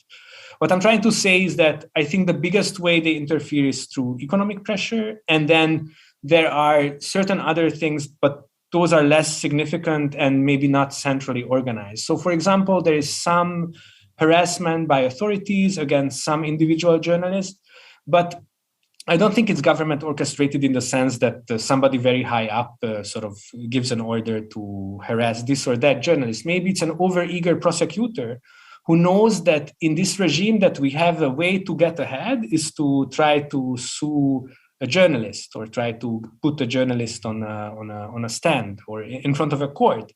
But there's a difference, and I think there's a meaningful difference between state-organized systemic interference, which is, again, mainly through economic means, and these other stuff which happen, but I think less significant and not necessarily centrally organized. I don't know if that makes sense. Thank you. Thank you so much for the presentation, and we wish you good luck and keep going. That's important for keeping a journalist profession alive in Hungary too. Thank you. Thank you. Thanks for having me. Thank you. And now we have next presentation is coming from the Touch public broadcaster. Yes. NPO, please. This is a remote control. I hope it works. And Franz Klein, director of the video production at Touch Public Broadcasting. Thank you for having us. And first I take off the yes, European, please. This is the official song festival mask in Holland. So you know. Thank you for having us, because these are disruptive times for PSM. Let's see if it works. Yeah. However, we must let the fear of burning fire be less than the hope we envision for our future. Similar to the battle with the commercial TV stations since the 90s. I'm convinced PSM will only get stronger by the new challenges. But there's work to be done. The digital transition, which has been accelerated by COVID, has forced us to adapt and think differently in the way we present our content to the audience. This while realizing that PSM in the digital era won't ever be as dominant as we ever were with our traditional broadcasting channels. We have to prepare for a future of video-on-demand channels and digital media outlets, while finding the right balance in promoting both our linear and VOD channels. We can achieve this by keeping in mind that the combination of high-quality content on both linear and VOD channels make for an incredible valuable USP. Our current organizational structure, in which teams manage both the content mix and specific channels, has made that we have a diffused variety of counters to order content for. More than once, we have seen that comparable content coming from the same genre was ordered for more than one channel. Working with these channel islands causes unnecessary duplications or even gaps in the varied content mix we like to offer our audience. For example, the genres drama and documentary receive loads of pitches, which of course can't be all taken into production. It means that loads of works around those pitch titles for several channel managers at the same time actually turn out to be a waste of time. In short, working this inefficiently makes us scatter financial and human capital. We make radio for over a century and recently celebrated 70 years of television. We are specialists when it comes to traditional audio and video content. Meanwhile, the new kid on the block, VOD, is taking its place in a fast-paced. Traditionally, our audiences would turn on the TV at 6 o'clock and watch our content routinely, like an evening ritual. The consumption of content has changed from specific moments on a particular channel to consuming media throughout the day on a variety of platforms broadcast by several media outlets. In short, the loyalty of audiences to a specific channel is in decline. This teaches us that we should move from a channel-based strategy into a strategy which allows our content to prosper in a dynamic reality with loads of competitors around the corner. Recent research has shown that half of our audience consume content based on genre rather than platform. Moreover, 1/3 of the respondents state that they choose to watch content suiting their specific interest. We have come to learn that today's audiences, which new and younger people are easily adapters, are drawn by genres and specific titles rather than their loyalty to a channel or platform. We notice that audiences with an age below 50 years are likely to choose VOD over our linear channels. However, during the pandemic, we have seen that older generations slowly find their way to our VOD platforms too. The shift from linear to VOD is disruptive and requires fundamental adjustments as a public broadcaster. After 70 years of TV experience, we must reinvent TV as a medium as such, get to know VOD and build a platform that can measure up to that of strong competitors. Above all, we have to master the right balance between these two communicating vessels to ensure that our content is displayed in its full potential. We simply need both. Therefore, a flexible organization is required, which makes us able to respond quickly to the ever-changing behavior of our public, knowing that the relevance, meaning and impact of our content is also determined by the context it is consumed. makes us believe that it shouldn't be content first, but rather content is king and context is queen. Thus, the attraction of specific genres and titles is bigger than the loyalty to a specific broadcasting channel or platform. The demographics of our audiences are changing, becoming more varied and fragmented, and younger target groups consume content in different ways on a broad variety of platforms. Understanding our audiences and building a solid customer relationship is crucial for the continued relevance of PSM. High quality content and appealing platforms are at the base of a strong and highly valued NPO. That is why we treat third-party platforms as following. You can have a snack outside, but you still have to come inside the NPO house for dinner. Like this, we are able to offer our content on a user-friendly and safe platforms, respecting the privacy of our audiences. So it is clear that we need to adapt in order to stay relevant within an incredible competitive market. The NPO broadcasts top-tier content and is valued greatly when it comes to trustworthy, new sources, in-depth researches, and human culture. But how do you accomplish change in an organization which is used to work channel-based?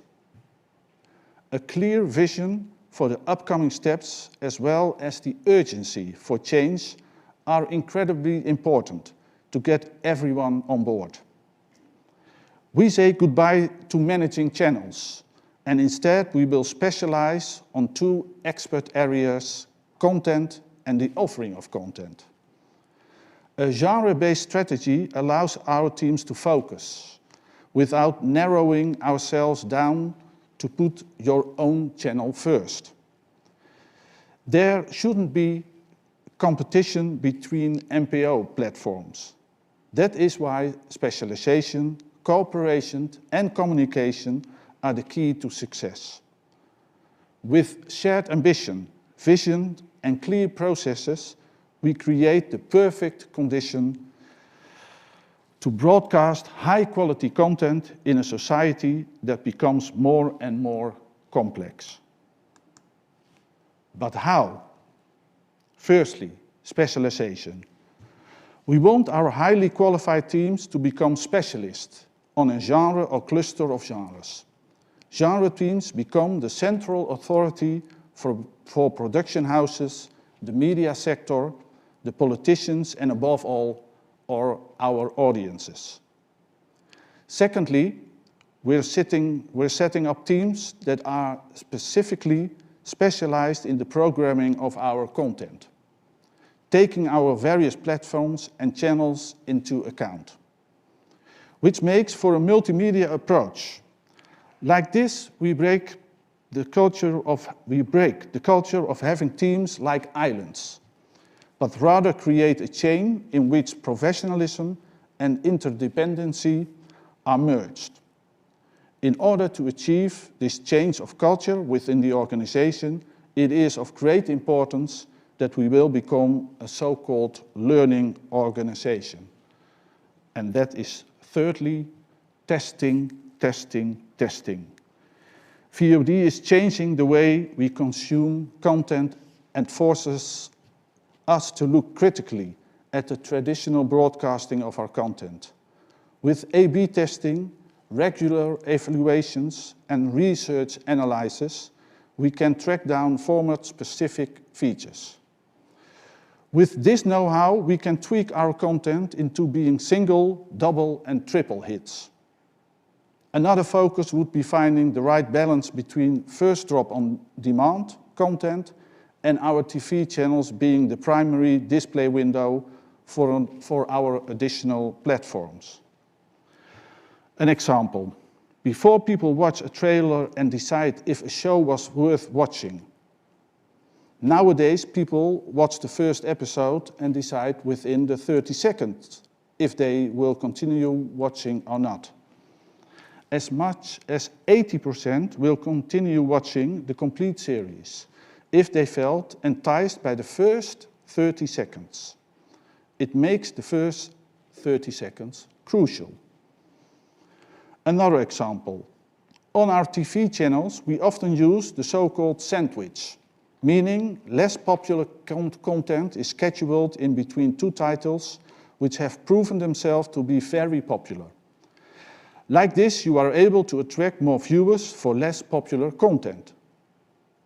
Nowadays, on a VOD platform, audiences pick and choose their own favorite titles. This too has a huge influence on the way we watch. People are browsing through content and switching channels even faster than before, meaning in all our content needs to be of top-tier quality in order to keep our audience. In short, one team, one clear vision, and one embroiled plan. With clear criteria on responsibility and expectations, we can manage a process that is like a well-oiled machine. In short, that is what we are striving for, a focused strategy and organization, bringing high-quality content to a broad variety of audiences via different platforms at the same time. The combination of specialists on genres and specialists on programming for our several channels and platforms make that the NPO has more leverage to fulfill our public duty, namely broadcasting high quality content based on social values which targets a broad and different audiences. In addition, very much aware that our own reorganization won't be enough in the fast pace the consumption of media and the demographics of our audience are changing. That is why we like to invest in our international relations, like with the VAT, our neighbors, the Belgians, and the RD, the CDF, our neighbors, the Germans, for example. As a member of the same European family, we hope to further explore and strengthen our bond with the Baltics by exchanging knowledge and insights. I thank you very much. Thank you.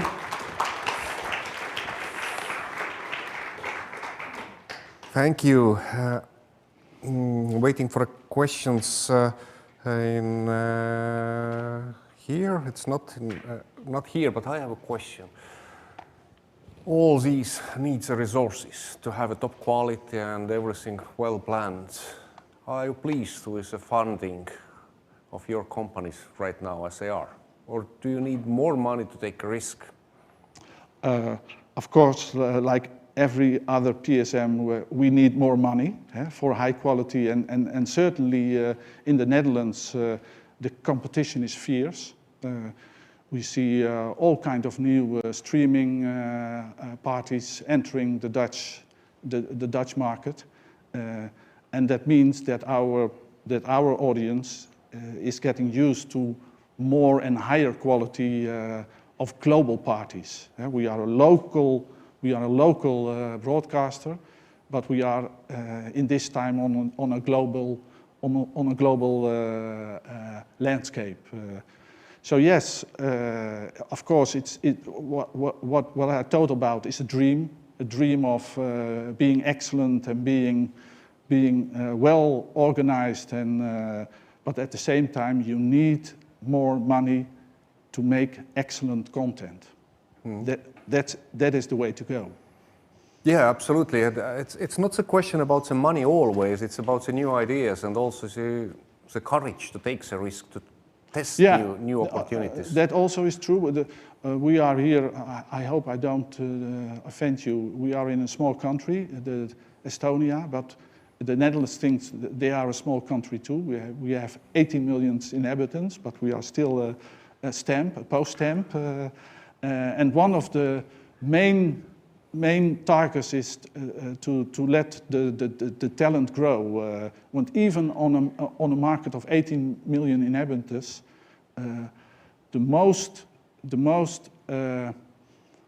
the search for new talent is the highest at this moment. A question: how would content produced for video on demand platform will be different from content produced for traditional television, if at all? Well, we see that on our linear channels, there is much demand for actual TV, factual TV, for the things that happened here and now. And on our on-demand platforms, we see it's often timeless. And it's often it has to do with the genre drama or documentary or human interest. You can see that on any moment, on any time, on any place. And there is also a kind of difference.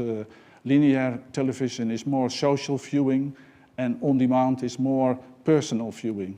So in all this way, we try to tweak the content on the specific audiences. Yeah. Question from the audience.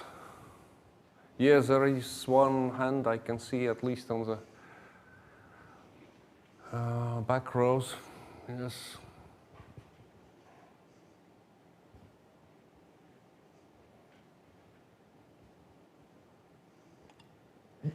Thank you so much. I wondered if you had seen another public service media organization make this transition and you had a model in mind, and also where are you on this journey? Before we make this plan, we traveled all around Europe, and there are 2 or 3 examples for the Dutch broadcaster. The first is the SVT, the Swedish company, who had a very specific strategy around the linear channels. They have only one left, and they say that we have one big linear channel left, and the rest we will invest in an on-demand platform.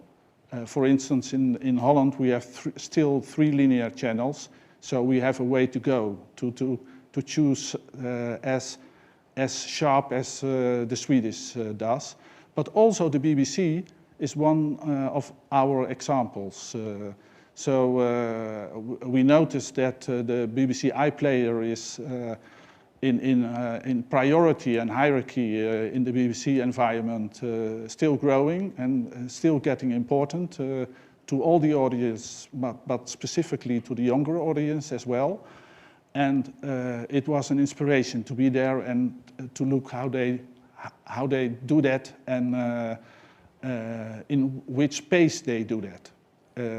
And ourselves, we will introduce the new system from 22 on, from January 22. Thank you. You know that it was implemented by a Dutchman, the iPlayer. The iPlayer was implemented by a Dutchman. Yes, I know. Yeah. I know. Okay. I cannot see any hands more. Thank you so much. Thank you. Hopefully the transition will be very successful and we will make a copy of it. Yes. Thank you very much. Thank you. Next session will be a panel.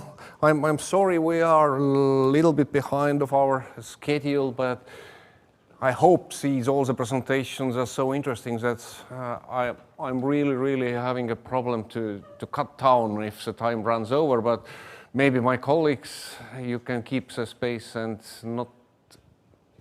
We are the only obstacle to coffee break now. I know you will expect that we are the shortest ones. Okay, yes, there is a time for a coffee break, but before the coffee break, I would like to invite here, we already have here Rita Rudusa, Kuntas Sloga, who He's a co-organizer of this conference from Baltic Center of Media Excellence. Then we have Monika on Zoom. Yes, we have. Hello, Monika. Hello. And we have our own Ekaterina. Yes, please. Hello. And it will be hosted by you. Yes, thanks a lot, Andres, for introducing. We can definitely sit down. Yes, I think there were many issues already mentioned, public trust, how to attract younger audiences, and these are also issues which are very important when working with minority audiences. And I will just maybe once more tell who are our participants at this panel. Today we have Ekaterina Taklaya, who is editor-in-chief of ETV+, Russian language TV channel at this Estonian Public Service Broadcasting, Rita Rudusha, development consultant at Latvian Television, who is supervising introduction of new minorities multimedia platform, and joining us from Vilnius via Zoom is Monika Jurševičiūtė-Muravyova, who is a Russian service editor. And to start with, I would like to each of you introduce a bit about what you are doing and how do you actually work with audiences, because although everybody thinks that the Baltic countries are very similar, I think the approaches public service broadcasters have chosen are very different. Maybe we could start with Ekaterina, because like during few months lately when I talk about Estonian televisions, and either these are government representatives or like your CEO, they are all saying, oh, we are so proud about ETV+, who is now #1. Please tell a bit more. Okay, do I understand correctly that we're not showing show reels? Or we do? It's just because we're limited in time a little bit, or do I have 3 minutes maybe to show? Andres is not here, so I think you can quickly show the video. This is a question to technicians. Can you show Ekaterina's show read?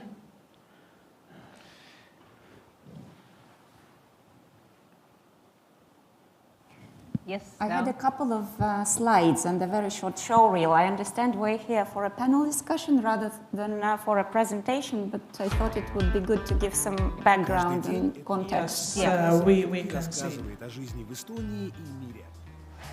Episode's a song.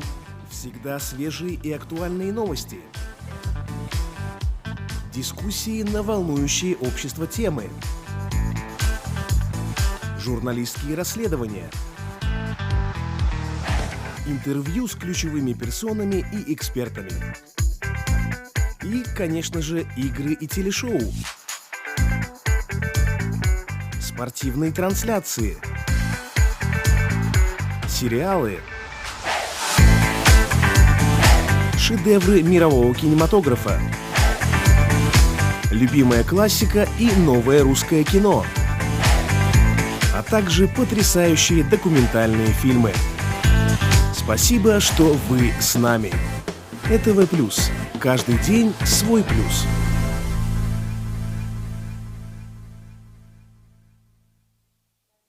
An opportunity to see a little bit of our program.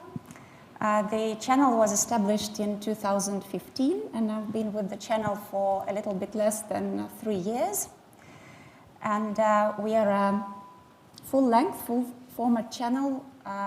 We produce about 3 hours of original content every day, an hour-and-a-half morning program every morning with interviews on current issues, reports,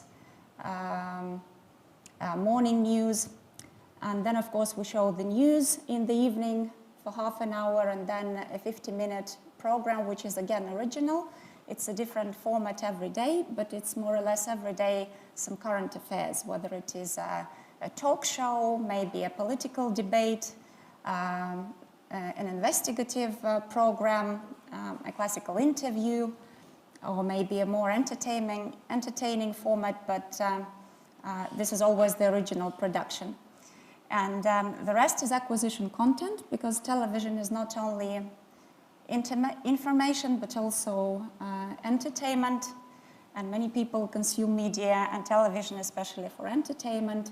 So the rest is acquisition, and we show a lot of fiction, films, drama series, very good documentaries, historical, nature, and we try to make our program as rich and different as possible, because I believe that the audience will find the channel. It has already found the channel when it is a one channel in one language, and when we offer all the possible formats, information, infotainment, entertainment to the audience, when they don't need to switch off the channel, but they can get everything from one channel. And of course, it's very important that it is in the Russian language, because it is meant for the Russian-speaking community. And in Estonia, this community is quite big. It's about 30% of the population who speak Russian. Most of them are Russians, but there are also Ukrainians, Belarusians, etc., etc. And for a small country, this number, this percentage is quite big. Yeah, that's a little bit about us, maybe about our ratings. Because it always takes time for a channel to develop and to find the audience, or for the audience to find the channel. So it took us about 4 years, I would say. We're doing very well now in the sense that our reach of audience, monthly reach, weekly reach, is number one. If we are talking about other Russian language channels which are available in Estonia, and they are big Russia channels like ENTR, NTV Mir, PBK. We are in the same boat with them when we're talking about daily reach. We are also the most trusted media channel among the Russian-speaking population in Estonia. A research agency, Kantar Emmer, did a research in spring of 2020 in the first wave of the pandemic, and they asked different sorts of questions, and two of them were about media consumption. And one of them was, which media channel do you trust most? And the Russian audience said that it was ETV Plus channel. So out of radio stations, online platforms, television channels, they trusted us the most. So I think we have arrived at the very good results. Maybe where we're not the first yet is the share of viewing time. That is how long people watch us, and we would definitely, this is one of our challenges, to increase this share of viewing time. We want people to watch us longer, but for that we need to produce more original content, more maybe entertainment content, and of course in this sense it's difficult to compete with big Russia channels which produce very expensive, very good entertainment shows. They produce good, again, expensive drama series, and of course people want to see that as well. But we are on the way there. If we had more budget, then I think we would have also an evening program that we would run every day, and we could produce other formats that people would be watching. Thanks a lot for this introduction. I think there will be some follow-up questions, and I also want to remind the audience that you can use Slido and write questions us already, because this is panel discussion and everybody is kindly welcome to join in. But now I would like to turn to Monika from Vilnius. You have a bit different situation with minorities and also a bit different solutions for your programs. Could you tell a bit more? Hello. Can you see my presentation? I want to show you more information about this. Yeah, yes, I can. Okay. So More than 10% of the Lithuania's population are minorities. The two largest groups are Russians and Polish people. So the LRT radio newsroom speaks to minorities about their issues. We create content every day in Russian and Polish, and less frequently we create content in Belarusian and Ukrainian. So we have a minorities department with Polish and Russian journalists. The duration of all programs for minorities in 2020 was 231 hours. And when we talk about current content for minorities, I can say that we have a daily news show in Russian on LRT radio, which reach about 30,000 listeners every day. And then we have a cycle of shows which is called Santara in Russian, Belarusian, Ukrainian, the show about Lithuanian Jews. And those shows are full of cultural and historical content. And of course, Polish news on LRT Klasika. The next one is a podcast called Polski Meet. In 2020, LRT Polish service strengthened the field of relevance by adapting it to Poles living in Lithuania. Greater attention is being paid to both national politics and local news, and feeling the expectations of audience, colleagues created Polski Meet podcast in 2021. It focuses on dispelling myths, exposing propaganda and fighting fake news. And another our platform for minorities is a Russian version of LRT-LT website. Here people can find the latest world and Lithuanian news, our radio Russian service interviews,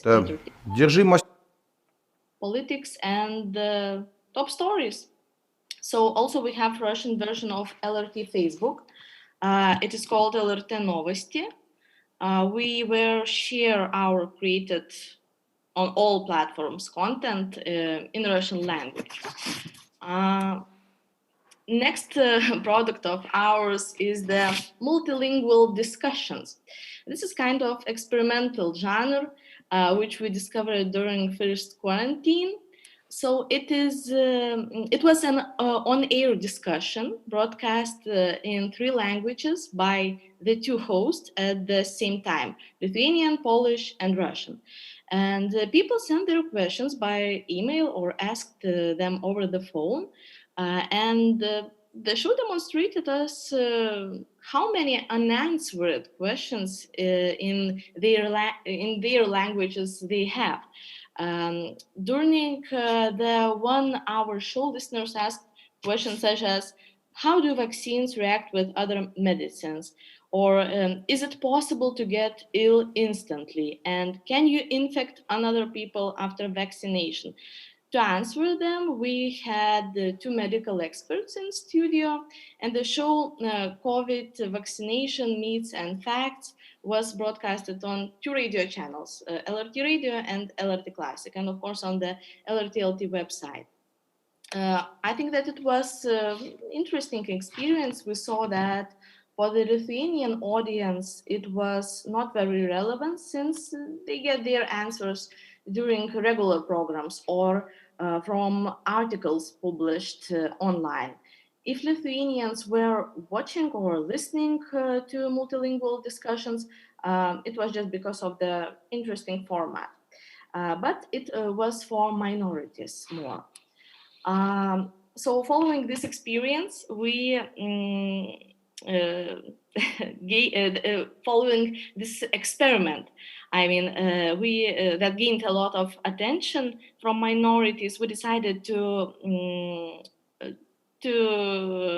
do one more discussion, and at the end of August, LRT Radio held another multilingual discussion about migration and the situation near our border with Belarus. listeners were interested to know why Lithuania must let migrants in and provide them with essential help. They also asked how much it costs and were interested in who pays for this help, as well as why most migrants are young men. So questions like these show that we must pay more attention to minorities to make sure they are informed and provided with the most relevant information to help them to see issues from multiple perspectives. As a result of success of this project, we have a plan to hold at least 4 multilingual discussions on the most relevant topics next year. So this was our main content, which is provided for minorities. Thanks a lot, Monika. Very interesting to hear about those multilingual discussions. And now we go to Rita. Please tell about the latest minorities project in Baltics. Thank you, Gunther. And 2 footnotes before I start. The first one is not really a footnote, but just a welcoming note. And thank you for inviting me, and thank you to the organizers for a very interesting event. And I really commend you on all the challenges that you have dealing with this hybrid format, and you do it very elegantly. You get over all the glitches. And the second footnote is especially for Andres. I will not be showing my presentation to save time. So all the 16 slides that I had prepared with graphs, let's skip them. And I will only show you 1 video, and I very much hope that the technicians can put it on screen. With the sound.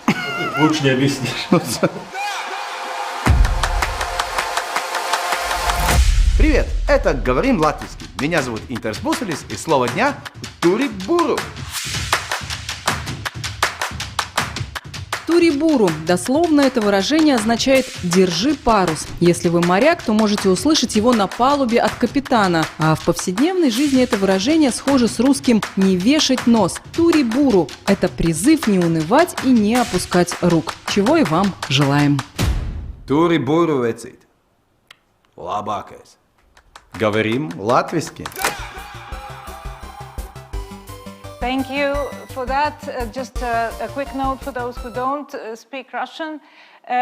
It's a language teaching video. The name of that format is Говорим латвийски, which is speaking Latvian, but the first word is in Russian and the second word is in Latvian. And that is produced especially for social media, and the presenter is a very popular singer in Latvia. And why did I choose that video as an intro into the very short story about the multimedia platform for minorities that LTV launched this year? Is that because it illustrates very well the essence of how LTV approaches the minority content in collaboration with our colleagues from Latvian radio, is that that content is the place where communities meet, where they interact, and this is our common home. Ekaterina mentioned that, of course, the big competitors, the mammoths that are produced in Russia, have very high production value shows, and it is very hard to compete with that, particularly as in case of Latvia, we don't have a minority language channel. We only have a few shows at the platform that I'm going to talk about. But the power of local relevance is something that we do have. And that is something that no Russian channel, however lavishly produced, will ever have. And so we don't have big budgets, but we do have this power of local relevance. We talk about the issues that are relevant to this community our community, our neighbors, and we talk in the language they understand, and we also build bridges between different communities within Latvia. To talk about the multimedia platform that was launched in September, you can't do it without giving a bit of a historical perspective where we come from. Because in 2014, after the events in Ukraine, there was a very, very, very brief window of political will to invest in minority content in Latvia. And there was even a project to collaborate with Estonian colleagues and maybe even have a joint channel, or certainly build something together where there is a very close collaboration between the two countries. Our window closed very quickly. I was the commissioning editor at LTV at that point and wrote a concept for the channel, but it did not get the green light from the government, unlike ETV Plus, and I'm really happy to hear about your audience figures all these years later. So that window of political will closed, and LTV and Latvian radio were waiting for a long time for the next window to open. In 2016, LTV wrote the first version of concept for multimedia platform in the Russian language for minority audiences, predominantly Russian speaking in Latvia, of a similar percentage as in Estonia. We also have about 30% of minority language speakers. So in 2016, it was the first version, then there was the second version, and it just kept being postponed and moving from one annual plan to the next annual plan. There was never that window of political will to invest in it. So there's a concept, LTV is ready to produce in collaboration with Latvian radio, have this new platform, but there is no political will. The new window appeared in 2020, but it didn't have really a full kind of budget coverage. So on the one hand, the regulator told us, please go ahead and implement the concept of that multimedia platform. On the other hand, we will not give you any money to do it. So we needed to go and do fundraising. We were lucky to partner with the Baltic Independent Media Project, the British funded and also American funded Baltic Center for Media Excellence was an excellent partner in making it happen. So when we found the money, we could go ahead and build a new studio that is now available for minority language production 24 hours and 7 days a week.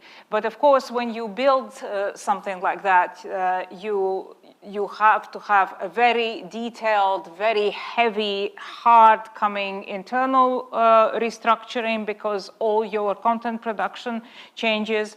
And you also have to look very closely into what audience wants, how to work in a digital channel, because what we had before we launched the platform were several news and current affairs programs that were on LTV7 channel, on linear channel, but those programs were sandwiched between the Latvian content, therefore had no prospect to grow and attract large audiences. And there was a Roose LSM website as a news website, and Latvian radio produced audio content. So the best of all of that had to be combined into the multimedia platform, but for that, of course, after finding money, we needed to learn how to operate and how to work for digital, primarily digital audiences. Just a few more words about the audience focus. what was in my presentation that I decided not to show, where the audience figures about the digital content consumption, and we see that in the younger audience, economically active audience between the years of 25 to 55, the consumption of internet and consumption of news on the internet is almost universal. So we decided to target that audience, not the television audience that is 55 plus that prefers linear channel, but to target this particular segment. And that particular audience segment doesn't just consume news on websites, actually consumes news on Facebook, on Telegram, on TikTok, on Instagram. That means that that content has to be present on all of these platforms and has to be able to speak in the language that is specific for that particular platform. So what you saw, this project, for example, it is of course featured also on Roose LSM platform, but it is primarily for YouTube and for Facebook. It doesn't work on Instagram because on Instagram you need to speak different language, so to speak. So the platform, after undergoing internal reforms, finding money, learning how to produce content for digital consumption, which also means that you have to learn how to film differently, you have to have different formats and so on. After all that, in just a year after the concept was adopted and approved by the regulator, a year later, the platform was launched in mid-September. It is too early probably to speak about the numbers, because even for digital content, you need to have some time for the audience to come, to find it. It also meant rebranding, so people who used to consume separately Roose LSM or Ruskое вещание on the linear channel now have to get used to it being all in one. So it takes time, but at the same time what we see is a very positive trend, particularly on social media.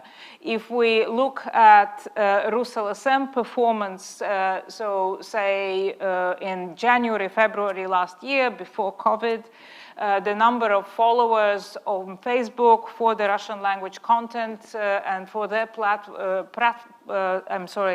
profile was 20,000. Today, I just checked before coming here on stage, is 193,000. So that's quite a growth, and also Roose LSM as a platform is growing and is showing record figures in terms of unique page views, which has reached in October 1,600,000, which is an all-time high. So the initial results are very good. There are questions, and maybe you will ask those questions. What happens with the linear audience? Actually, maybe we could stop with your presentation, which is even very detailed without slides. And actually, because we have already the first question from Andris, who is actually asking this. Okay, you are talking about young audiences and multimedia, but how are you going to attract audiences without internet and those who are watching only television?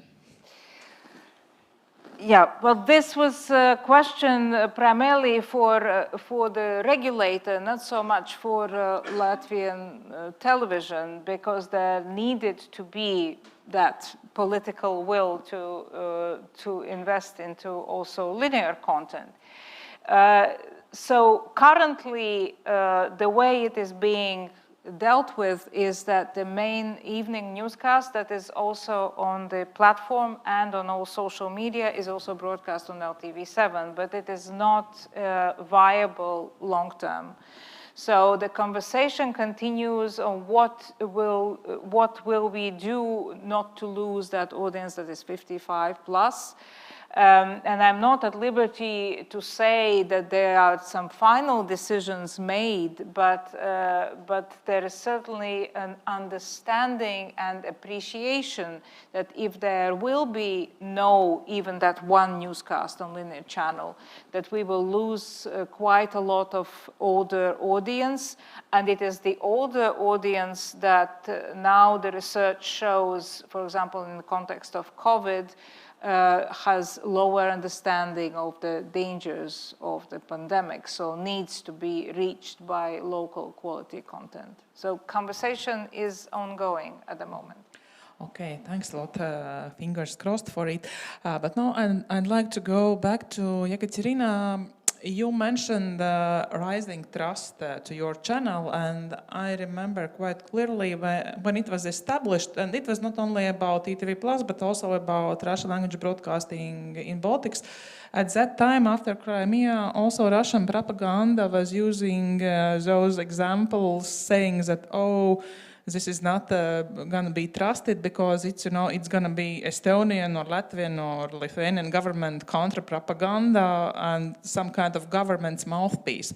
How do you think, and we are talking so much about trust, how can you win the trust actually? And what are those steps to do? Maybe some other media can also learn from you. I think you have answered this question yourself. We are not doing anti-propaganda. When we're doing our own programming and we cover current affairs, we open discussion on the issues about what is happening within Estonia.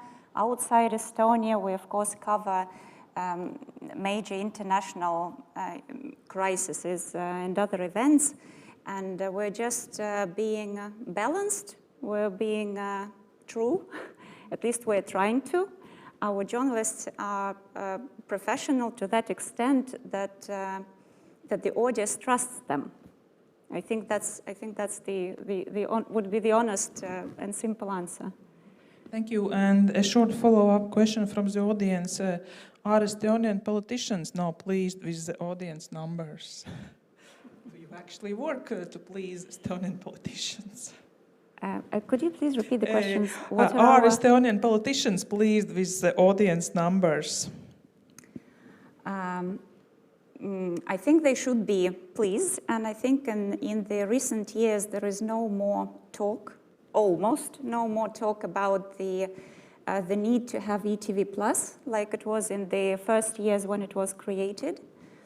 And even then, the major issue or problem that politicians would see is low ratings against the investment, the money spent. Although our annual budget is 2 million euros, which in terms of television production is not big money, plus another 700,000 for acquisition content. So we're not really doing expensive television. We're trying our best to provide the quality, journalistic quality, and of course the picture quality, but it's not some huge money that we're using. But lately, I think when we do publish these research and we're trying to speak and be proactive in media, talking about our results, I would say we haven't heard for a long time any very loud protest about ETV+. Thanks a lot. And now I'd like to turn to Monika. You mentioned when you were talking about those multilingual discussions that you found out that Polish and Russian language audiences are more interested in some issues like vaccination, migration. Do you think it means that they are not getting enough of this information as, for example, titular audience, or what would be the reason? Yeah, I think that's why we used to organize our trilingual discussions, because we saw that the minorities feel lack of information. They were lost, and because of different channels provided information. So from the one side, you hear one opinion about vaccines, and other side people are talking the opposite. So the media forms the opinion, and I think that they feel lack of information. And why do you think is this? Do they don't have enough local resources, or they are just not trusting them? I think both. We have both problems, trusting problem and different resources. Lithuania, small country, and a lot of people watch Russian TV and trust Russian TV, and we are the opposite of their propaganda with our programs and shows. So yeah, both problems. Any comments from you on this? On the information about COVID, I think that is really a big issue, certainly in Latvia, and the disparity between the Latvian-speaking audience and the Russian-speaking audience about the information about COVID, information about the vaccination, and everything to do with the pandemic, you can measure and see the differences between the level of information, which is, of course, dangerous. Maybe provocative question, but can actually media help? Because we see those vaccination rates are lower for Russian minorities, for example, in Latvia and Estonia. I don't know how it's in Lithuania. And media are doing their job, like at least those who are working, but still, is it the problem that they are not reaching out those audiences, or those audiences are just not listening to those media? Well, both, but and of course there's a lot of also anger in society which sometimes lashes out against the journalists, just like in Lithuania, as Monika was telling in the morning. Latvian television news crew was also attacked by angry anti-vaxxers. I think it's an issue of finding the language, how to talk. Of course, we have to keep doing our job, but we have to be looking maybe for other ways and other ways of storytelling to reach those audiences. And what could be those ways? My personal opinion is that we need to be talking about human stories, bringing human to the fore rather than the statistics. I think even we can see from the comments, for example, on the Facebook page of Roose LSM, that the people are angry and they say, no more COVID, we're sick of all your graphs and pies and charts. Human stories about real families, real people, and the effect of pandemic on them, I think, could help. Do you have some special approach, Ekaterina? Yes, I would like to say that maybe at the beginning of the pandemic there was really a difference, because I think that Estonians realized very quickly that what we're facing is a very dangerous thing. The Russians maybe not so quickly, because the Russia big language channels, which they also follow, didn't start speaking about this before maybe a month or two later. But I think now the situation is not as bad, and I was reading news or listening to our television news on Sunday, and I understand that in average, in different counties in Estonia, 70% of people have received their first vaccines, and in the Ida-Virumaa region, which is mostly Russian-speaking populated, the percentage is 57%. So there is a difference, but it's not twofold or threefold. It's not that huge. And I also think that the difference is probably in the cultural. It's the cultural difference. If you tell Estonians that it is recommended to vaccinate, it is highly recommended to to vaccinate, but we are a democratic society, you don't have to do it, then Estonians go and vaccinate. And if you say it's highly recommended not to go and visit your friends and families, then they stay home. If you tell this to the Russians, it is highly recommended, but it's not prohibited, then people, I think it's just the, the cultural differences. Then people think, okay, it's not prohibited, I can still do it. And yeah, I think this probably explains this small difference that we're seeing in vaccination percentage now. And of course, there are skeptics on both sides, but I would say, I don't know, probably the percentage in the Estonian society and the Russian-speaking community is relevant. Maybe I can just add one sentence about the differences in Latvia. In Latvia, there are larger differences in terms of the vaccination rate, and also in Daugavpils, which is predominantly Russian-speaking, the death rate of COVID patients is the highest. So there is more kind of work to do still to make that gap smaller. Thank you. Monika, would you like to add something? I think that we have the same experience, like colleagues said. Okay, thank you. And then we have a question from the audience, which is addressed to Monika and Rita, so maybe you can then go on. Monika, how have Russian communities reacted against the cases of blocking Russian propaganda TV channels in Latvia and Lithuania? Any frustrations or changes in media consumption? Oh, it's hard to answer this question. Maybe colleagues will be able to share their experience. I think there's no difference for today. Well, I don't have any empirical data at hand, but I think the abundance of the Russian language channels that are from Russia is so high that even if you suspend one channel, there is plenty to choose from.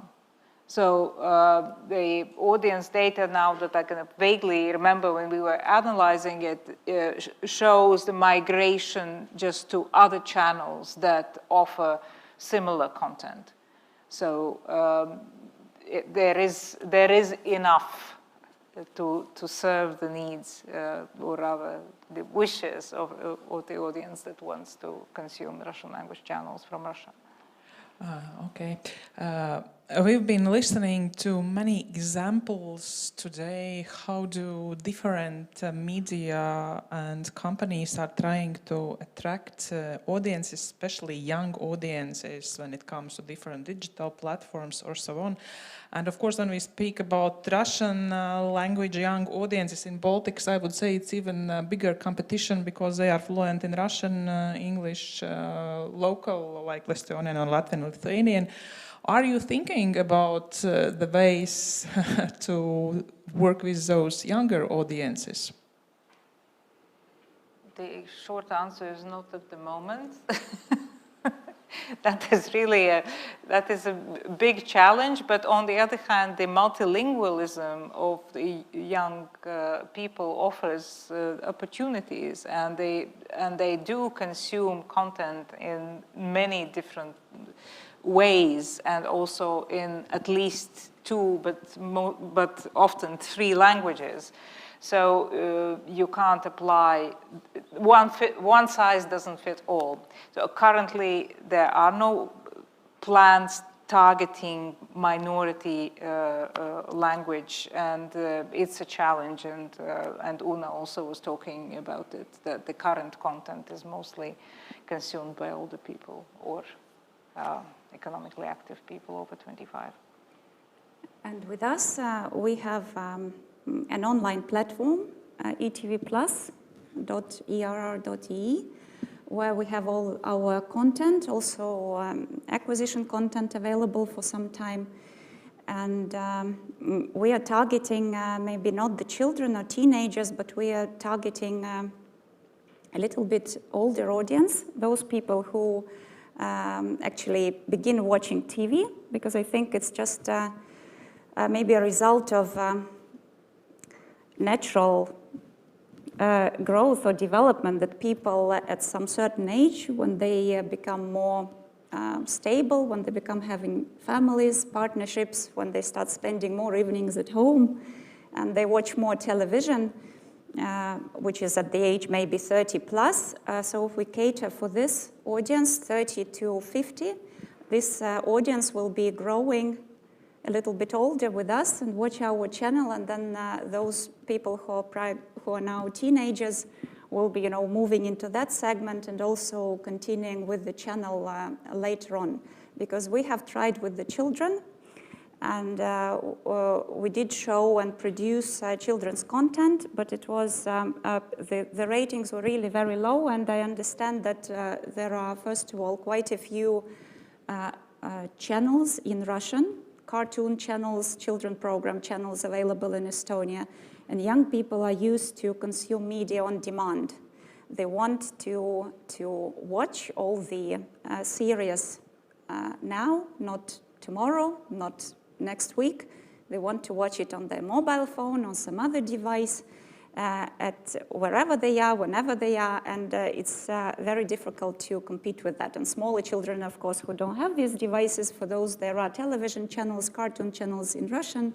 You switch them on at any time, and please, you have this content available.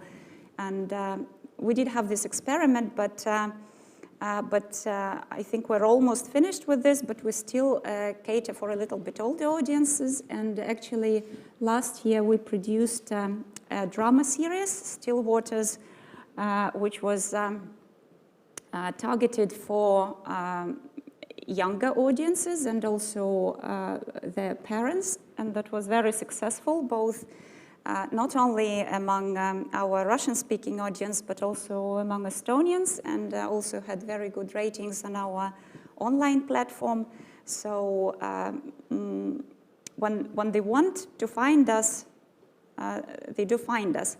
And talking about maybe a couple of words about our social media, we are probably very different from everybody else, but we don't give our content to social media, to other platforms, because our strategy is to develop our own online platforms.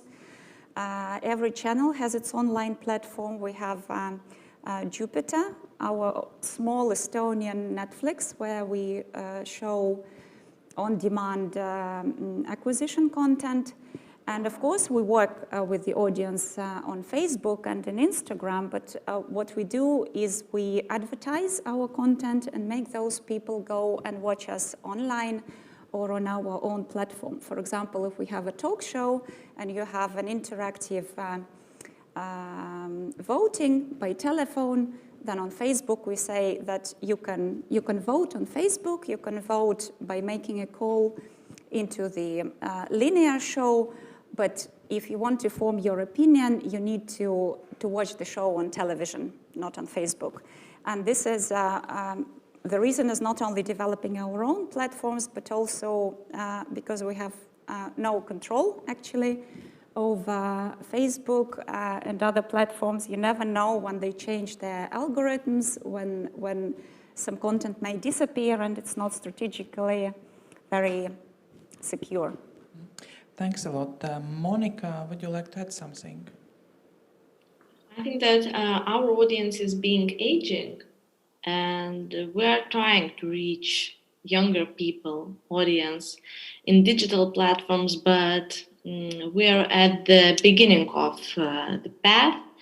Currently, we don't have TikTok, Instagram, or other platforms where we can find younger people, but I think we need maybe more time to reach this audience. We will try it. If I may add just Yes. one quick remark, I think this is not just an issue of minority audiences, this is an issue of the generation, is that certainly in Latvia, public media are not really talking to the segment of the 12 to 15, a little bit 16 plus, But really, how do you talk to today's teenagers who actually use not Latvian or Russian? They speak English to each other. So how do you talk to them? How do you reach them with public value content? That is a big, I think, challenge for public media. It's a big challenge. Also, I think it's a big challenge to the audience as they are all thinking about the coffee. So, but we are also approaching our time limit, and I'm just asking, do you have some questions? Please, this is the last minute opportunity for you. Yes, in the last row. Tere, kas ma võin eesti keeles ka rääkida? Konkreetset küsimust ei ole, aga võib-olla lihtsalt nagu... Ja, palus siiski konkreetne küsimus. Okei. I will translate. Thank you. Võib-olla ma lihtsalt on võib-olla natuke teise vaate sisse. Et paljuski on nagu mul viimasel ajal olnud küsimus, et mis on meedia roll? Kas meedia roll on kajastada elu või siis nagu suunata elu siis nagu, ma ei tea, temale... Sellesse suunda, nagu tema arvab, et elu peaks minema. I will make translation. The question is, what is the role of media? Is it to be just covering what happens in a life, or should be some kind of guidance for a life? And the question is... Küsimus on... Siin ei ole konkreetset küsimus. Mulle lihtsalt tundub, et ka meedia nagu...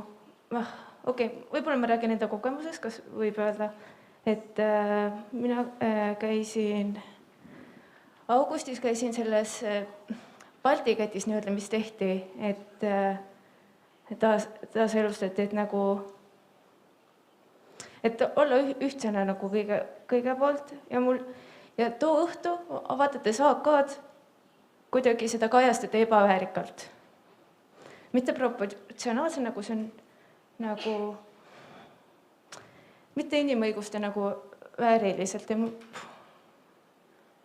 ei tea, see teeb haiget, et võib-olla nagu ma arvan, et kui ebaväärikalt mõista, see nagu ei suurenda mõistmist. Kui te süstemaatiliselt nagu hoiate mingit infot ära, nagu arvates, nagu mis on nagu siis Eestil... Ma pean natuke tõlkima siiski, et inimesed siiski aru. Ja tõesti sooviks küsimust esitada paneelile. Sellised filosoofilisemad küsimused on natuke keeruline vastata nendele inimestele. Short summary is that the question is that maybe the media is unbalanced, doesn't cover everything in the right way, and it hurts when something is selected and something is unselected and filtering. But as I said, this is quite a philosophical question about the role of a media, and it's not the right... It's totally a philosophical question, and we could continue talking for many hours, but it's really a coffee time already. But I totally understand what you mean, and all the media, as a former journalist, I could say all the media are striving to be balanced and objective. But of course, there are sometimes some questions about this, but everybody, I think, who is in this room and is media professional will tell you that they are all striving to be unbiased, professional, and objective. Thanks a lot for all the participants, especially Monika, who joined from Vilnius today. Thank you, Ekaterina and Rita. And now it's really coffee time. For how long, Andres? As short as possible, and because there is no coffee available, coffee ei ole, but we have these small drinks, vitamins. Okay. But please come back really in 10 minutes, because now we are behind of schedule about 45 minutes. Thank you. Oh, sorry. Again.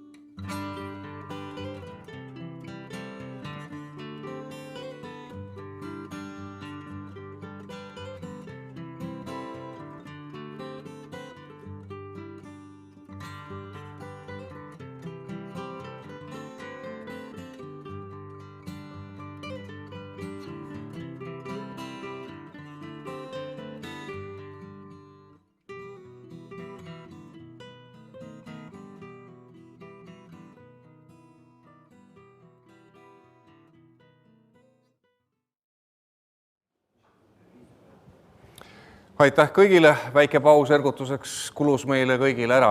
Nüüd me lähme edasi või õigemini tagasi Inglismaale, korra me oleme seal juba olnud. Esimesena astub see järgmises paneelis üles siis professor Rainer Kattel. Meie päevakavas on toimunud muudatus, kuna üks meie väga oluline panelist peab ära minema ja me oleme oma ajagraafikust üle 3 tunni maas, siis tuleb see esinemise järjekord selline, et kõigepealt oleme Zoomis koos Rainer Katteliga, pärast seda tuleb diskussioon ja meediauuringute 2 ettekannet tulevad päeva lõpus pärast diskussiooni. Aga nüüd on mul siiras hea meel jagada ekraani Zoomi professor Rainer Katteliga. Vabandame viivituse pärast, aga nüüd me oleme otse eetris. Ja aitäh ja pole hullu, et ma siis üritan võib-olla ka omalt natukene aega kokku hoida ja rääkida võib-olla võimalikult ökonoomselt.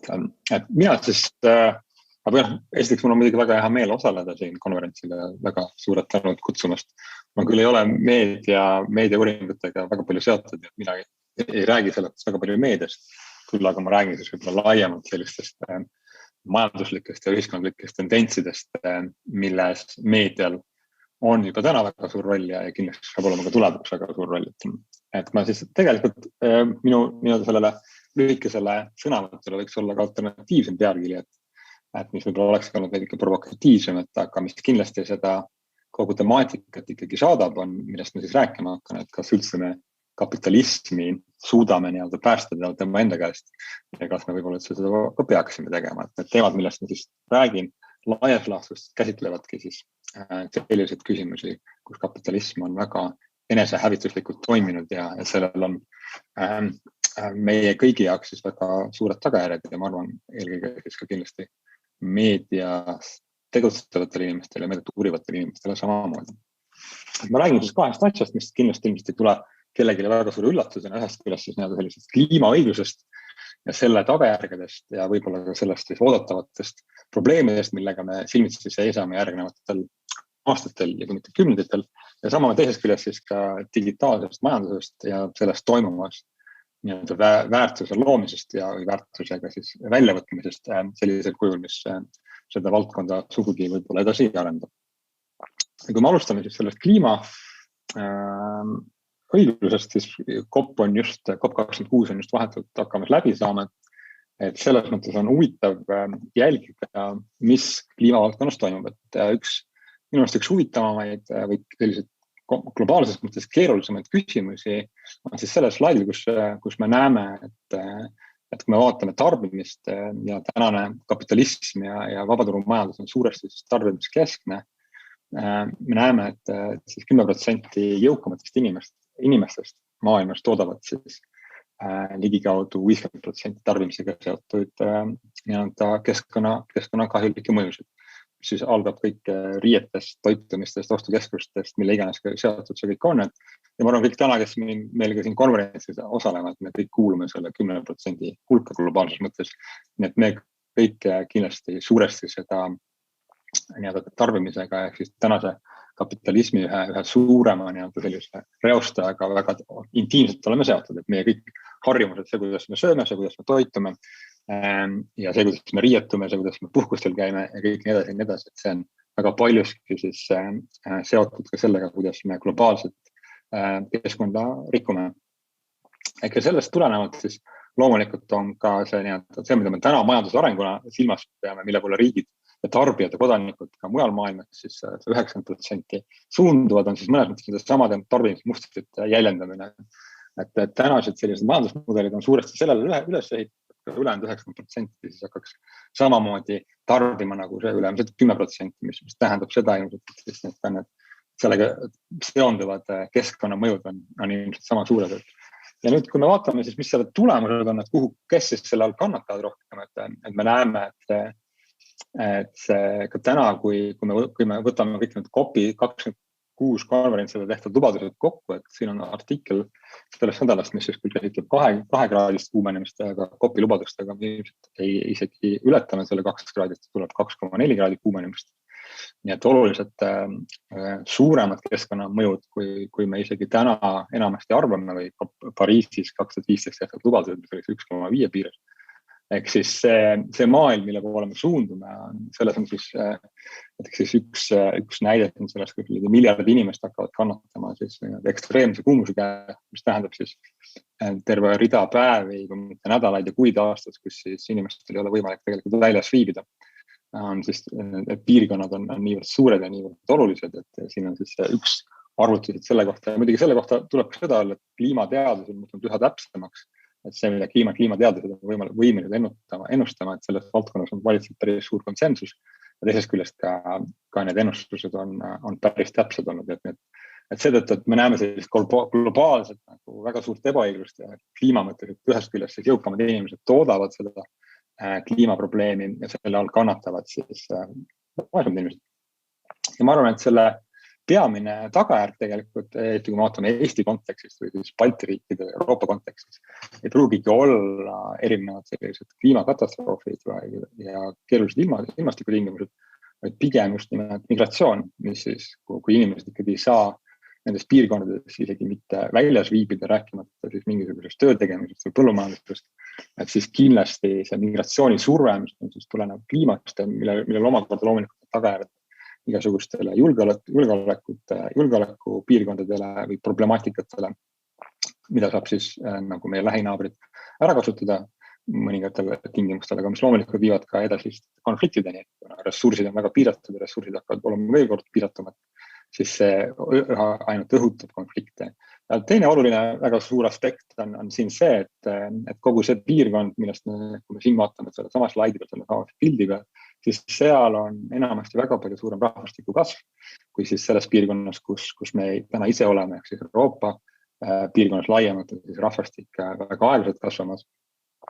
Ja sellest tulenevalt on see migratsiooni surve aina suurem, et kõik need tegurid saavad selle juures kokku, et on põhjust, väga oluline põhjus on lahkuda oma kodukohast ja väga sinna, kuhu minna on seal tegelikult ka populatsiooni kasva, et ainuüksi kui vaatame näiteks Saksamaad, siis Saksamaal tööstuse ennustab, et nad peaksid iga aasta võtma ligikaudu 500,000 sisserändet juurde, et ülal pidada sotsiaalsüsteemi, pensionisüsteemi. Ehk siis tegelikult on ka vajadust ja siin on üks veel siis lisatud mõttekäik siia juurde, mis on Franco Milanovitš, kes on siis vaadanud sellist globaalset sissetulekute kasvu ja siin tegelikult vaatad selle tähe B juures, seal on siis need jõukate riikide, nagu Euroopa Liidu riikide, siis keskklassi alumine ots, et need on need inimesed, kelle sissetulekud pole viimased 30 aastat, mida siin slaidi peal näha, siis tegelikult üldse kasvanud. Teisisõnu siis, kui see migratsioonisurve peaks siis Euroopale tooma juurde just nimelt inimesi, peamiselt inimesed, kes siis hakkaksid konkureerima selle alamkeskklassi töökohtadega, siis alamklassi töökohtadel olevatel inimestel ei ole ka palgad tegelikult 30 aastat sisuliselt tõusnud. Et on küll see vaesemat grupp, kes on siis see grupp maa, kes on peamiselt Hiina, kes on väga jõudselt kasvanud, grupp C, kes on kõige jõukamad inimesed maailmas, kelle sissetulekud on samamoodi väga palju kasvanud. Nii et jällegi, kui meil on väga tugev ühiskond, väga tugev migratsioonisurve tänu kliimamuutustele ja mis pidevalt kasvab, millega seondavad konfliktid kasvavad, millega seondavad julgeoleku riskid kasvavad, et siis samas on see ka nendes ühiskondades, kuhu see migratsioon võiks suunduda, on selle vastuseis, selle migratsiooni vastus ka majanduslikul põhjustel arusaadavalt väga-väga suur. Ja siit me siis ka ei ole vaja palju ilmselt aru saada, miks siis ka selle nädalased pildid Poola ja Valgevene piirid on niivõrd sellised drastilised ja mis selle pildi juures võib-olla ongi kõige olulisem on see, et see olukord ei muutu nii pea, et ma arvan, et me kõik, kes siin saalis oleme ja või ka online'is kuulame, et see jääb meie eluajale saatma see problemaatika sellest ümber just nimelt kliima problemaatikate tõttu. Ja siin ma arvan on meedia äärmiselt suur roll, et kuidas selliseid temaatikat kajastada, et kas või kui me vaatame tänagi selle sama siis Valgevenes toimuma, et me võime kõik mõelda, kui palju näiteks kas meie enda Eesti meedias olnud siis nende migrantide vaatevinklist seda loo kajastamist. Aga see näitab, kui oluline keeruline see teema on, aga samamoodi ka mis ühiskondades hakkab see ilmselt toimuma. Mis me siin teha saame, ma arvan, et oluline ongi ühest küljest kindlasti see eksisteeriva majanduspoliitika ja majandusmudeli, mis siis põhineb sellisel konkurentsil ja pideval kasvul ja mis on viimased 200 aastat toiminud ja sellel kindlasti peavad toimuma mingisugused drastilised muutused, sest vastasel juhul meie ühiskonnad ühest küljest kas siis kliima tõttu lagunevad, kuna inimesed peavad põgenema sealt, või teisest küljest migratsiooni ja muude survete tõttu lagunevad, kuna tekivad niivõrd suured vastuolud. Et me peame olema majanduspoliitiliselt palju paremini käituma ja see paratamatult tähendab ka seda, et riigi roll või ühistegevuse roll majanduspoliitikas peab palju suuremaks muutuma. Siin on lihtsalt üks näide sellest, kuidas siis riik näiteks selle säästliku energia tootmisel ei pea siis mitte ühte valdkonda investeerima, et peab terve reasse valdkondadesse investeerima, kaasa arvatud meie käitumislikesse muutusesse, kuidas me kodus elektrit tarbime ja edasi. Ehk siis tegemist ei ole ainult sellise klassikalise vana head tööstuspoliitikaga, et me valime mõne valdkonna välja, kuhu me rohkem investeerime, vaid tegelikult peab terve reasse laias laastus ühiskonna tegevus suunama, vastasel juhul meie ühiskonnad lihtsalt lagunevad enesehävituslikult ära. Ja teine on, ma arvan, et kui me täna räägime väga palju sellisest keskkonnakahjude tasakaalustatust pildist, et riigid kõik lubavad, et 2050 või 2060 jõuavad sinnani, et siis tegelikult see on ka suuresti selline miraaž, et me peame ilmselt palju rohkem mõtlema selle bioloogilise mitmekesisuse peale, et siin on siis minu kolleegid on teinud ühe uuringu näiteks selle keskpankade rahastuse osas, et keskpangad teatavad siis 10 aastat alates finantskriisist 2000. aasta lõpus rahastavad oluliselt finantsturge, et neid turgutada, neid motiveerida. Ja siin on siis need erinevad akronüümid näitavad seda, et see esimene 70% on Euroopa Keskpanga rahastusprogrammidest, ligi 7% tegelikult toetab potentsiaalselt siis ka seda bioloogilise mitmekesisuse kaotust. Ehk siis kogu see ka riikide poolt siis täna majandusse investeeritav raha tegelikult ainult võimendab seda probleemi, millest ma alustasin. Et kui kliimaprobleemid täna on, et me liigume 2,4 kraadi tõusva keskmise temperatuurini, mis kindlasti on väga paljudel piirkondadel maailmas katastroofiline, et siis täna ka see riikide raha seda toestab. Et kui me vaatame maailma kõige suuremat rahafondi, mis on siis Norra riigi õlifond, mis on trillion dollarit selle väärtus, et siis ka seal suur osa tegelikult ei ole sugugi investeeritud siis kliimamuutustega tegelemiseks, vaid pigem vastupidi, et see toetab siis neid sama valdkondi. Et ka siin on meil kindlasti eesotamas paratamatult väga suur muutus ja ka mida kiirem, seda parem. Teisest küljest me näeme, et väga palju, me täna räägime ka sellest, kuidas me peaksime isiklikult erineval moel käituma, millised riided me ostame, kust me need ostame, kas me riided viskame ära, kuidas me need tarbime, samamoodi ka toitumisest. Et siin on siis lihtsalt näide, kuidas ka Berliini ülikoolid siis üha rohkem tahavad liha vähendada, liha toitumist vähendada, kuna liha on siis eriti lääneriikides üks suuremaid keskkonnakahjustav liha tootmine, liha tootmine. Et kindlasti on ka üks väga oluline aspekt, et me käitumuslikud mustrid peavad muutuma, et omamoodi me võime ka siin näha võimalust, et uutele ettevõtetele, uutele ärimudelitele esile kerkida. Aga see käitumismustrite muutumine iseenesest muidugi on see, mida ei saa üle muuta, et see on väga pikaajaline protsess jällegi, aga samas ilmselt ka väga paratamatu protsess. Ja ma arvan, et mis see võimaluste aken võib-olla, millest me siin räägime, ongi kõige rohkem siis tegelikult seotud linnadega, et me linnad kui need keskused, kus siis see kliimamuutuste kese peaks olema tegelikult ja meie käitumismustrite muutus peaks olema, et siin paremat kätte see näide sellest, kuidas mis on siis see läks üle, et Pariisist, kus siis Pariis on siis seda ideestikut 15 minuti linn, et kõik teie tegevused peaks olema 15 minutiga teile kättesaadavad, et kus te saate siis ilma autodeta suures laastus liikuda, kõik oma tarbimist ära tehtud, ehk siis vähendada linnaruumi, tihendada. Aga samamoodi siis ka teistes riikides, teistes linnades me näeme, et osakul on siis Stockholmis, kus siis idee on sellest, et me räägime 1 minuti linnast, et te peaksite kõik oma tegevused seal oma elukoha ümber saadud väga ruttu tehtud, et ei pea kasutama autot, et pigem me tahaksime autodega linna tagasi hõivata, aga see annabki meile aimut, et kui me väga palju räägime majanduspoliitikast, kui me räägime kliimamuutustega tehnoloogiast, siis tegelikult väga paljuski see on seotud ka kogu meie eluprotsesside ümberplaneerimisega, linnade ümberplaneerimisega, et linnad oleksid palju oluliselt rohelisemad, oluliselt vähemate autodega ja oluliselt tihedamad ja tänu sellele võib-olla ka oluliselt vastuvõtlikumad migratsiooniga seotud temaatikatele. Ehk siis seetõttu ja loomulikult toodaks siis või tooks siis neid nii-öelda uusi töökohti ja kultuurilist mitmekesisust samamoodi. Ehk siis see nii-öelda see rõhuasetus siinkohal kindlasti saab olema linnadel ja nagu öeldud, paljud linnad on sellega hakanud juba tegelema ja näevad siis selles olulist nii-öelda majandust. Ja siin on siis see Stockholmis, see kuidas nii-öelda prototüüpidena üritatakse siis nii-öelda sammu haaval nii-öelda autode käest linna tagasi võtta sellega, et pannakse mõned puud kasvama, tuuakse rattaplatsid kohale ja nii edasi. Et ilmselt see on see, mida me tulevikus näeme, aga selle kõige nii-öelda kokkuvõtte selle esimese ploki osas, siis kui me vaatame selle kliima osas ja sellest tulenevad väljakutsetest, siis ma arvan, et see, mis puudutab seda nii-öelda sellest arusaamist, et mis asja me siis üritame ühiskonnale pakkuda, et siin on siis üks mudel vasakul poolel, siis on sedasama Stockholmi ideestik, et kui me oleme selline nii-öelda, vaatame transpordiministeeriumina või transpordiosakonnana, vaatame linna peal, siis me näeme seal ainult autosid, näeme ainult liiklust, me tahame liiklust kiirendada, liiklust teha, need ummikuid vähendada. Kui me näeme tänavat läbi tervishoiu, kui me näeme seda läbi säästva arengu, me näeme seda läbi kultuuri, et siis me näeme hoopis teistsugused väärtusi, mida me saame pakkuda. Ehk siis me peame ka kogu oma valitsemisprotsesse ümber korraldama see, kuidas me linnu juhime, kuidas me riike juhime. Me ei saa neid vaadata enam sellist üksikute sidatornide kaudu, kus me näeme ainult siis autosid ja üritame siis autosid panna mõne minuti kiiremini liikuma. Ja paremal kätt on siis väga tuntud Barcelona mudel, kus siis üritatakse samamoodi linna autodega tagasi võita, ehk siis seda teha superblokke, kus autod väga vähe saavad üldse liikuda linna sees ja linn tegelikult siis inimestele tagasi tuua, mis tegelikult osaliselt siis tähendab ka turistide käest tagasi võtta.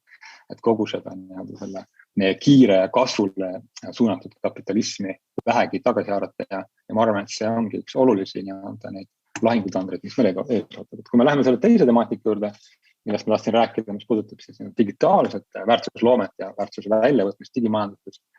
Et siin siis väga kiiresti vaadates üle, et kus me oleme digitaalses majanduses, me näeme, et meil on väga suur ja väga kiire kasv viimase 40 aasta jooksul.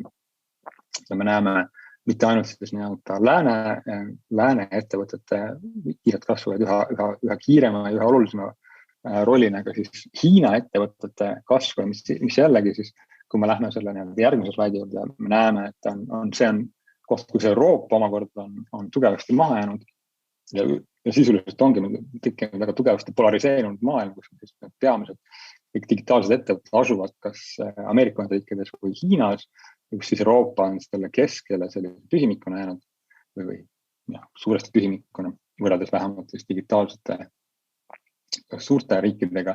Ja see on oluliselt jällegi tõstnud siis ka Euroopa poliitikute isu ja huvi aktiivsema majanduspoliitika järele. Me näeme nii Saksamaal kui Prantsusmaal, kus on väga tugev huvi just nimelt sellise tööstuspoliitilise sekkumise järele, et ära hoida siis ühest küljest Hiina ettevõtete poolt, näiteks Saksa ettevõtete kokkuostmine, teisest küljest aga ka luua Euroopa selliseid suuri hiidettevõtteid ja eriti siis digitaalvaldkonnas. Selleks siis nii infrastruktuuri investeeringud ja kõik muud, nagu me teame, kas siis COVID-i taastusprogrammi üks suur rahapakett läheb siis digitaalmajanduse arendamise peale. Et see on jällegi see, ühest küljest on see väga tore, teisest küljest, kui me vaatame, mis ettevõtted Euroopas asuvad, et me vaatame digitaalplatvormide, suurte digimajanduse ettevõtete, asutavad kontorid Euroopas, peamiselt selleks makse, mitte makse. Ehk siis teisisõnu, nad kasutavad väga palju ära võimalusi makse kokku hoida ja nagu me teame, siis väga palju nendest ettevõtetest ei maksa peaaegu üldse maksu riikidele. Sellest tulenevalt on siis nii Euroopa kui ka nüüd Bideni kabinet on Ameerika Ühendriikides väga aktiivselt asunud siis reguleerima neid suuri ettevõtteid, vähemalt üritavad seda teha, Hiina saab samamoodi, et see on kindlasti üks suur ja oluline valdkond järgnevate aastate jooksul, kui palju riigid suudavad tegelikult nende ettevõtetega nii-öelda siis sammu pidada ja neid reguleerida. Samas, kui vaatame näiteks tehisintelligentsi valdkonnas, siis samamoodi täpselt on need ettevõtted, kes on kõige suuremad investorid, mitte riigid. Aga kui me vaatame ka alusteaduslikke uuringuid, siis täna on juba kõige rohkem alusteaduslikke publikatsioone tuleb siis näiteks Google'ist ehk alfabeti ettevõttest tehisintelligentsi valdkonnas. Et riikidel on tekkinud juba siin ja mitte ainult Euroopa riikidel väga tõsine probleem ja mahajäämus. Siin üks pikem tsitaat, aga tasub lihtsalt vaadata võib-olla seda, mis on nii-öelda alla joonitud ja seal üleval Uber ja Lyft lihtsalt kaasa võtta mõttesse, et see nii-öelda see Silicon Valley tüüpi kapitalism, milles digimajandus on üles kasvanud, on siis väga suuresti üles ehitatud sellisele finantsvõimendusele, et need ettevõtted üritavad turuosa väga kiiresti haarata, nad siiamaani väga paljud ettevõttest ei ole kasumlikud, nagu Uber näiteks, ja paljud ka teised nad ei ole kasumlikud ja nad ilmselt ei hakkagi nii pea kasumlikuks saama. Küll nad aga kasvatavad pidevalt oma turuosa, tänu sellele nad pidevalt saavad ka finantskapitali juurde, mis aitab kasvatada, mis omakorda aga jälle seda innovatsiooni ökosüsteemi hävitab. Ehk teised need ettevõtted võivad sellest küll raha väärtusena kätte saada, et ta hävitab nende konkurente, aga ta eriti hävitab siis olemasolevaid selliseid infrastruktuurilisi või olemasolevad ettevõtted, näiteks nagu taksofirmad ja nii edasi, et tegelikult siis ongi see koht, kus me täna oleme väga paljuski sellise problemaatika, et kuidas me siis tegelikult uuesti üritame taastada selliseid nii-öelda ka õiguslikke süsteeme ja tööõiguslikke olukordi, kus need samade ettevõtete poolt siis nii-öelda kas või nii-öelda töötavad inimesed, kes veavad laiali kaupu suurlinnades, et kuidas me nendel oleme üldse, kuidas me suudame neid reguleerida sellisel moel, et maksta kas või miinimumpalkat.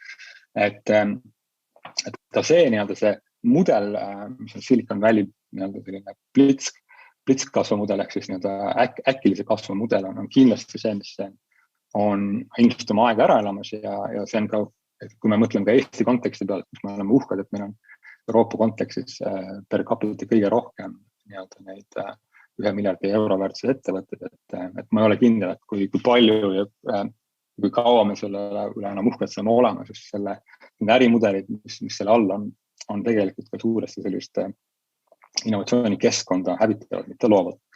Ja siin on üks näide sellest, kuidas see toimub siis Google'i poolt, aga Amazonit meil saab samamoodi leida, kuidas siis need platvormid, Google'is on siis näide sellest, kuidas Google ise oma reklaami pinna pealt võtab palju rohkem kasumit välja, kui siis need ettevõtted, kes kasutavad Google'i pindasid ja Google'i reklaamisüsteeme.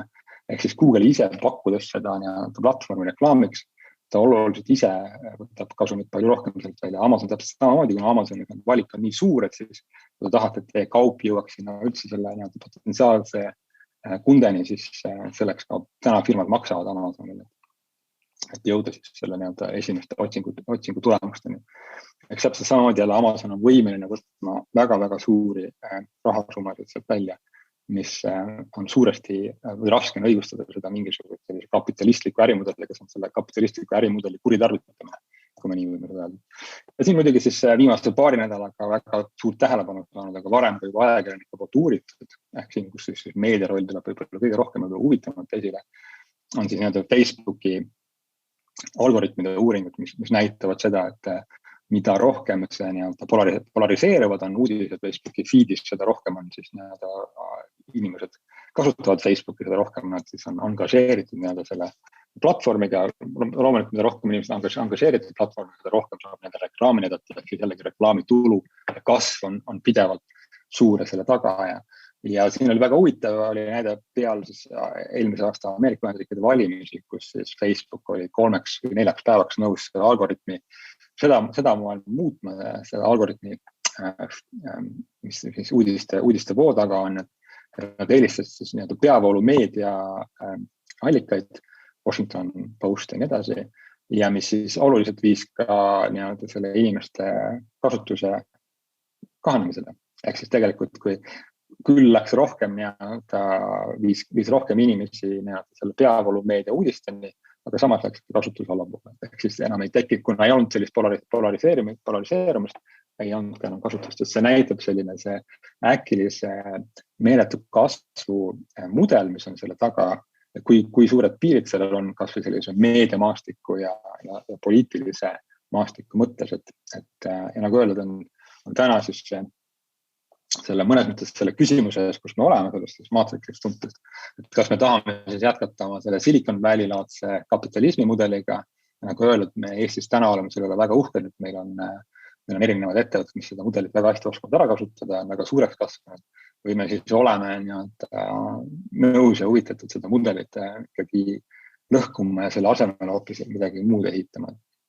Et ma arvan, mis selle asemele tulevad, kindlasti ma arvan, et ühest küljest peabki olema seotud sellega, kuidas me neid andmeid, mida täna siis maailma suurettevõtted toodavad, teatavasti täna siis andmeid maailmas kõige rohkem toodavadki eraettevõtted, et avalik osa andmete tootmisel on suhteliselt väike. Et kuidas me neid andmeid tegelikult reguleerime ja ma arvan, et siin see tuleb tagasi siis selle, kui palju me suudame kapitalismi teema enda käest päästa, et ilmselt ei ole siin mingi väga palju võimalusi nende andmete mitte siis avaliku omandisse toomise vastu, et vastasel juhul me lihtsalt jätkame nende kapitalismi hädade ja muredega, mida me siin just oleme kirjeldanud. Ja siin Susanna Zuboff on siis kirjutanud väga raamatu selle teemal, kuidas tänane kapitalism siis seda inimeseks olemist tegelikult ära kasutab meie enda vastu.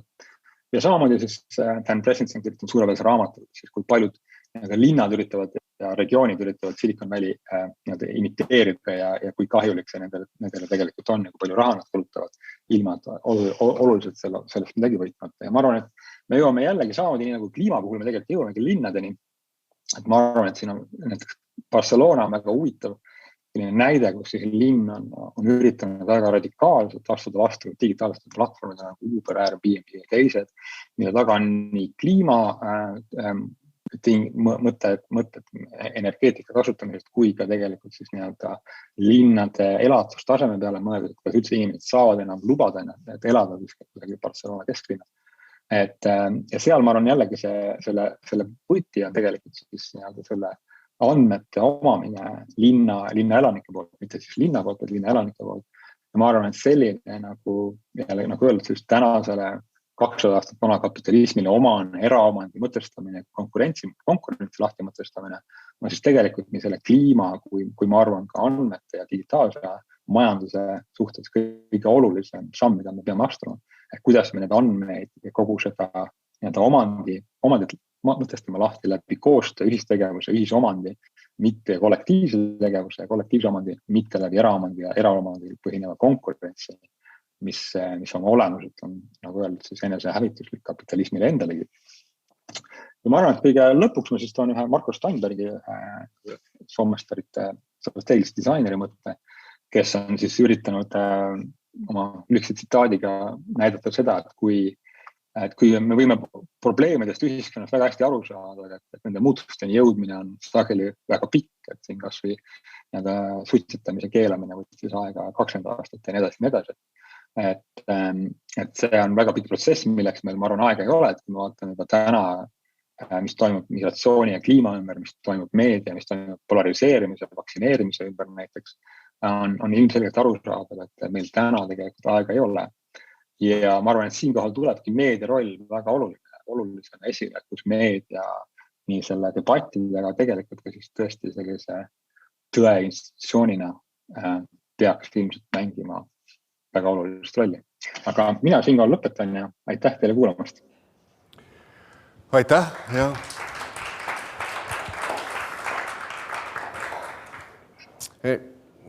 Ongi väga raske moment, et Rainer, see kuidagi maailma lõpu ennustus oli nii selgelt esile toodud, et meediale muidugi see, nagu sa ise ütlesid, ju sobib, et sellised katastroofidest lugemised on need, mis klikke toodavad. Aga see nõuanne, mille sa nüüd sõnastasid meediale, on ühest küljest väga selgesti arusaadav ja mõistlik, aga kas meedia on ka siis selle sama kapitalismi lõksus, et ta ei suuda ühest küljest elada ilma nende klikkideta ja reklaamirahadeta ja teisest küljest nagu Washington Post ei loeta nii palju, kui see Facebooki lugu oli, et mis on see väljapääs ikkagi sellest olukorrast? Ja, ma arvan, et see on hea küsimus selles mõttes, et mina muidugi mitte meediaeksperdina ei oska ilmselt sellega väga hästi kommenteerida, aga ma arvan, et eks siin on samamoodi olulised on need meedia toimimise mudelid, et nagu sa ütlesid, et täna on meedia ise väga tugevaks sellise klikimajanduse lõksus, et ma arvan, ka siin me peame mõtlema ja leidma sellised lahendusi, mis ühest küljest motiveerivad inimesi diskuteerima üksteisega, aga samas mitte ei vii sellise polariseerimiseni. Teisest küljest ilmselt mõtlema, millised võiksid olla sellised meedia omandivormid, mis ei ole siis ainult nii-öelda reklaamiraha püsivad, et kas see tähendab seda, et näiteks avaliku sektori roll selles peaks olema suurem? Ma arvan, on väga hea küsimus, et siin kus mina viipin, näiteks BBC üle käib täna väga terav vaidlus, et BBC on siis teatavasti riigi poolt rahastatud sellise spetsiifilise maksuna, mida igaüks, kes siis BBC tarbib televisiooni kaudu peab maksma.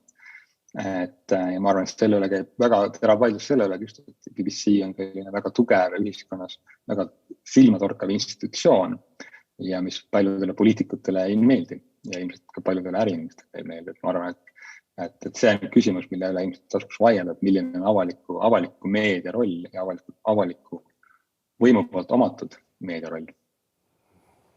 Ja, see on üks selline fundamentaalne küsimus, millele praegu ma ütlen aitäh, Rainer. Me hakkame just sellele samale küsimusele kui nüüd vastust otsima. Et järgmine diskussioonipaneel saab hea alguse. Veel kord suur tänu sulle ja tervitusi Londonisse ja vaatame siis BBC-d. Ja, aitäh. Aga nüüd lähme edasi, aplaus. Lähme edasi meie diskussioonipaneeliga ja meediauuringute ettekanded jäävad siis päeva lõpetama. Palun nüüd siia ette. Meil juba korraks siin paneelis olnud Rita Ruudussa, Lätist paluks, siis siia paluks Mari-Liis Rüütsalu, Eesti Ekspress Grupi juhatuse esimees, kui ma nüüd korrektselt tiitli ütlesin, ja siis paluks Erik Roose, Eesti Rahvusringhäälingu juhatuse esimees ning online'is on meil Zoomiga ühenenud Mindaugas Rakauskas TV3-st Lätist, nii et balansseerituna enam-vähem peaks olema public service broadcasting and commercial or private broadcasting are represented equally. Now I switch into English as a language. Welcome all. And Rainer Kattel formulated a very difficult question. As you, the private companies, representing private companies, are, how to put it politely, politically correctly, tools of capitalism. If I be poetic. Is it the fault yours that we are running on the final meters of end of the world? Sorry, that was a rhetoric question. Now I will give over to Rita to take it seriously now. Please. Thank you. Yes, the previous speaker, of course, painted quite an apocalyptic picture, and also the title of this discussion sort of invites antagonism. But I would like us to try and find a common ground, because there's been a lot of antagonism and drama when it comes to the relationship between the commercial sector and the public media in all three our countries. There have been statements, petitions, quite charged meetings, and heated rhetoric around the relationship between the two. But I would like us to start from the starting point that on the one hand, there is actually empirical evidence that public service media are good for democracy, and particularly in smaller media markets. But so is media pluralism. And commercial media represent that media pluralism. In the conversations between commercial and public media, the word that is very frequently mentioned is balance. And I would like to start from that and maybe ask Mari-Liis, what do you understand by balance? If you were tasked to find that balance and go for it, what does it entail for you? Balance in what? Balance in the media market between the public media and commercial media. I would say that all the market participants should be treated equally. This is the definition how it drives the situation, the balanced one. So currently, the markets in the three Baltic states are not working like this, as the market participants, to my mind, are not treated equally. Treated equally by whom? Treated equally by the government, because At this moment, like media houses mainly, have 3 big revenue streams. As we don't have television in our group, but from our perspective, there is like disappearing in time, disappearing paper media income, advertising plus subscribers. Then there's other one, which also the previous speaker mentioned, was the advertising revenues, online advertising revenues. And the third one, the new one, and it's not very new for our group because we have been working with the digital subscriptions already for 10 years in Estonia and 2 years in Latvia and Lithuania. So if we're taking the mentioned two, the last 2 ones, the second one was about advertising market. So who are our biggest competitors? It's not like the only one competitors are our competitors in these countries. I mean, Experts Group is not only competing with Postimees Group, but also the platforms. And we see that the platforms are not responsible for the content what they are providing. We are responsible for the content, and we have to deal with the mess what they leave behind. And from the other angle, they are not paying taxes in here. We are paying all the taxes. And about the digital subscriptions is that we are now, like I said, we have been doing that already for 10 years. And we are having significant revenue streams from there. And now there are also market players who are providing almost the same content free. So we see that as unequal treatment in the market. I see what comes out as an issue of the presence and the growing presence and the stronger presence of public media online. Yes. And we will return to that because this has certainly emerged in recent years as one of the biggest maybe points of contention. But Mindaugas, what's a balance for you? What do you have to add to Mari-Liis's remarks? Good evening, everybody. Thank you for inviting, first of all. I think next to what Mari-Liis has already mentioned, which is a very commercial part of the equality as we see, I think that historically we have had a problem of that came from the equality. You know, currently we're speaking public media, commercial media, and we're treating them as two separate. But at the same time, if we get one step back, actually, if we try to speak about the democracy, about what the role media is playing, actually there is no really big difference. You know, this is the same media, only we have an issue with the financing streams. One is basically, it has to find their ways to finance their businesses, and we call them commercial, and the others are funded fully or almost fully by the public. So I think that by balance, I mean that the first thing that we have to get around the same table, as I'm happy that we are doing tonight, and to fully understand that we are the players of the same table.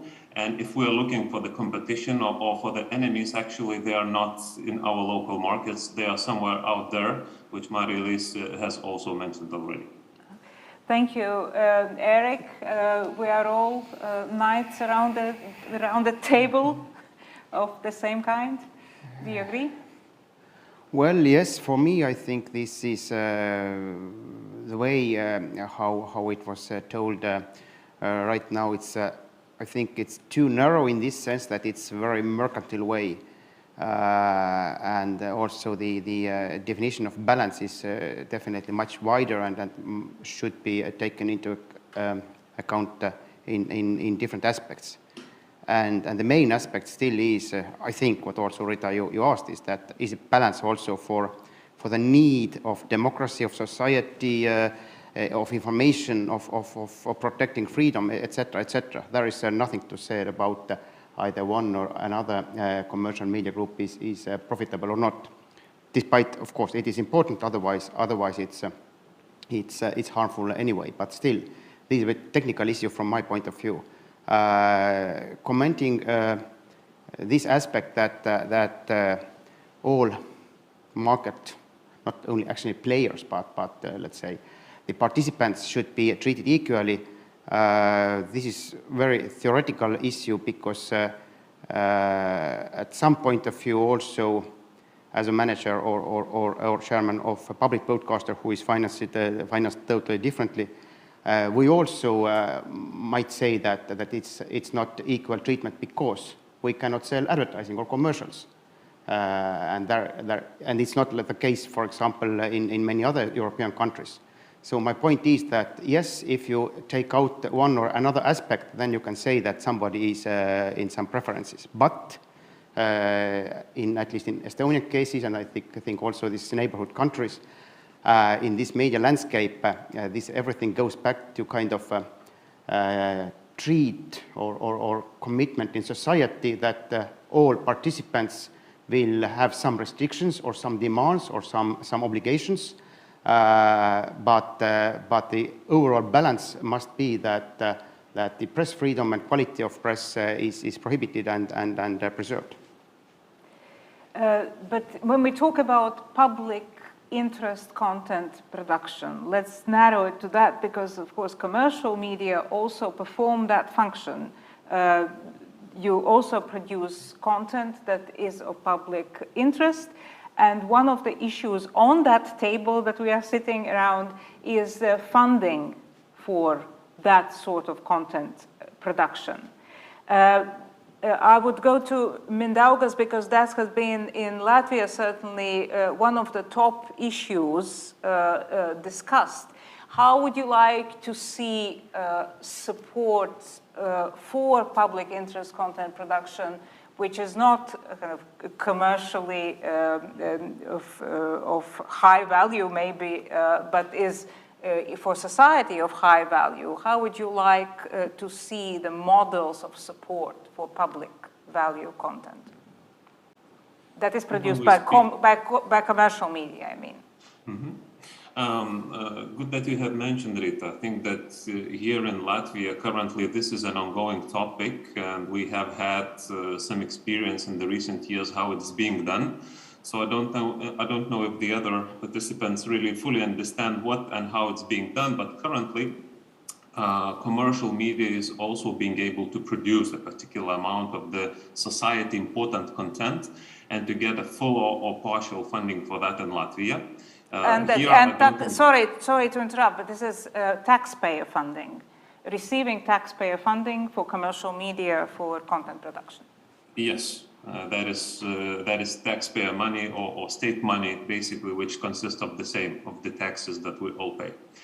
So with regards to that, I think how it has been currently done, so we have had two organizations in Latvia. One is the regulator of the media market of the TV broadcasters and the radios called NEPLP, and the other is the media support fund administrator, if I may call it so, SIP, who were actually organizing those particular tenders with the particular topics that they see social interest in.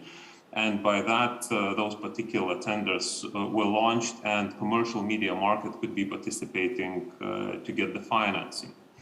I don't know how it is currently done in Estonia or in Lithuania, but I think that from the content funding point of view, that is the first, and I would say a good step towards that, because this is the way how commercial media can participate in a production of such content and actually to tell the full story. I think the current support fund is working both for the existing content support and both for the new. Because what is important to note that current media players already produce a lot of high quality content that is of a high value for the society, beginning with the infotainment programs, with investigative journalism, which is also something that needs to be retained, or the quality needs to be leveled up. So from that particular point, answering Rita, your question, how it should be done, I think the base is already there. So the model is there. There are organizations who are distributing that particular funding through the transparent funds. Maybe the minuses that still we need to develop probably here are that we have not one organization responsible for that with the very clear KPIs, and that should be set.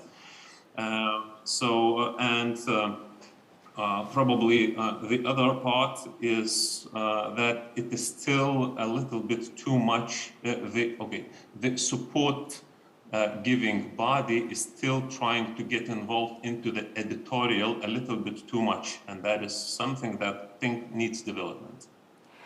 Thank you. And before I turn to Mari-Liis to talk about Estonian experience, just one quick remark. The funding that Mindaugas is talking about also applies to regional media. And I think this is something that is very frequently forgotten in all discussions about commercial versus public, that there are small local newspapers that would not be able to perform their function without such support mechanisms. But Mari-Liis, do you think that would be a step, or is a step in the right direction, a clear, transparent funding mechanism for public interest content production? Would that take us closer to the balance? At first, it is very good that you mentioned the local newspapers, and I salute to Latvians who took the decision to forbid the political, those newspapers in smaller places. And in Estonia, it's still the state is spending, or the local municipalities are spending 11 million per year to produce this kind of content, and also to compete with the local little newspapers. We don't own any of these assets, so I don't have any interest in here, but I see that as a very big problem. And I think that everybody knows that the elephant also in this room and in Tallinn, the biggest one is the Tallinn TV, and also all this Tallinn's political money which is spent on media. And what Mindaugas just described, maybe I'm too commercial person, but I personally don't like these funds which are distributing money to the private media to produce some kind of content, or it should be like super transparent, only then it works. Otherwise it will start that who washes whose hand, and who will get more and who is more entitled into what. So I'm maybe too capitalistic, but I see that in Estonia we are getting not like any money for support to produce any content. So you are skeptical in general about this? In general, I would like to, like I said, I would like to have an equal ground for every player in the market, which means that I don't like these subsidy funds. I know that also, like many Nordic countries which consider themselves like being super small countries like Norway and Denmark, so they are approximately 50 to 80 million giving support to private media as well. I would more prefer equal taxation or this kind of support to the media, but then it's not like giving money. And our group in Estonia is producing all the investigative journalism and everything through our own funds. So we have to sell either that content, either sell advertising to produce a quality content.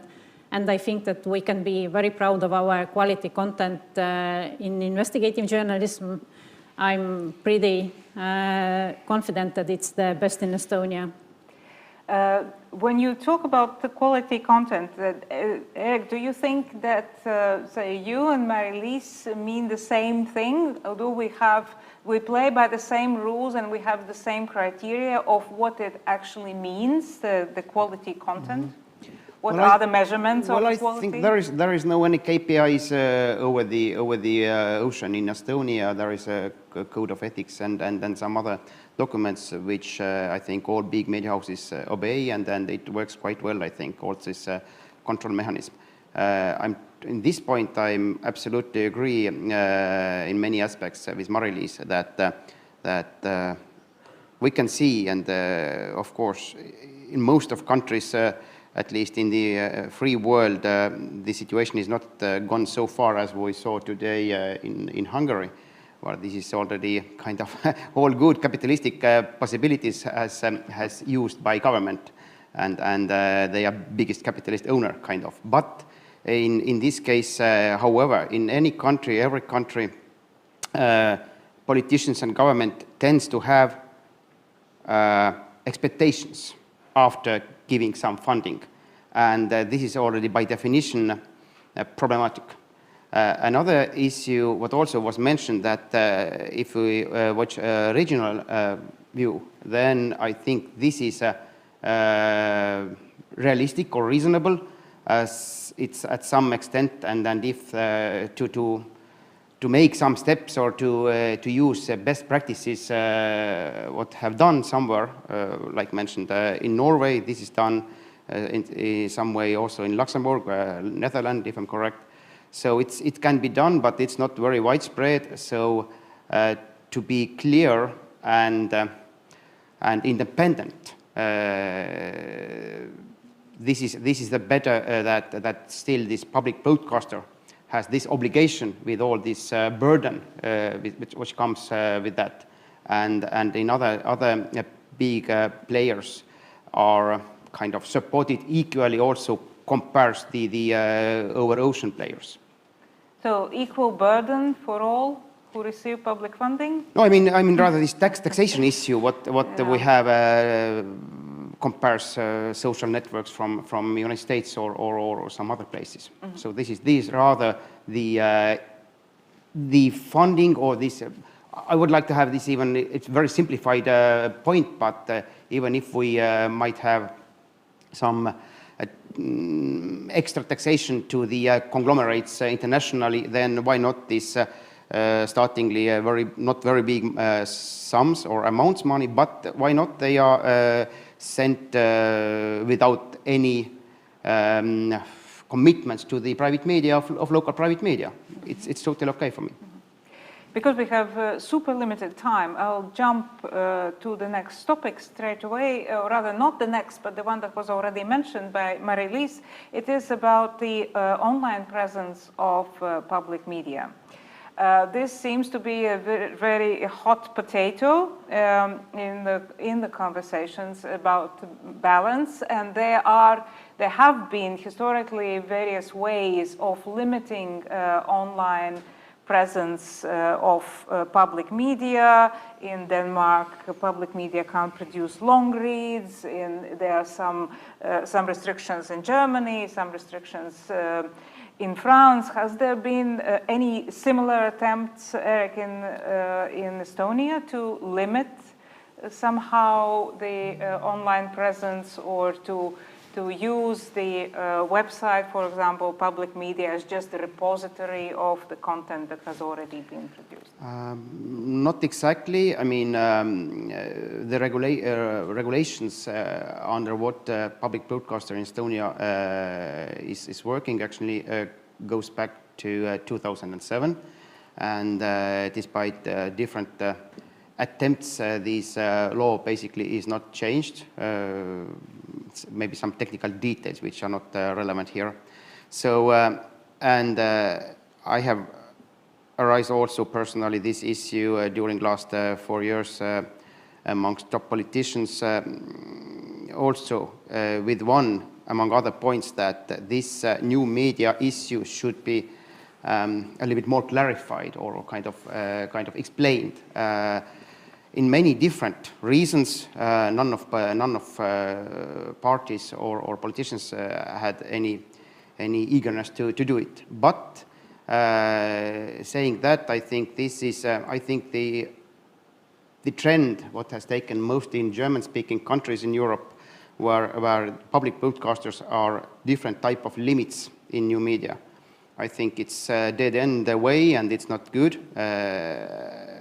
I'm not going even kind of monetary detail, but basically we all see we should react the outcome outside world. Today's realism is that households under 30, 35, at least in Estonia, but I expect the same trend around the Europe. They don't have any TV sets or radio sets at home. So, but they are taxpayers. So why would we could say that these taxpayers should not have any fair share of public media service, because they, let's say, if we restrict like it's done in Austria or Germany or Switzerland, then they must use only commercial media because they consume this new media as a technical tool. So this this way you would not be performing fully your public exactly. So media this main corner, the other aspect already comes after that, basically. Mari-Liis, what about the balance online?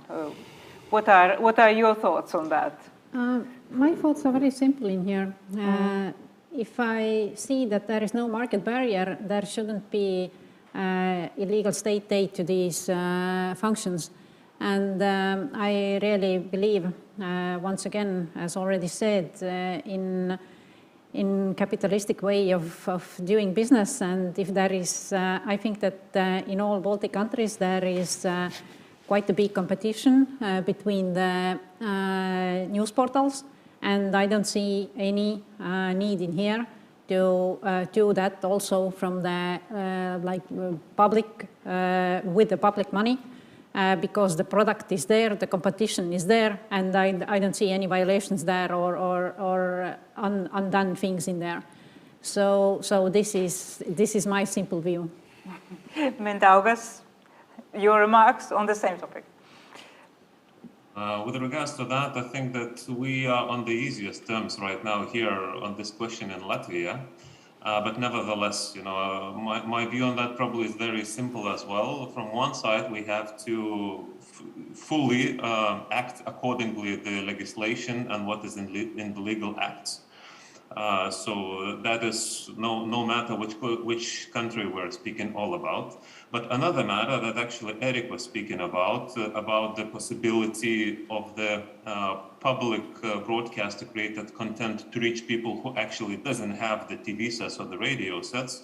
We have started raising this topic in Latvia actually in a little broader consent. So if commercial and public media can actually become cooperative parties, and commercial media could help the publicly created content of the public broadcasters enlarge reach by that. I mean the distribution, the ways how to do it, what particular content and what quantities, etc. That's another topic.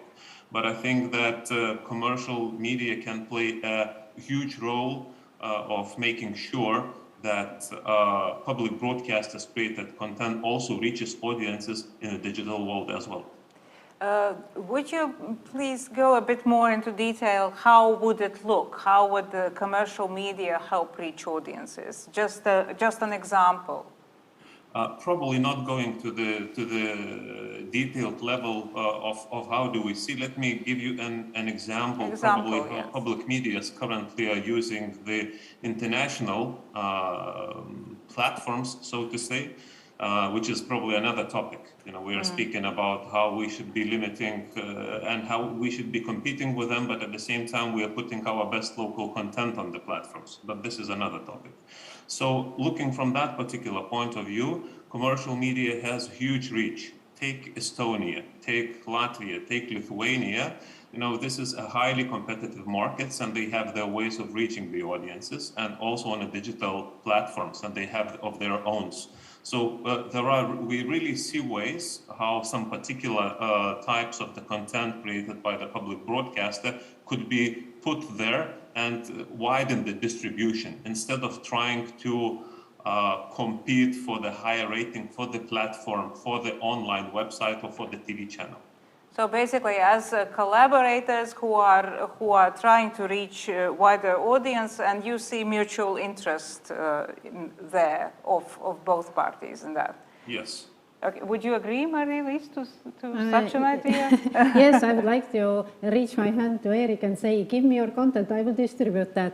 So I would like to say what he would have to say to that. Okay. Well, I would, in technical in small market, in small audience number, there has been said that in Estonia, at least, any segment where is more than 3 players, this is already a lousy business. So in order to make money, you must be monopoly, basically, in the small market. So starting from that, if we find possibilities of technical cooperation, for example, just a bit other segment, but still, for example, despite newspaper companies were very heavy competitors, they united the home delivery because technically it's reasonable. The same type of things is doable and very, very good to do. If going to content as itself, then I would like to, or just as a kind of experience of Estonia, I think one of reasons of our even success in democracy, in success of journalist freedom, where we are in a top 10 normally in every year. One reason is, or main reason is, that we always has been at least 3, maybe 4 big media houses which have independent ability to really to compete to producing best quality independent investigative media. When we start to cooperate here, then in the final day or in the end of day, we will have, I don't know, one big central committee of editorials who will send this news. So I would be a bit careful in this as we have seen that 30 years ago. So you see some technical collaboration, but not in terms of content. Yes. I don't know if people present have noticed, but we already have found 2 points of where we agree. So one is support for local media and finding for local newspapers that they need to have support from taxpayers, and also that there is a possibility of collaboration on kind of technical side. So this round table is already working well. And my last kind of topic, because we really need to go and move on to the next speakers, is about the current situation with the pandemic. How has that, if at all, changed the conversation about the balance between the public and commercial media? Erik. I wouldn't say. I think the media, trust of media, the need of media by audience has increased, and there is. I don't see any difference actually here compares commercial media or private media and public broadcasters or public media. So in this sense, I would say that how tough it is to say this way.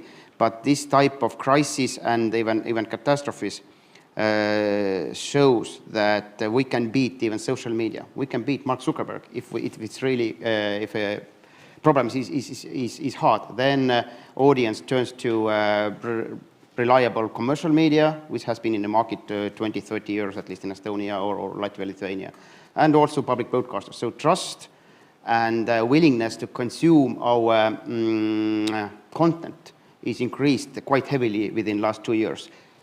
Also, Marilis is very modest, but as I informed, as Express Group is also a stock company, I understand that the last 2 years has been economically also very profitable and good, and also the acceptance to pay for monthly revenues for subscription. I would say even coming also from commercial media and having seen this beginning of this, how tough it was and how small a willingness was to pay for new media, then I would say that this jump last 2-3 years was very heavy, and one reason was that audience needed this information. Trustworthy information. Well, the reason why I asked and brought COVID into the room, which is on everybody's mind anyway, but was because in Lithuania, in the conversation between public media and commercial media, this has been an issue, and the commercial media, in the rhetoric of commercial media, they said, well, you didn't have to fight for survival, and you were cushioned and kind of comfortable at the time when commercial media really had a very, very hard time. So that was the reason why I brought that into conversation. But Mari-Liis, how is it from your perspective? Has it affected the The relationship. Yeah. I don't think so. That because I wouldn't like to bring this battleground on the journalistic level. I mean, there is no battle in between there. I think that our journalists are communicating on a daily basis with each other. So if they need something, of course they are competing. But if they need something, so we are acquiring content from public broadcaster. But of course, it should be free for the private media, not to charge for that. But this is another issue in here. Also, like Erik said, that this time of the pandemics, like before and after, has been there raising trust for media, also for private media, also for the consumption of media. So as we saw, like in US, they called it Trump bump. So we had our COVID bump. And it was like in viewership and also like the digital subscriptions, we have been like growing heavily. I mean, it was the last quarter showed us the annual growth was 75% per year on year. So which means that, as I already said, we are earning significant money from there. And it shows that people are more ready to pay for the content also in online. For quality content. Yes, yes. COVID factor, Mindaugas? I don't think that I could contribute anything new available to that. I think in Latvia, nothing really has changed much prior COVID and after COVID when we're speaking about the relations. COVID itself, of course, it has involved all of us and influenced. So the advertisement businesses were hit more, but the subscription businesses have started booming. So in a sense, I feel very much alike to the colleagues who have just commented on this. Thank you. It's a very optimistic note and a very friendly conversation. So the answer to the question in the title of this discussion, I think, friends, is more like it. But now my question is to Andres, whether we have time for a couple of questions or should we move on? It's a question to Mari-Liis because we promised her to start with this panel at 4 o'clock and now we're a little bit late. And how much time you have? Yes, we can take questions. Couple of questions. Yeah. Yes, okay, then it's... Please ask your questions. Andres has his magic book in front of him. So you can ask your questions digitally, or you can raise your hand, or maybe Andres has a question. There is already a question here. Should we have any further measures in media-related legislation to prevent repetition Hungarian scenario? This was meant to Hungarian people, it's represented, but this is very relevant to you. Yes. That is why I said that I don't like this. Private media doesn't like to get money from somewhere because, like also Erik mentioned, there is always, when you receive money, you receive the expectations. And for the equal treatment in the market and to be strong in democracy, I think that the more there are media houses and media outlets in the market, the better it is for the market. And also to initiate the newcomers to come to this segment, to invest in this segment, as we have seen in Estonia. I think the Estonians know that we have like these new portals like Geenius, like Edasi, like Levila. So. And I asked from our Latvians, do you have any new portals coming up who produce like quality content? And they said, no. No. Yeah. So I think that the state should encourage in that sense with the taxation and also equal treatment to be as this like a fruitful place for the competitors to be. And I don't agree with Erik that there is only, you need to be in monopoly in the small market to make money. I think that it is also possible for several media houses in the market to make money. Absolutely, it was a simplification just to describe this big money, because big money only a few banks or a few electric companies does. But I would say that this is very good question of Andres or whoever gave it.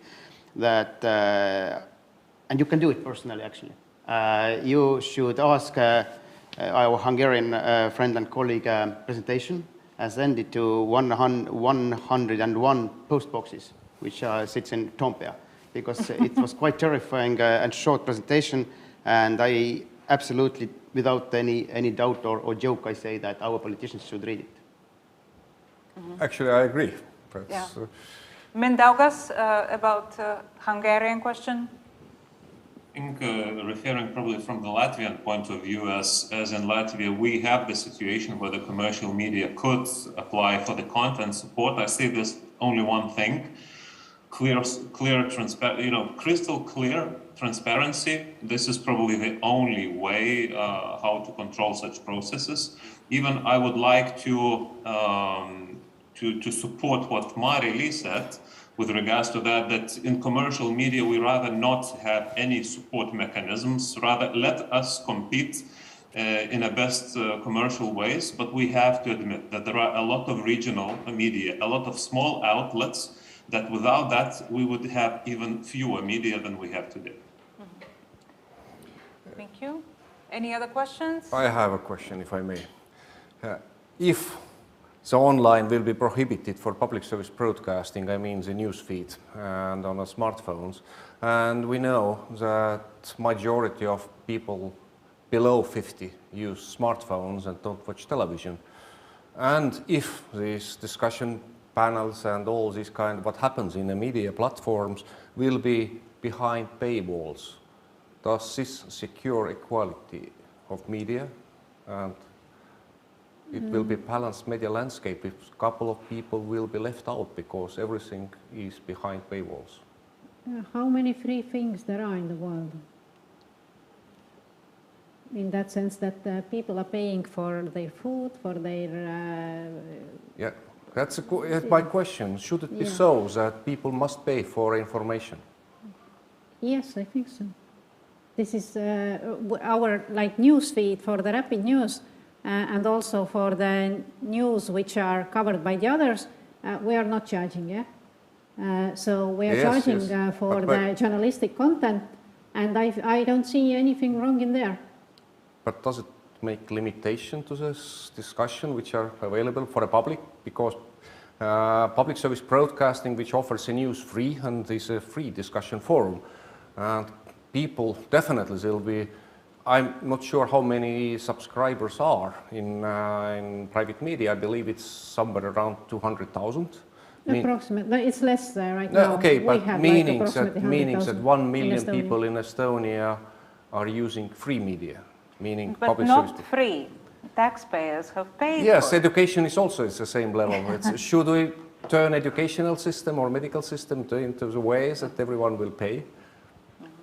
I just maybe commenting this in theory also it's doable, and it's definitely also negotiable, or not negotiable but thinkable, and must be at least evaluate the possibility. But the a threat or very big question mark here will remain if again coming from long and serving long time in private media, if I would have been would be the chief editor in this private media and deciding, okay, this news, these 3 topics, you will get free today. But we have this quarter, the business wasn't so good, so next quarter you will have only 2 headlines. So I would say, it's of course in theory only, but I would say it's quite a complicated issue, so I wouldn't delegate this decision making pure like a monetary point of view, how much information you get free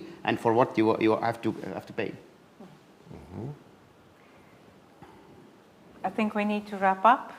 Yes, because there's still more great presentations awaiting us. Thank you very much for a friendly and engaged conversation. Mindaugas, Erik, Mari-Liis, thank you to the audience and to the organizers. Thank you. Thank you. All presents. Thank you. palun. Aitäh. You don't have. Nii, ja paluks meil, and following presentations will be about data. And esimene ettekanne, kes meil nüüd 2 viimasest tuleb, ei ole mitte 3 inimesega, vaid selle ettekande teeb meie professor, Tallinna Ülikooli professor Indrek Ibrus ja me räägime kohalikust ajakirjandusest.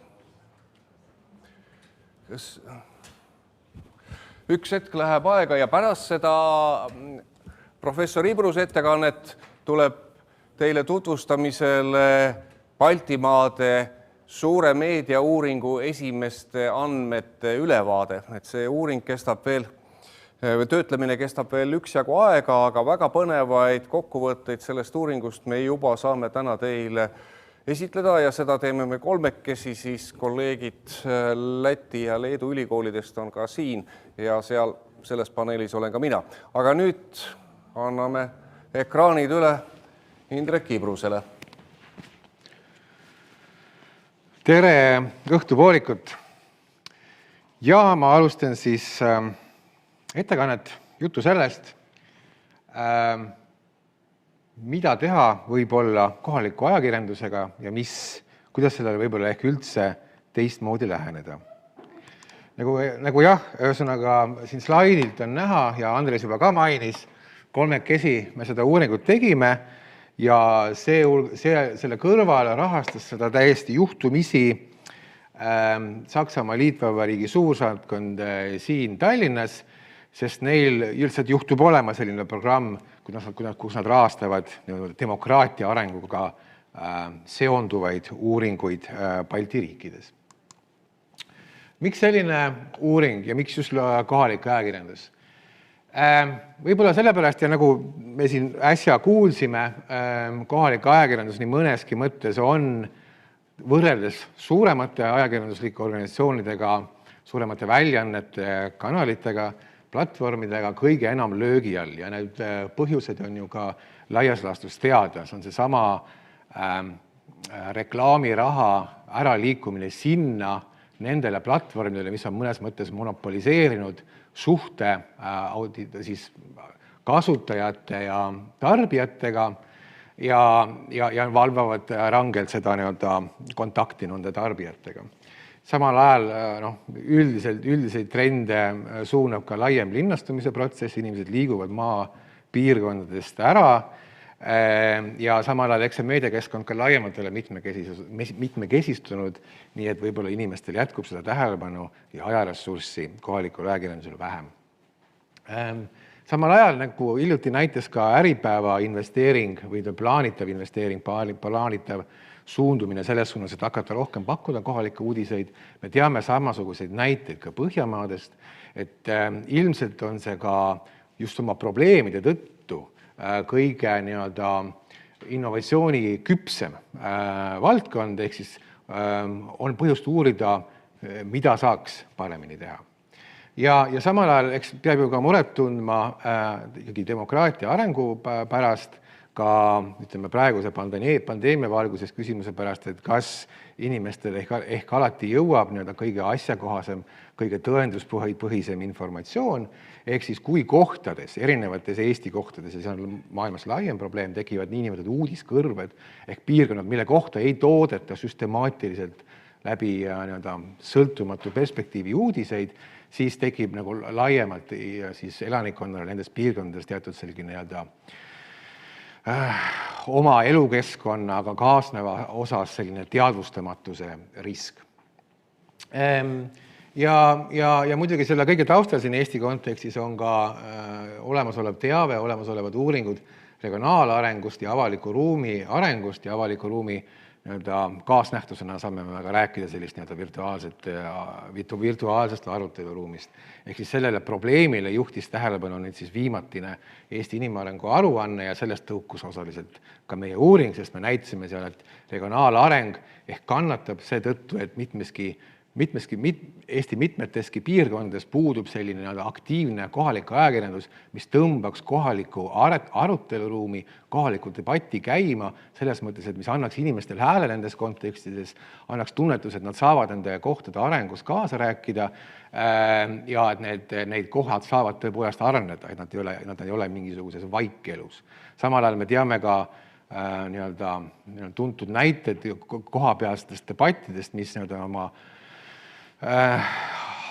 keerulise allatavuse tõttu on läinud käest ära, mitmesugused arendusprojektid on jäänud toppama.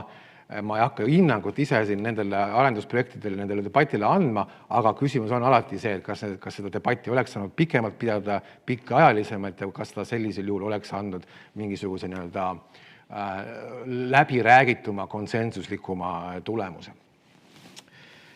Ja mis probleem on siin ju ka see, et üldiselt Eesti, seda siin ju ka debatis äsja mainiti, et võrreldes Lätiga siis on see Eestis on kohaliku ajakirjanduse tulevik üldiselt poliitikategijate poolt poliitika loomeprotsessides ignoreeritud teema ja sestap me leidsime ka, et on aeg see läbi selle uuringu siis esile tõsta. Ja igaks juhuks ma ütlen juba praegu ära, et ma võib-olla unustan selle lõpus ära, et ma tõin paki, meil on need ilusti kujundatud ja välja prinditud need uuringu tulemused ka seal ukse taga seal, kus oli registreerimislaud, et kes tahab, siis võib tasuta kaasa võtta. Sest praegu ma jõuan ikkagi pinda kratsida siin, mis mul võib-olla on jäänud umbes 10 minutit veel. Ja siis ma tutvustan ära ka teoreetilised raamid. Me räägime tihtipeale ajakirjandusest kui neljandast võimust, tihtipeale sellises poliitilise protsessi võtmes. Et ajakirjandus on see, mis aitab kaasa demokraatia toimimisele läbi selle, et annab erinevat laadi jõududele hääle, võimaluse kaasa rääkida avalikus debatis ja samal ajal muidugi annab kodanikele teada, et mis kõik olulised arengud on piirkonnas või siis laiemalt Eesti riigis toimumas, et nad saaksid teadlike valijatena otsuseid teha. Aga võib-olla peaksime vaatama ajakirjanduse, seejuures kohaliku ajakirjanduse roll natuke teistmoodi, natuke teisest perspektiivist, võib-olla innovatsiooniuuringute perspektiivist. Sest innovatsiooniuuringutes me kasutame tihti mõisteid innovatsioonisüsteemid. Need on sellised süsteemid, mis tulevad koosnevad erinevat laadi avalikest asutustest ja erinevat laadi eraettevõtetest ja mis oma koostoimel vahetavad ennekõike teadmusressurssi, teadmiseid ja kui see süsteem hästi toimib, ehk siis vahetatakse teadmisi edukalt, siis terviksüsteem hakkabki paremini koostoimes innoveerima. Ja muidugi on see pikaajaline protsess. Ja kui ma juba rääkisin, et teadmusressurssi, teadmisi, siis loomulikult on siin kommunikatsiooni ettevõtted, kommunikatsioonifunktsioon väga oluline ja küsimus on seejuures, et me ei pea rääkima siin kommunikatsiooni võtmes, et kas meil on entsüklopeediad või kas meil on mingisugused startupidele üritused või kas meil on raamatukogud väljas. Me peame küsima alati ka selle kohta, et kas meil on seda moodi funktsioneeriv meedia, mis tõepoolest toob kodanikele erinevate valdkondade ettevõtetele informatsiooni ühiskonnas toimuva kohta, nii et nad saavad teha häid ja informeeritud otsuseid, ka innovatsiooni otsuseid, arendusotsuseid. Ehk siis antud uuringu kontekstis me lähtusimegi sellest innovatsioonisüsteemi kontseptsioonist ja ka seejuures ka ülikoolides on läbi uuritud teemaga nähtus nagu regionaalsed innovatsioonisüsteemid, siis mitte üleriiklikud, vaid kohalikud. Ja selle paradoksina on ka see, et tuleb tuua mõistena sisse niinimetatud avaliku väärtuse loome mõiste, sest meedia, nagu siin võib-olla ka Mari-Liis Rüütsen esile tõi, et ka erameedia loob avalikku väärtust. Meediasektoriga kaasnebki selline paradoks, et mida rohkem nad on avalikkusele kasulikud, loovad avalikku väärtust, mida erinevad siis ühiskonna liikmed saavad kasutada millekski kolmandaks ja neljandaks, siis mida rohkem seda avalikku väärtust pakuvad, seda rohkem tekib neile ka võimalus luua eraväärtust. Nii et meediat juba iseenesest iseloomustab selline omapärane paradoks. Niisiis, ja me otsustasime uurida, kas meedial on mängida mingisugune roll kohalikus elus, kohaliku elu dünaamika võimestamises, aktiviseerimises. Ma kiiresti räägin ära, et meil oli empiiriline töö oli üsna mitmekesise, tegin palju intervjuusid erinevate oluliste kohapealsete ja üleriiklike poliitikategijatega. Meil oli kvantitatiivne küsitlus, me keskendusime 2 maakonnale, Ida-Virumaale ja Pärnumaale, ehk siis me ennekõike uurisime siis Postimehe ja Põhjaranniku case'e ja rääkisime seal maakondades niinimetatud oluliste inimestega kui ka siis laia lugejaskonnaga küsitlesime neid. Nii, lähme edasi. Kõigepealt meie, ja mul on need ilusad väljajoonistatud graafikud, mida saab uurida veel kord nendes trükistes, ja meie uuring on leitav ka siis meie uurimiskeskuse Mediti veebisaidil, kui Google'it oskate kasutada. Ühesõnaga, küsitlused tõendasid muuhulgas, et vastu võib-olla ehk isegi mingisuguseid ootusi on kohalike väljaannete maine kohtadel küllaltki kõrge. Pärnumaal on ta kõrgem kui Ida-Virumaal, aga igal juhul enamus vastajad ütlesid, et nendel väljaannetel on hea maine. Ja üldiselt on hästi hinnatud, positiivselt hinnatud ka nende väljaannete suhteline objektiivsus ja poliitiline tasakaalustatus. Nii et alglähtepunktid on küllaltki head. Küsitlused ka tõendasid, et ja mis oli oluline meie jaoks, et lugejad ootavad nendest väljaannetest ennekõike siis kohalike kogukonna aktivistide ja ettevõtjate hääli. Palju vähem huvitasid neid poliitikute arvamused, ehk siis nende isikute arvamused, kes niigi domineerivad nendes täna juba palju räägitud kohalikes siis munitsipaallehtedes. Ehk siis selline alternatiivsete häälte esile toomine, debati pidamine erinevate häälte vahel oli üsna selgelt ilmnes meie küsitlusest, on see, mida kohalikud inimesed ootavad. Ja meie nende valimites olid ka siis kohalikud ettevõtted ja ettevõtjate juhid ja samamoodi üsnagi võib-olla isegi ootamatult tunnistasid nad niimoodi napilt küll, aga siiski, et kohalikust ajakirjandusest on nende ettevõtjatele, nende institutsioonidele kasu. Ja samamoodi ootasid nad ajakirjandusest ennekõike siis teiste ettevõtjate või kohalike kogukonna liidrite hääli. Nüüd me läksime edasi, läksime sealt ka nii-öelda kohaliku omavalitsuste töötajatega, et mis üsnagi võib-olla jällegi üllatas, oli see, et nad üldiselt ei tahtnudki maakondlikust sõltumatust ajakirjandusest eriti rääkida, see ei tundunud neile eriti oluline. Osaliselt ka võib-olla seetõttu, et nad, nagu jutust tuli esile, maakondlik ajakirjandus jääb väiksematele kohalike omavalitsusele siiski veel liiga kaugeks. Osalise probleemina nad tõid esile, et see maakondlik ajakirjandus keskendub jätkuvalt ehk liigselt maakonnakeskustest toimuvatele, et võib-olla selline päris kohalik elu jääb neist kõrvale, nendest väljaannetest kõrvale ja justkui nagu õigustasid, et selle pärast on olnud vaja neid väiksemate omavalitsuste väiksemaid lehti nende poolt avaldada. Aga samal ajal tuli ka ilmselgelt välja, et neid ääris teatud selline etteennustamatus selles maakondlikus meedias. Nad tahtsid oma kommunikatsioonivooge ise kontrollida ja sestap olid ka asutanud need lehed ja näiteks teostasid erinevat laadi tegevust siis sotsiaalmeedias. Aga oli ka huvitavaid näiteid, me avastasime siit ja sealt üle Eesti, kus kohalikud omavalitsused tegid üsnagi produktiivset koostööd kohalike väljaannetega, nii ses osas, et tellisid neilt väljaannete väljaandmist, kui ka tegelesid sellega, et igasugune teave, mida nemad tootsid, jõuaks edukalt ka siis nendesse kohalikesse väljaannetesse, sõltumatesse väljaannetesse, mis indikeeris, et neid juhtumeid peaks ehk süstemaatiliselt uurima, sest kohalikud omavalitsused on meedia või ajakirjandusväljaannete perspektiivist palju kirutud, aga selliste positiivsete koostööjuhtumite süstemaatilisem uurimine ja lahtikirjutamine ehk looks, annaks juhiseid ka teistele maakondadele, teistele omavalitsustele, teistele kohtadele. Ja üsnagi selline tuntud teema, eks ole, millest on palju aastaid räägitud, et justkui nagu need munitsipaallehed on konkurentideks maakondlikele ja kohalikele ajalehtedele. Tegelikult see otseselt nii ei ole, eks ole, väga sagedasti antakse neid lehti välja, neid munitsipaallehti 1 kord kuus, kus ka reklaami on suhteliselt vähe, aga samal ajal ikkagi need kohalikud väljaanned, kuivõrd nende järg on nii ehk naa vilets, ma mõtlen siis sõltumatud väljaanded, näevad probleemi selles, et nendes munitsipaallehtedes on liiga odav reklaamida, tihtipeale saab seda teha lausa tasuta ning see tõmbab reklaamiannad ja ehk siis vastava tuluvoo ka neile alla. ja loomulikult oli siis lõppküsimus meil sellest, et kui me teame, et kohalikel väljendajatel, sõltumatutel väljendajatel on teatud selline positiivne mõju kohtade dünaamikale, siis et kuidas lahendada nende probleemile ära. Nagu me teame, neil on väga tõsine sissetuleku probleem. Ja suur peamine probleem, mida sooviti, et lahendataks siis regulaatorite, poliitikategijate poolt on kojukanne, sest kojukanne ei ole mitte lihtsalt see, et ta ei ole nagu, see on oluline, et lehti jooks kodudesse õigeaegselt, sest see võimaldaks arendada ka mitmesuguseid nii-öelda ajakriitilisi reklaamimudeleid. Samal ajal nagu Mari-Liis siin juba väljendas täna, otsetoetusi meediaettevõtjad pigem kardavad, seal nähakse ohtu teatud sõltumatusele, aga need gruppide välised väljaanded nägid küll,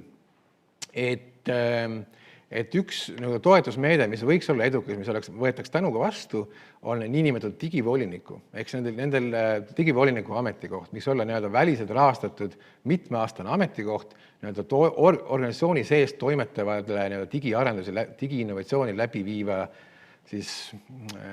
inimese ameti palgakulu, sest asi on selles, et kui neid toetusi antakse projekti korras vahel, nagu neid antakse, siis neid tellitakse väljaspoolt mingisugustelt IT-arendusettevõtetelt ja need ei jää, see teadmine, kuidas neid asju edasi arendada, kuidas mugandada, parendada, ei jää sellesse lehte sisse, mis tõttu asjad vananevad ja neid on suhteliselt keeruline hiljem nende lehtedele endile allata. Nii et selline, ja lehtedele endale ei ole ressurssi, et neid innovatsioone süsteemselt läbi viia. Nii et see oleks üks koht, mida Eesti poliitika tegijad peaksid kindlasti kaaluda, rahastada neid niinimetatud digiarendusi, tagades niinimetatud selle digivoliniku palga. Aga me arutasime ka teiste riikide näitel, kas võiks olla süsteemsem koostöö kohaliku ajakirjanduse ja näiteks ERR-i vahel, ehk siis tänase üldmuse üks peakangelasi, sest ka ERR teeb palju kohalikke uudiseid, kas nad saaksid abilistena kasutada kohalikke ajakirjanikke, jagada mingis mõttes ressurssi, tagada ka viimastele teatud stabiilsus, või siis samamoodi, kui see peamine probleemi koht on digiväljund, internet, siis võib-olla koostöös pakkuda mingisuguseid platvorme, näiteks ERR on küllalt palju arendanud. Ja selle koha pealt jäädi kahe vahele, samamoodi kardavad sõltumatud ajalehed jääda liigselt sõltuvusse ERR-ist, aga samal ajal väljendati siiski ka ettevaatliku huvi. Nii et siin on veel kord, kui ma rääkisin päris alguses sellest, et meedia ja ajakirjanduse ülesanne on toota avalikku väärtust ja kui seda terviksüsteem innovatsioonisüsteemina toimib efektiivselt koos, siis saab kogu süsteem tervikuna tõusta. Ehk siis selline avaliku väärtuse põhine loome nii avalike asutuste, avaliku meedia, kohalikul tasandil avalikku väärtust loovate eraettevõtete vahel võiks olla üks oluline tuleviku osas mõttesuund.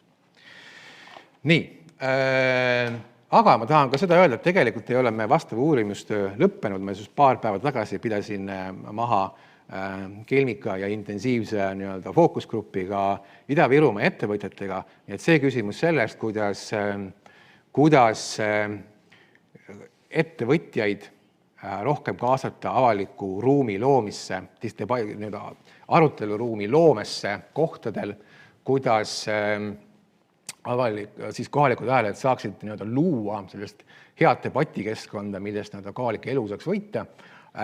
See diskussioon on meil veel käimas ja me jätkame nende fookusgruppidega nii Ida-Virumaal kui ka Pärnu maakonnas lähiajal, nii et te veel kuulete meist. Aitäh!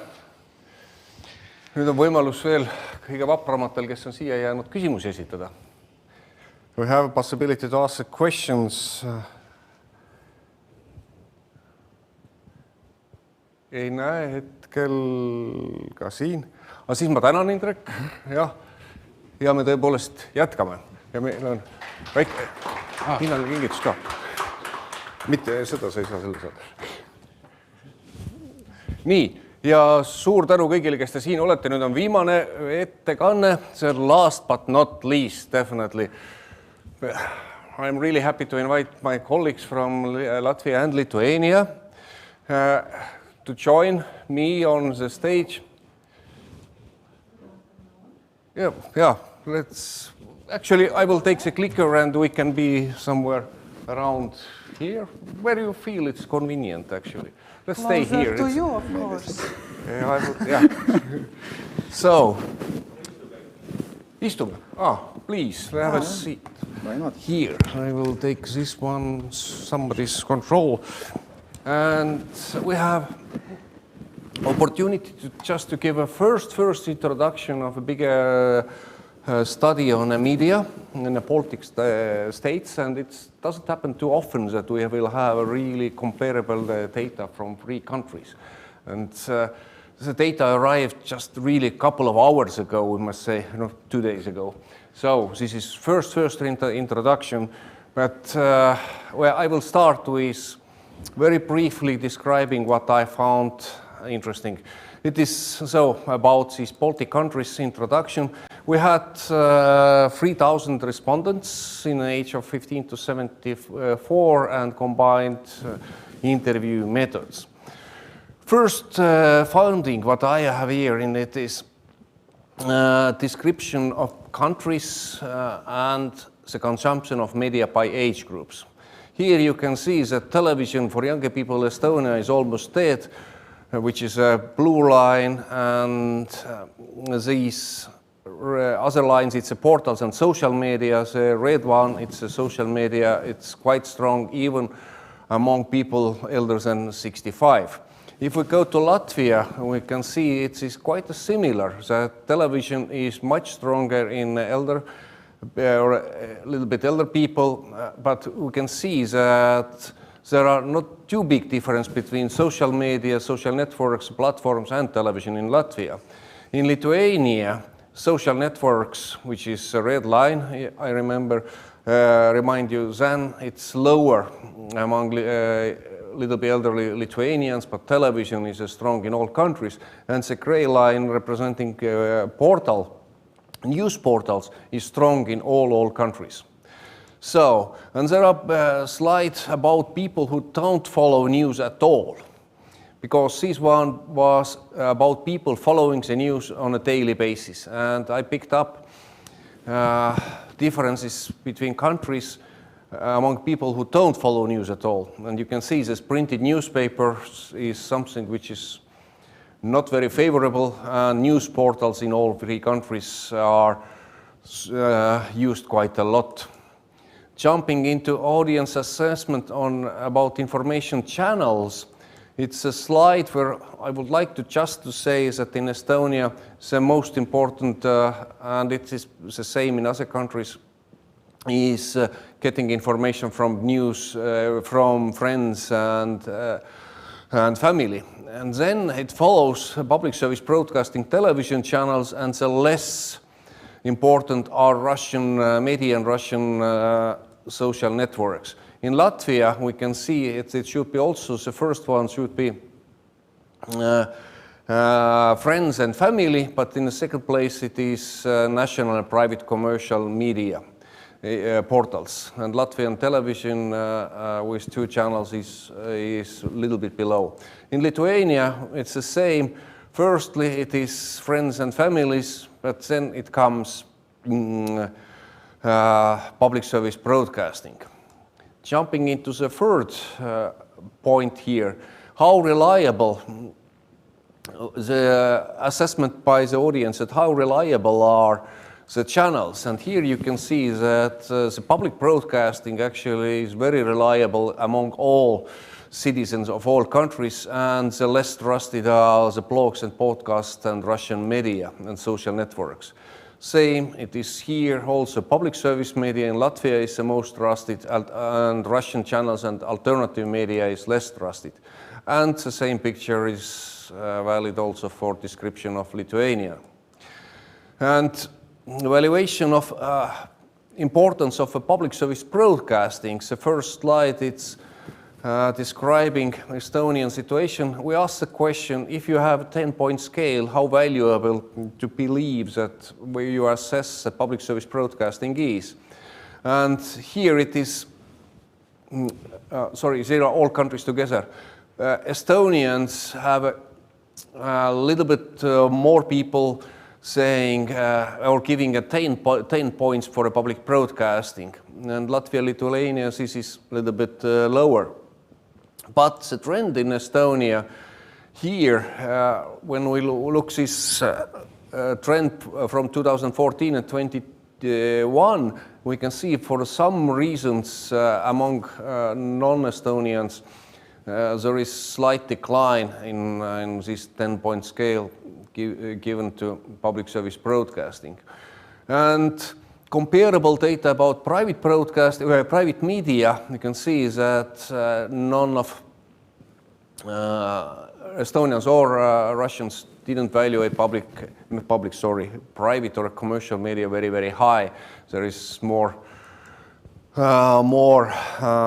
this neutral approach. What we can conclude from here is alternative media and social media and Russia's media are not trusted and high confidence in the public service media. And last points here, evaluation of professional journalism is that almost 80% of respondents trust that professional journalists during the crisis are doing a good job. And also 2/3 of respondents say that they believe that the contribution for democratic development still is there. And on the negative side, there are roughly about 15% people who are more suspicious about contribution of media. And the question was, do you agree or strongly agree with this point? And 5% strongly agree that the role of professional media has diminished. And 17% almost agrees on this statement. And 4% agrees that I don't follow professional media because I know the most of important news comes from social media. And the same amount of people, and these are actually the same people, say that they believe that truth is in alternative media. So, and now I will give over the speaker to Anda, and it's your turn now. Yeah, thank you, and good afternoon again. I'm jumping to continue with data, and only one remaining, because those data are collected in the deep crisis situation in all countries. And I was thinking that theory of uncertainty reduction could be used to interpret data, because I'm really interested how people perceive this information, how they what's the effects of disinformation, what they are doing when they notice some suspicious or false information. And according to theory, sometimes new information during crisis, when people turn to various sources of information, could not reduce uncertainty, but because of disinformation, uncertainty could be increased, like growing up. And now few slides. The first is related with data on Latvia, on how people answer on question how they perceive suspicious information or false news on various channels. And then you can see, responding to the last discussion, that in Latvia, audience do not differentiate between public service media and private professional media, and there are quite a big number, big proportion of respondents who more than half of those who see or notice this information in professional media, and then those problematic, controversial situations around social networks, where many, even more, close to 80% respondents notice this information, alternative media, problems in Russian language, like media which belongs to Russian landscape, how they perform content according to quality and false news.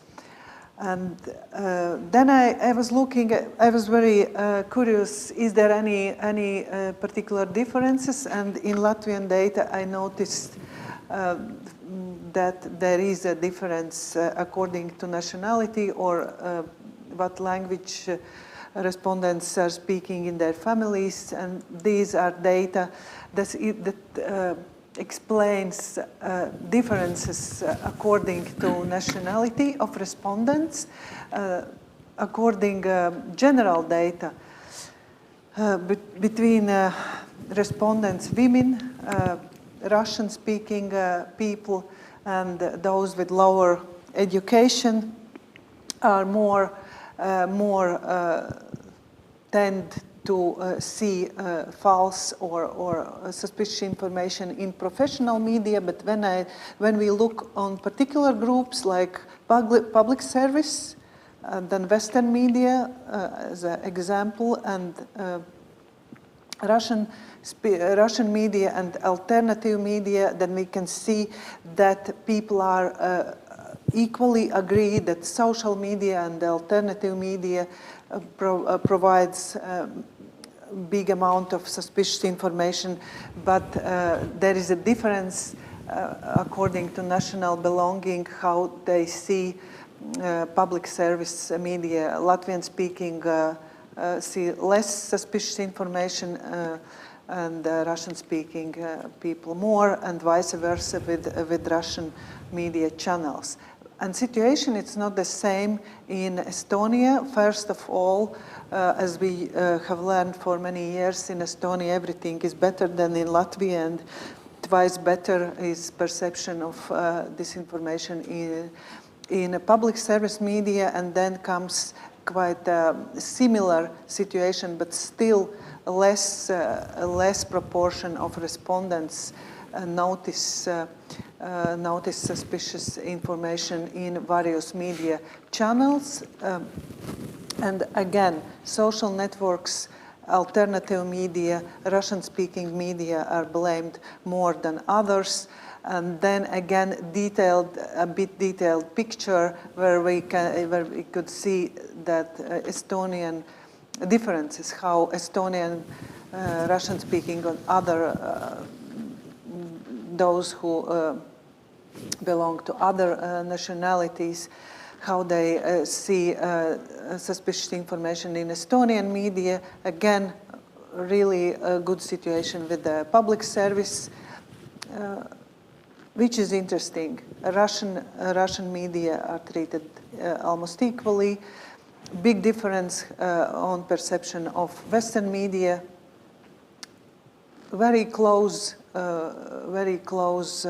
opinions regarding alternative and social networks, where we can see what's going on with the Lithuanians. And Lithuania, again, in the middle in terms of noticing suspicious information in public service media.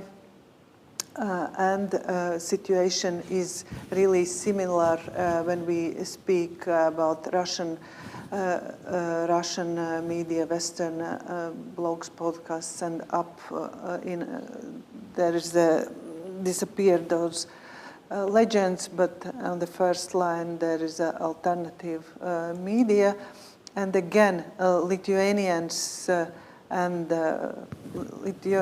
according to nationality, we can see Russian-speaking or other-speaking people are more suspicious towards public service media in terms of disinformation, false news.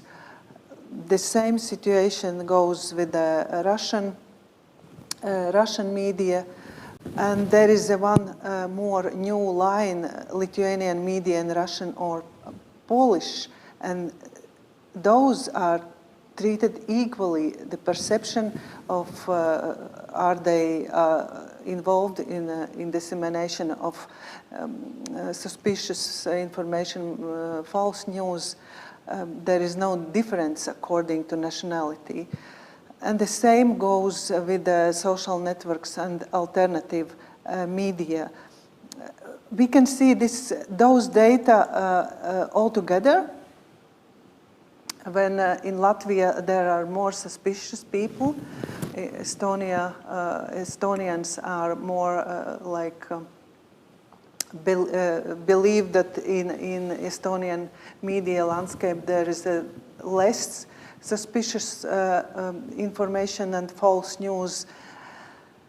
And I think we can see the differences. We can see the mirroring of trust, distrust climate in each country, and speak about some cultural characteristics in each countries. This is the reason why, as a conclusion part, I put only questions for further analysis, as we didn't have opportunity to analyze properly the whole data.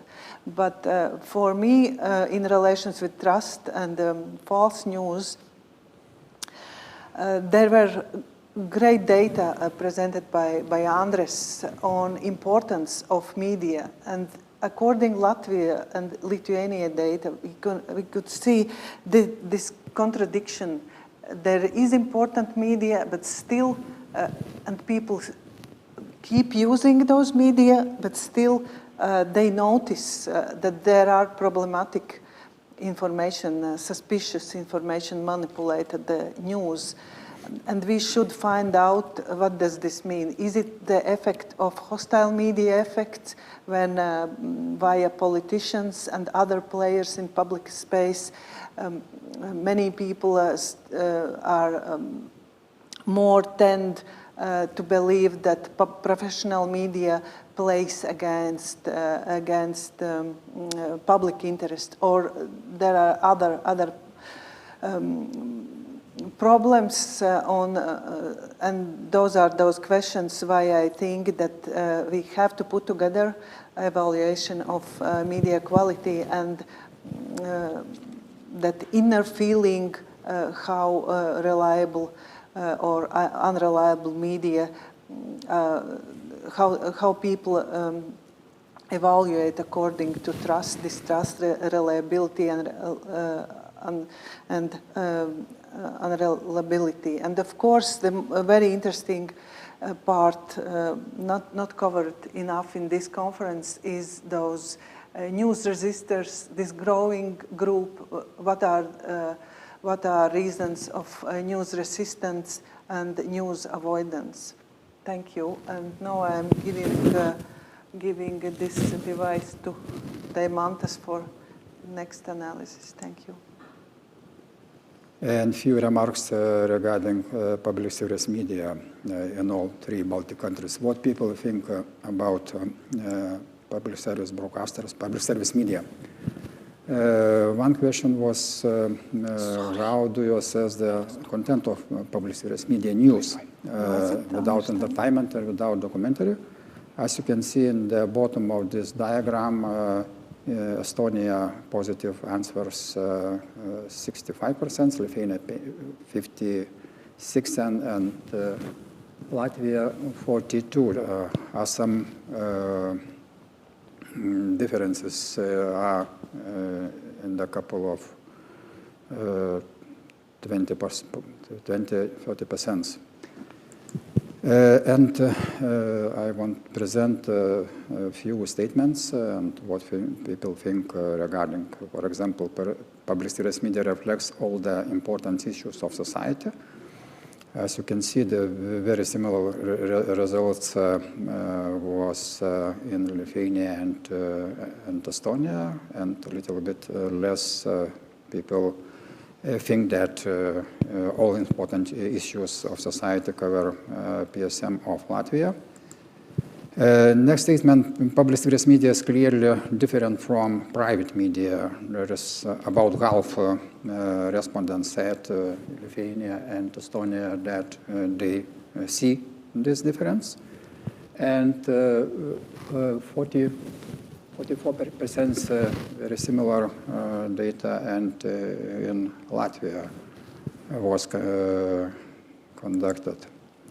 Next statement, PSM is independent of political influence in the conduct of its program. As you can see, a little bit less than half respondents gave their opinion that public service media in Lithuania and Estonia, 43% think that public service media are independent from political influence, and there is quite clear difference in Latvia. Only 1/4 or 26% think in that way. This very interesting data. We have several studies last 2 years, and last year in Lithuanian was very similar result regarding these questions in the perspective of a few years. And next question is, PSM is independent of economic interest in the production of its programs. As you can see, less positive answers in bottom. There is about thought, only respondents think that public service media companies are independent from its economic interest. It is, in my point, a very interesting opinion, but it is need to do qualitative interviews and to ask why in this point think people, because all three public service companies are not working really in the commercial advertising market. And what it means economic interest for audience. And last two slides, PSM supports development of democracy. As you can see, about half people in respondents in Lithuania and Estonia said a little bit more than half, and a little bit less than half in Latvia see that PSM supports the development of democracy. And last one slide, and statement, PSM reports advocacy to the public on its activities. The activities of public service media are transparent. As you can see, a little bit less respondents and inhabitants of Lithuania and Estonia said that they see these companies as transparent, and less 32% of Latvians said in that way. I think this preliminary conclusion that our public service media companies have a lot of reserve to show what they do and communicate and disseminate information on their activities. Thank you for our attention. Ačiū, paldies, Aita. Yes, yeah, we are done. Thank you. Yeah.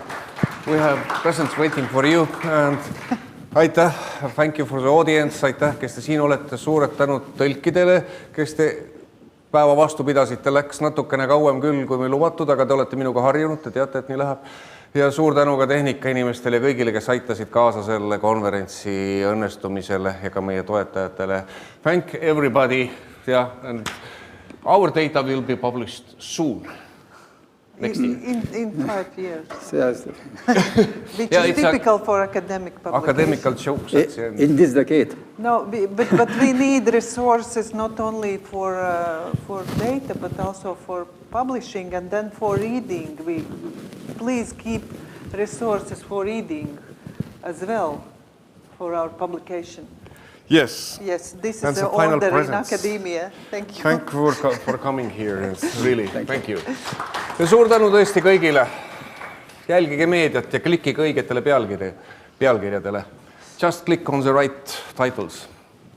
Nüüd on kõik läbi. Aitäh!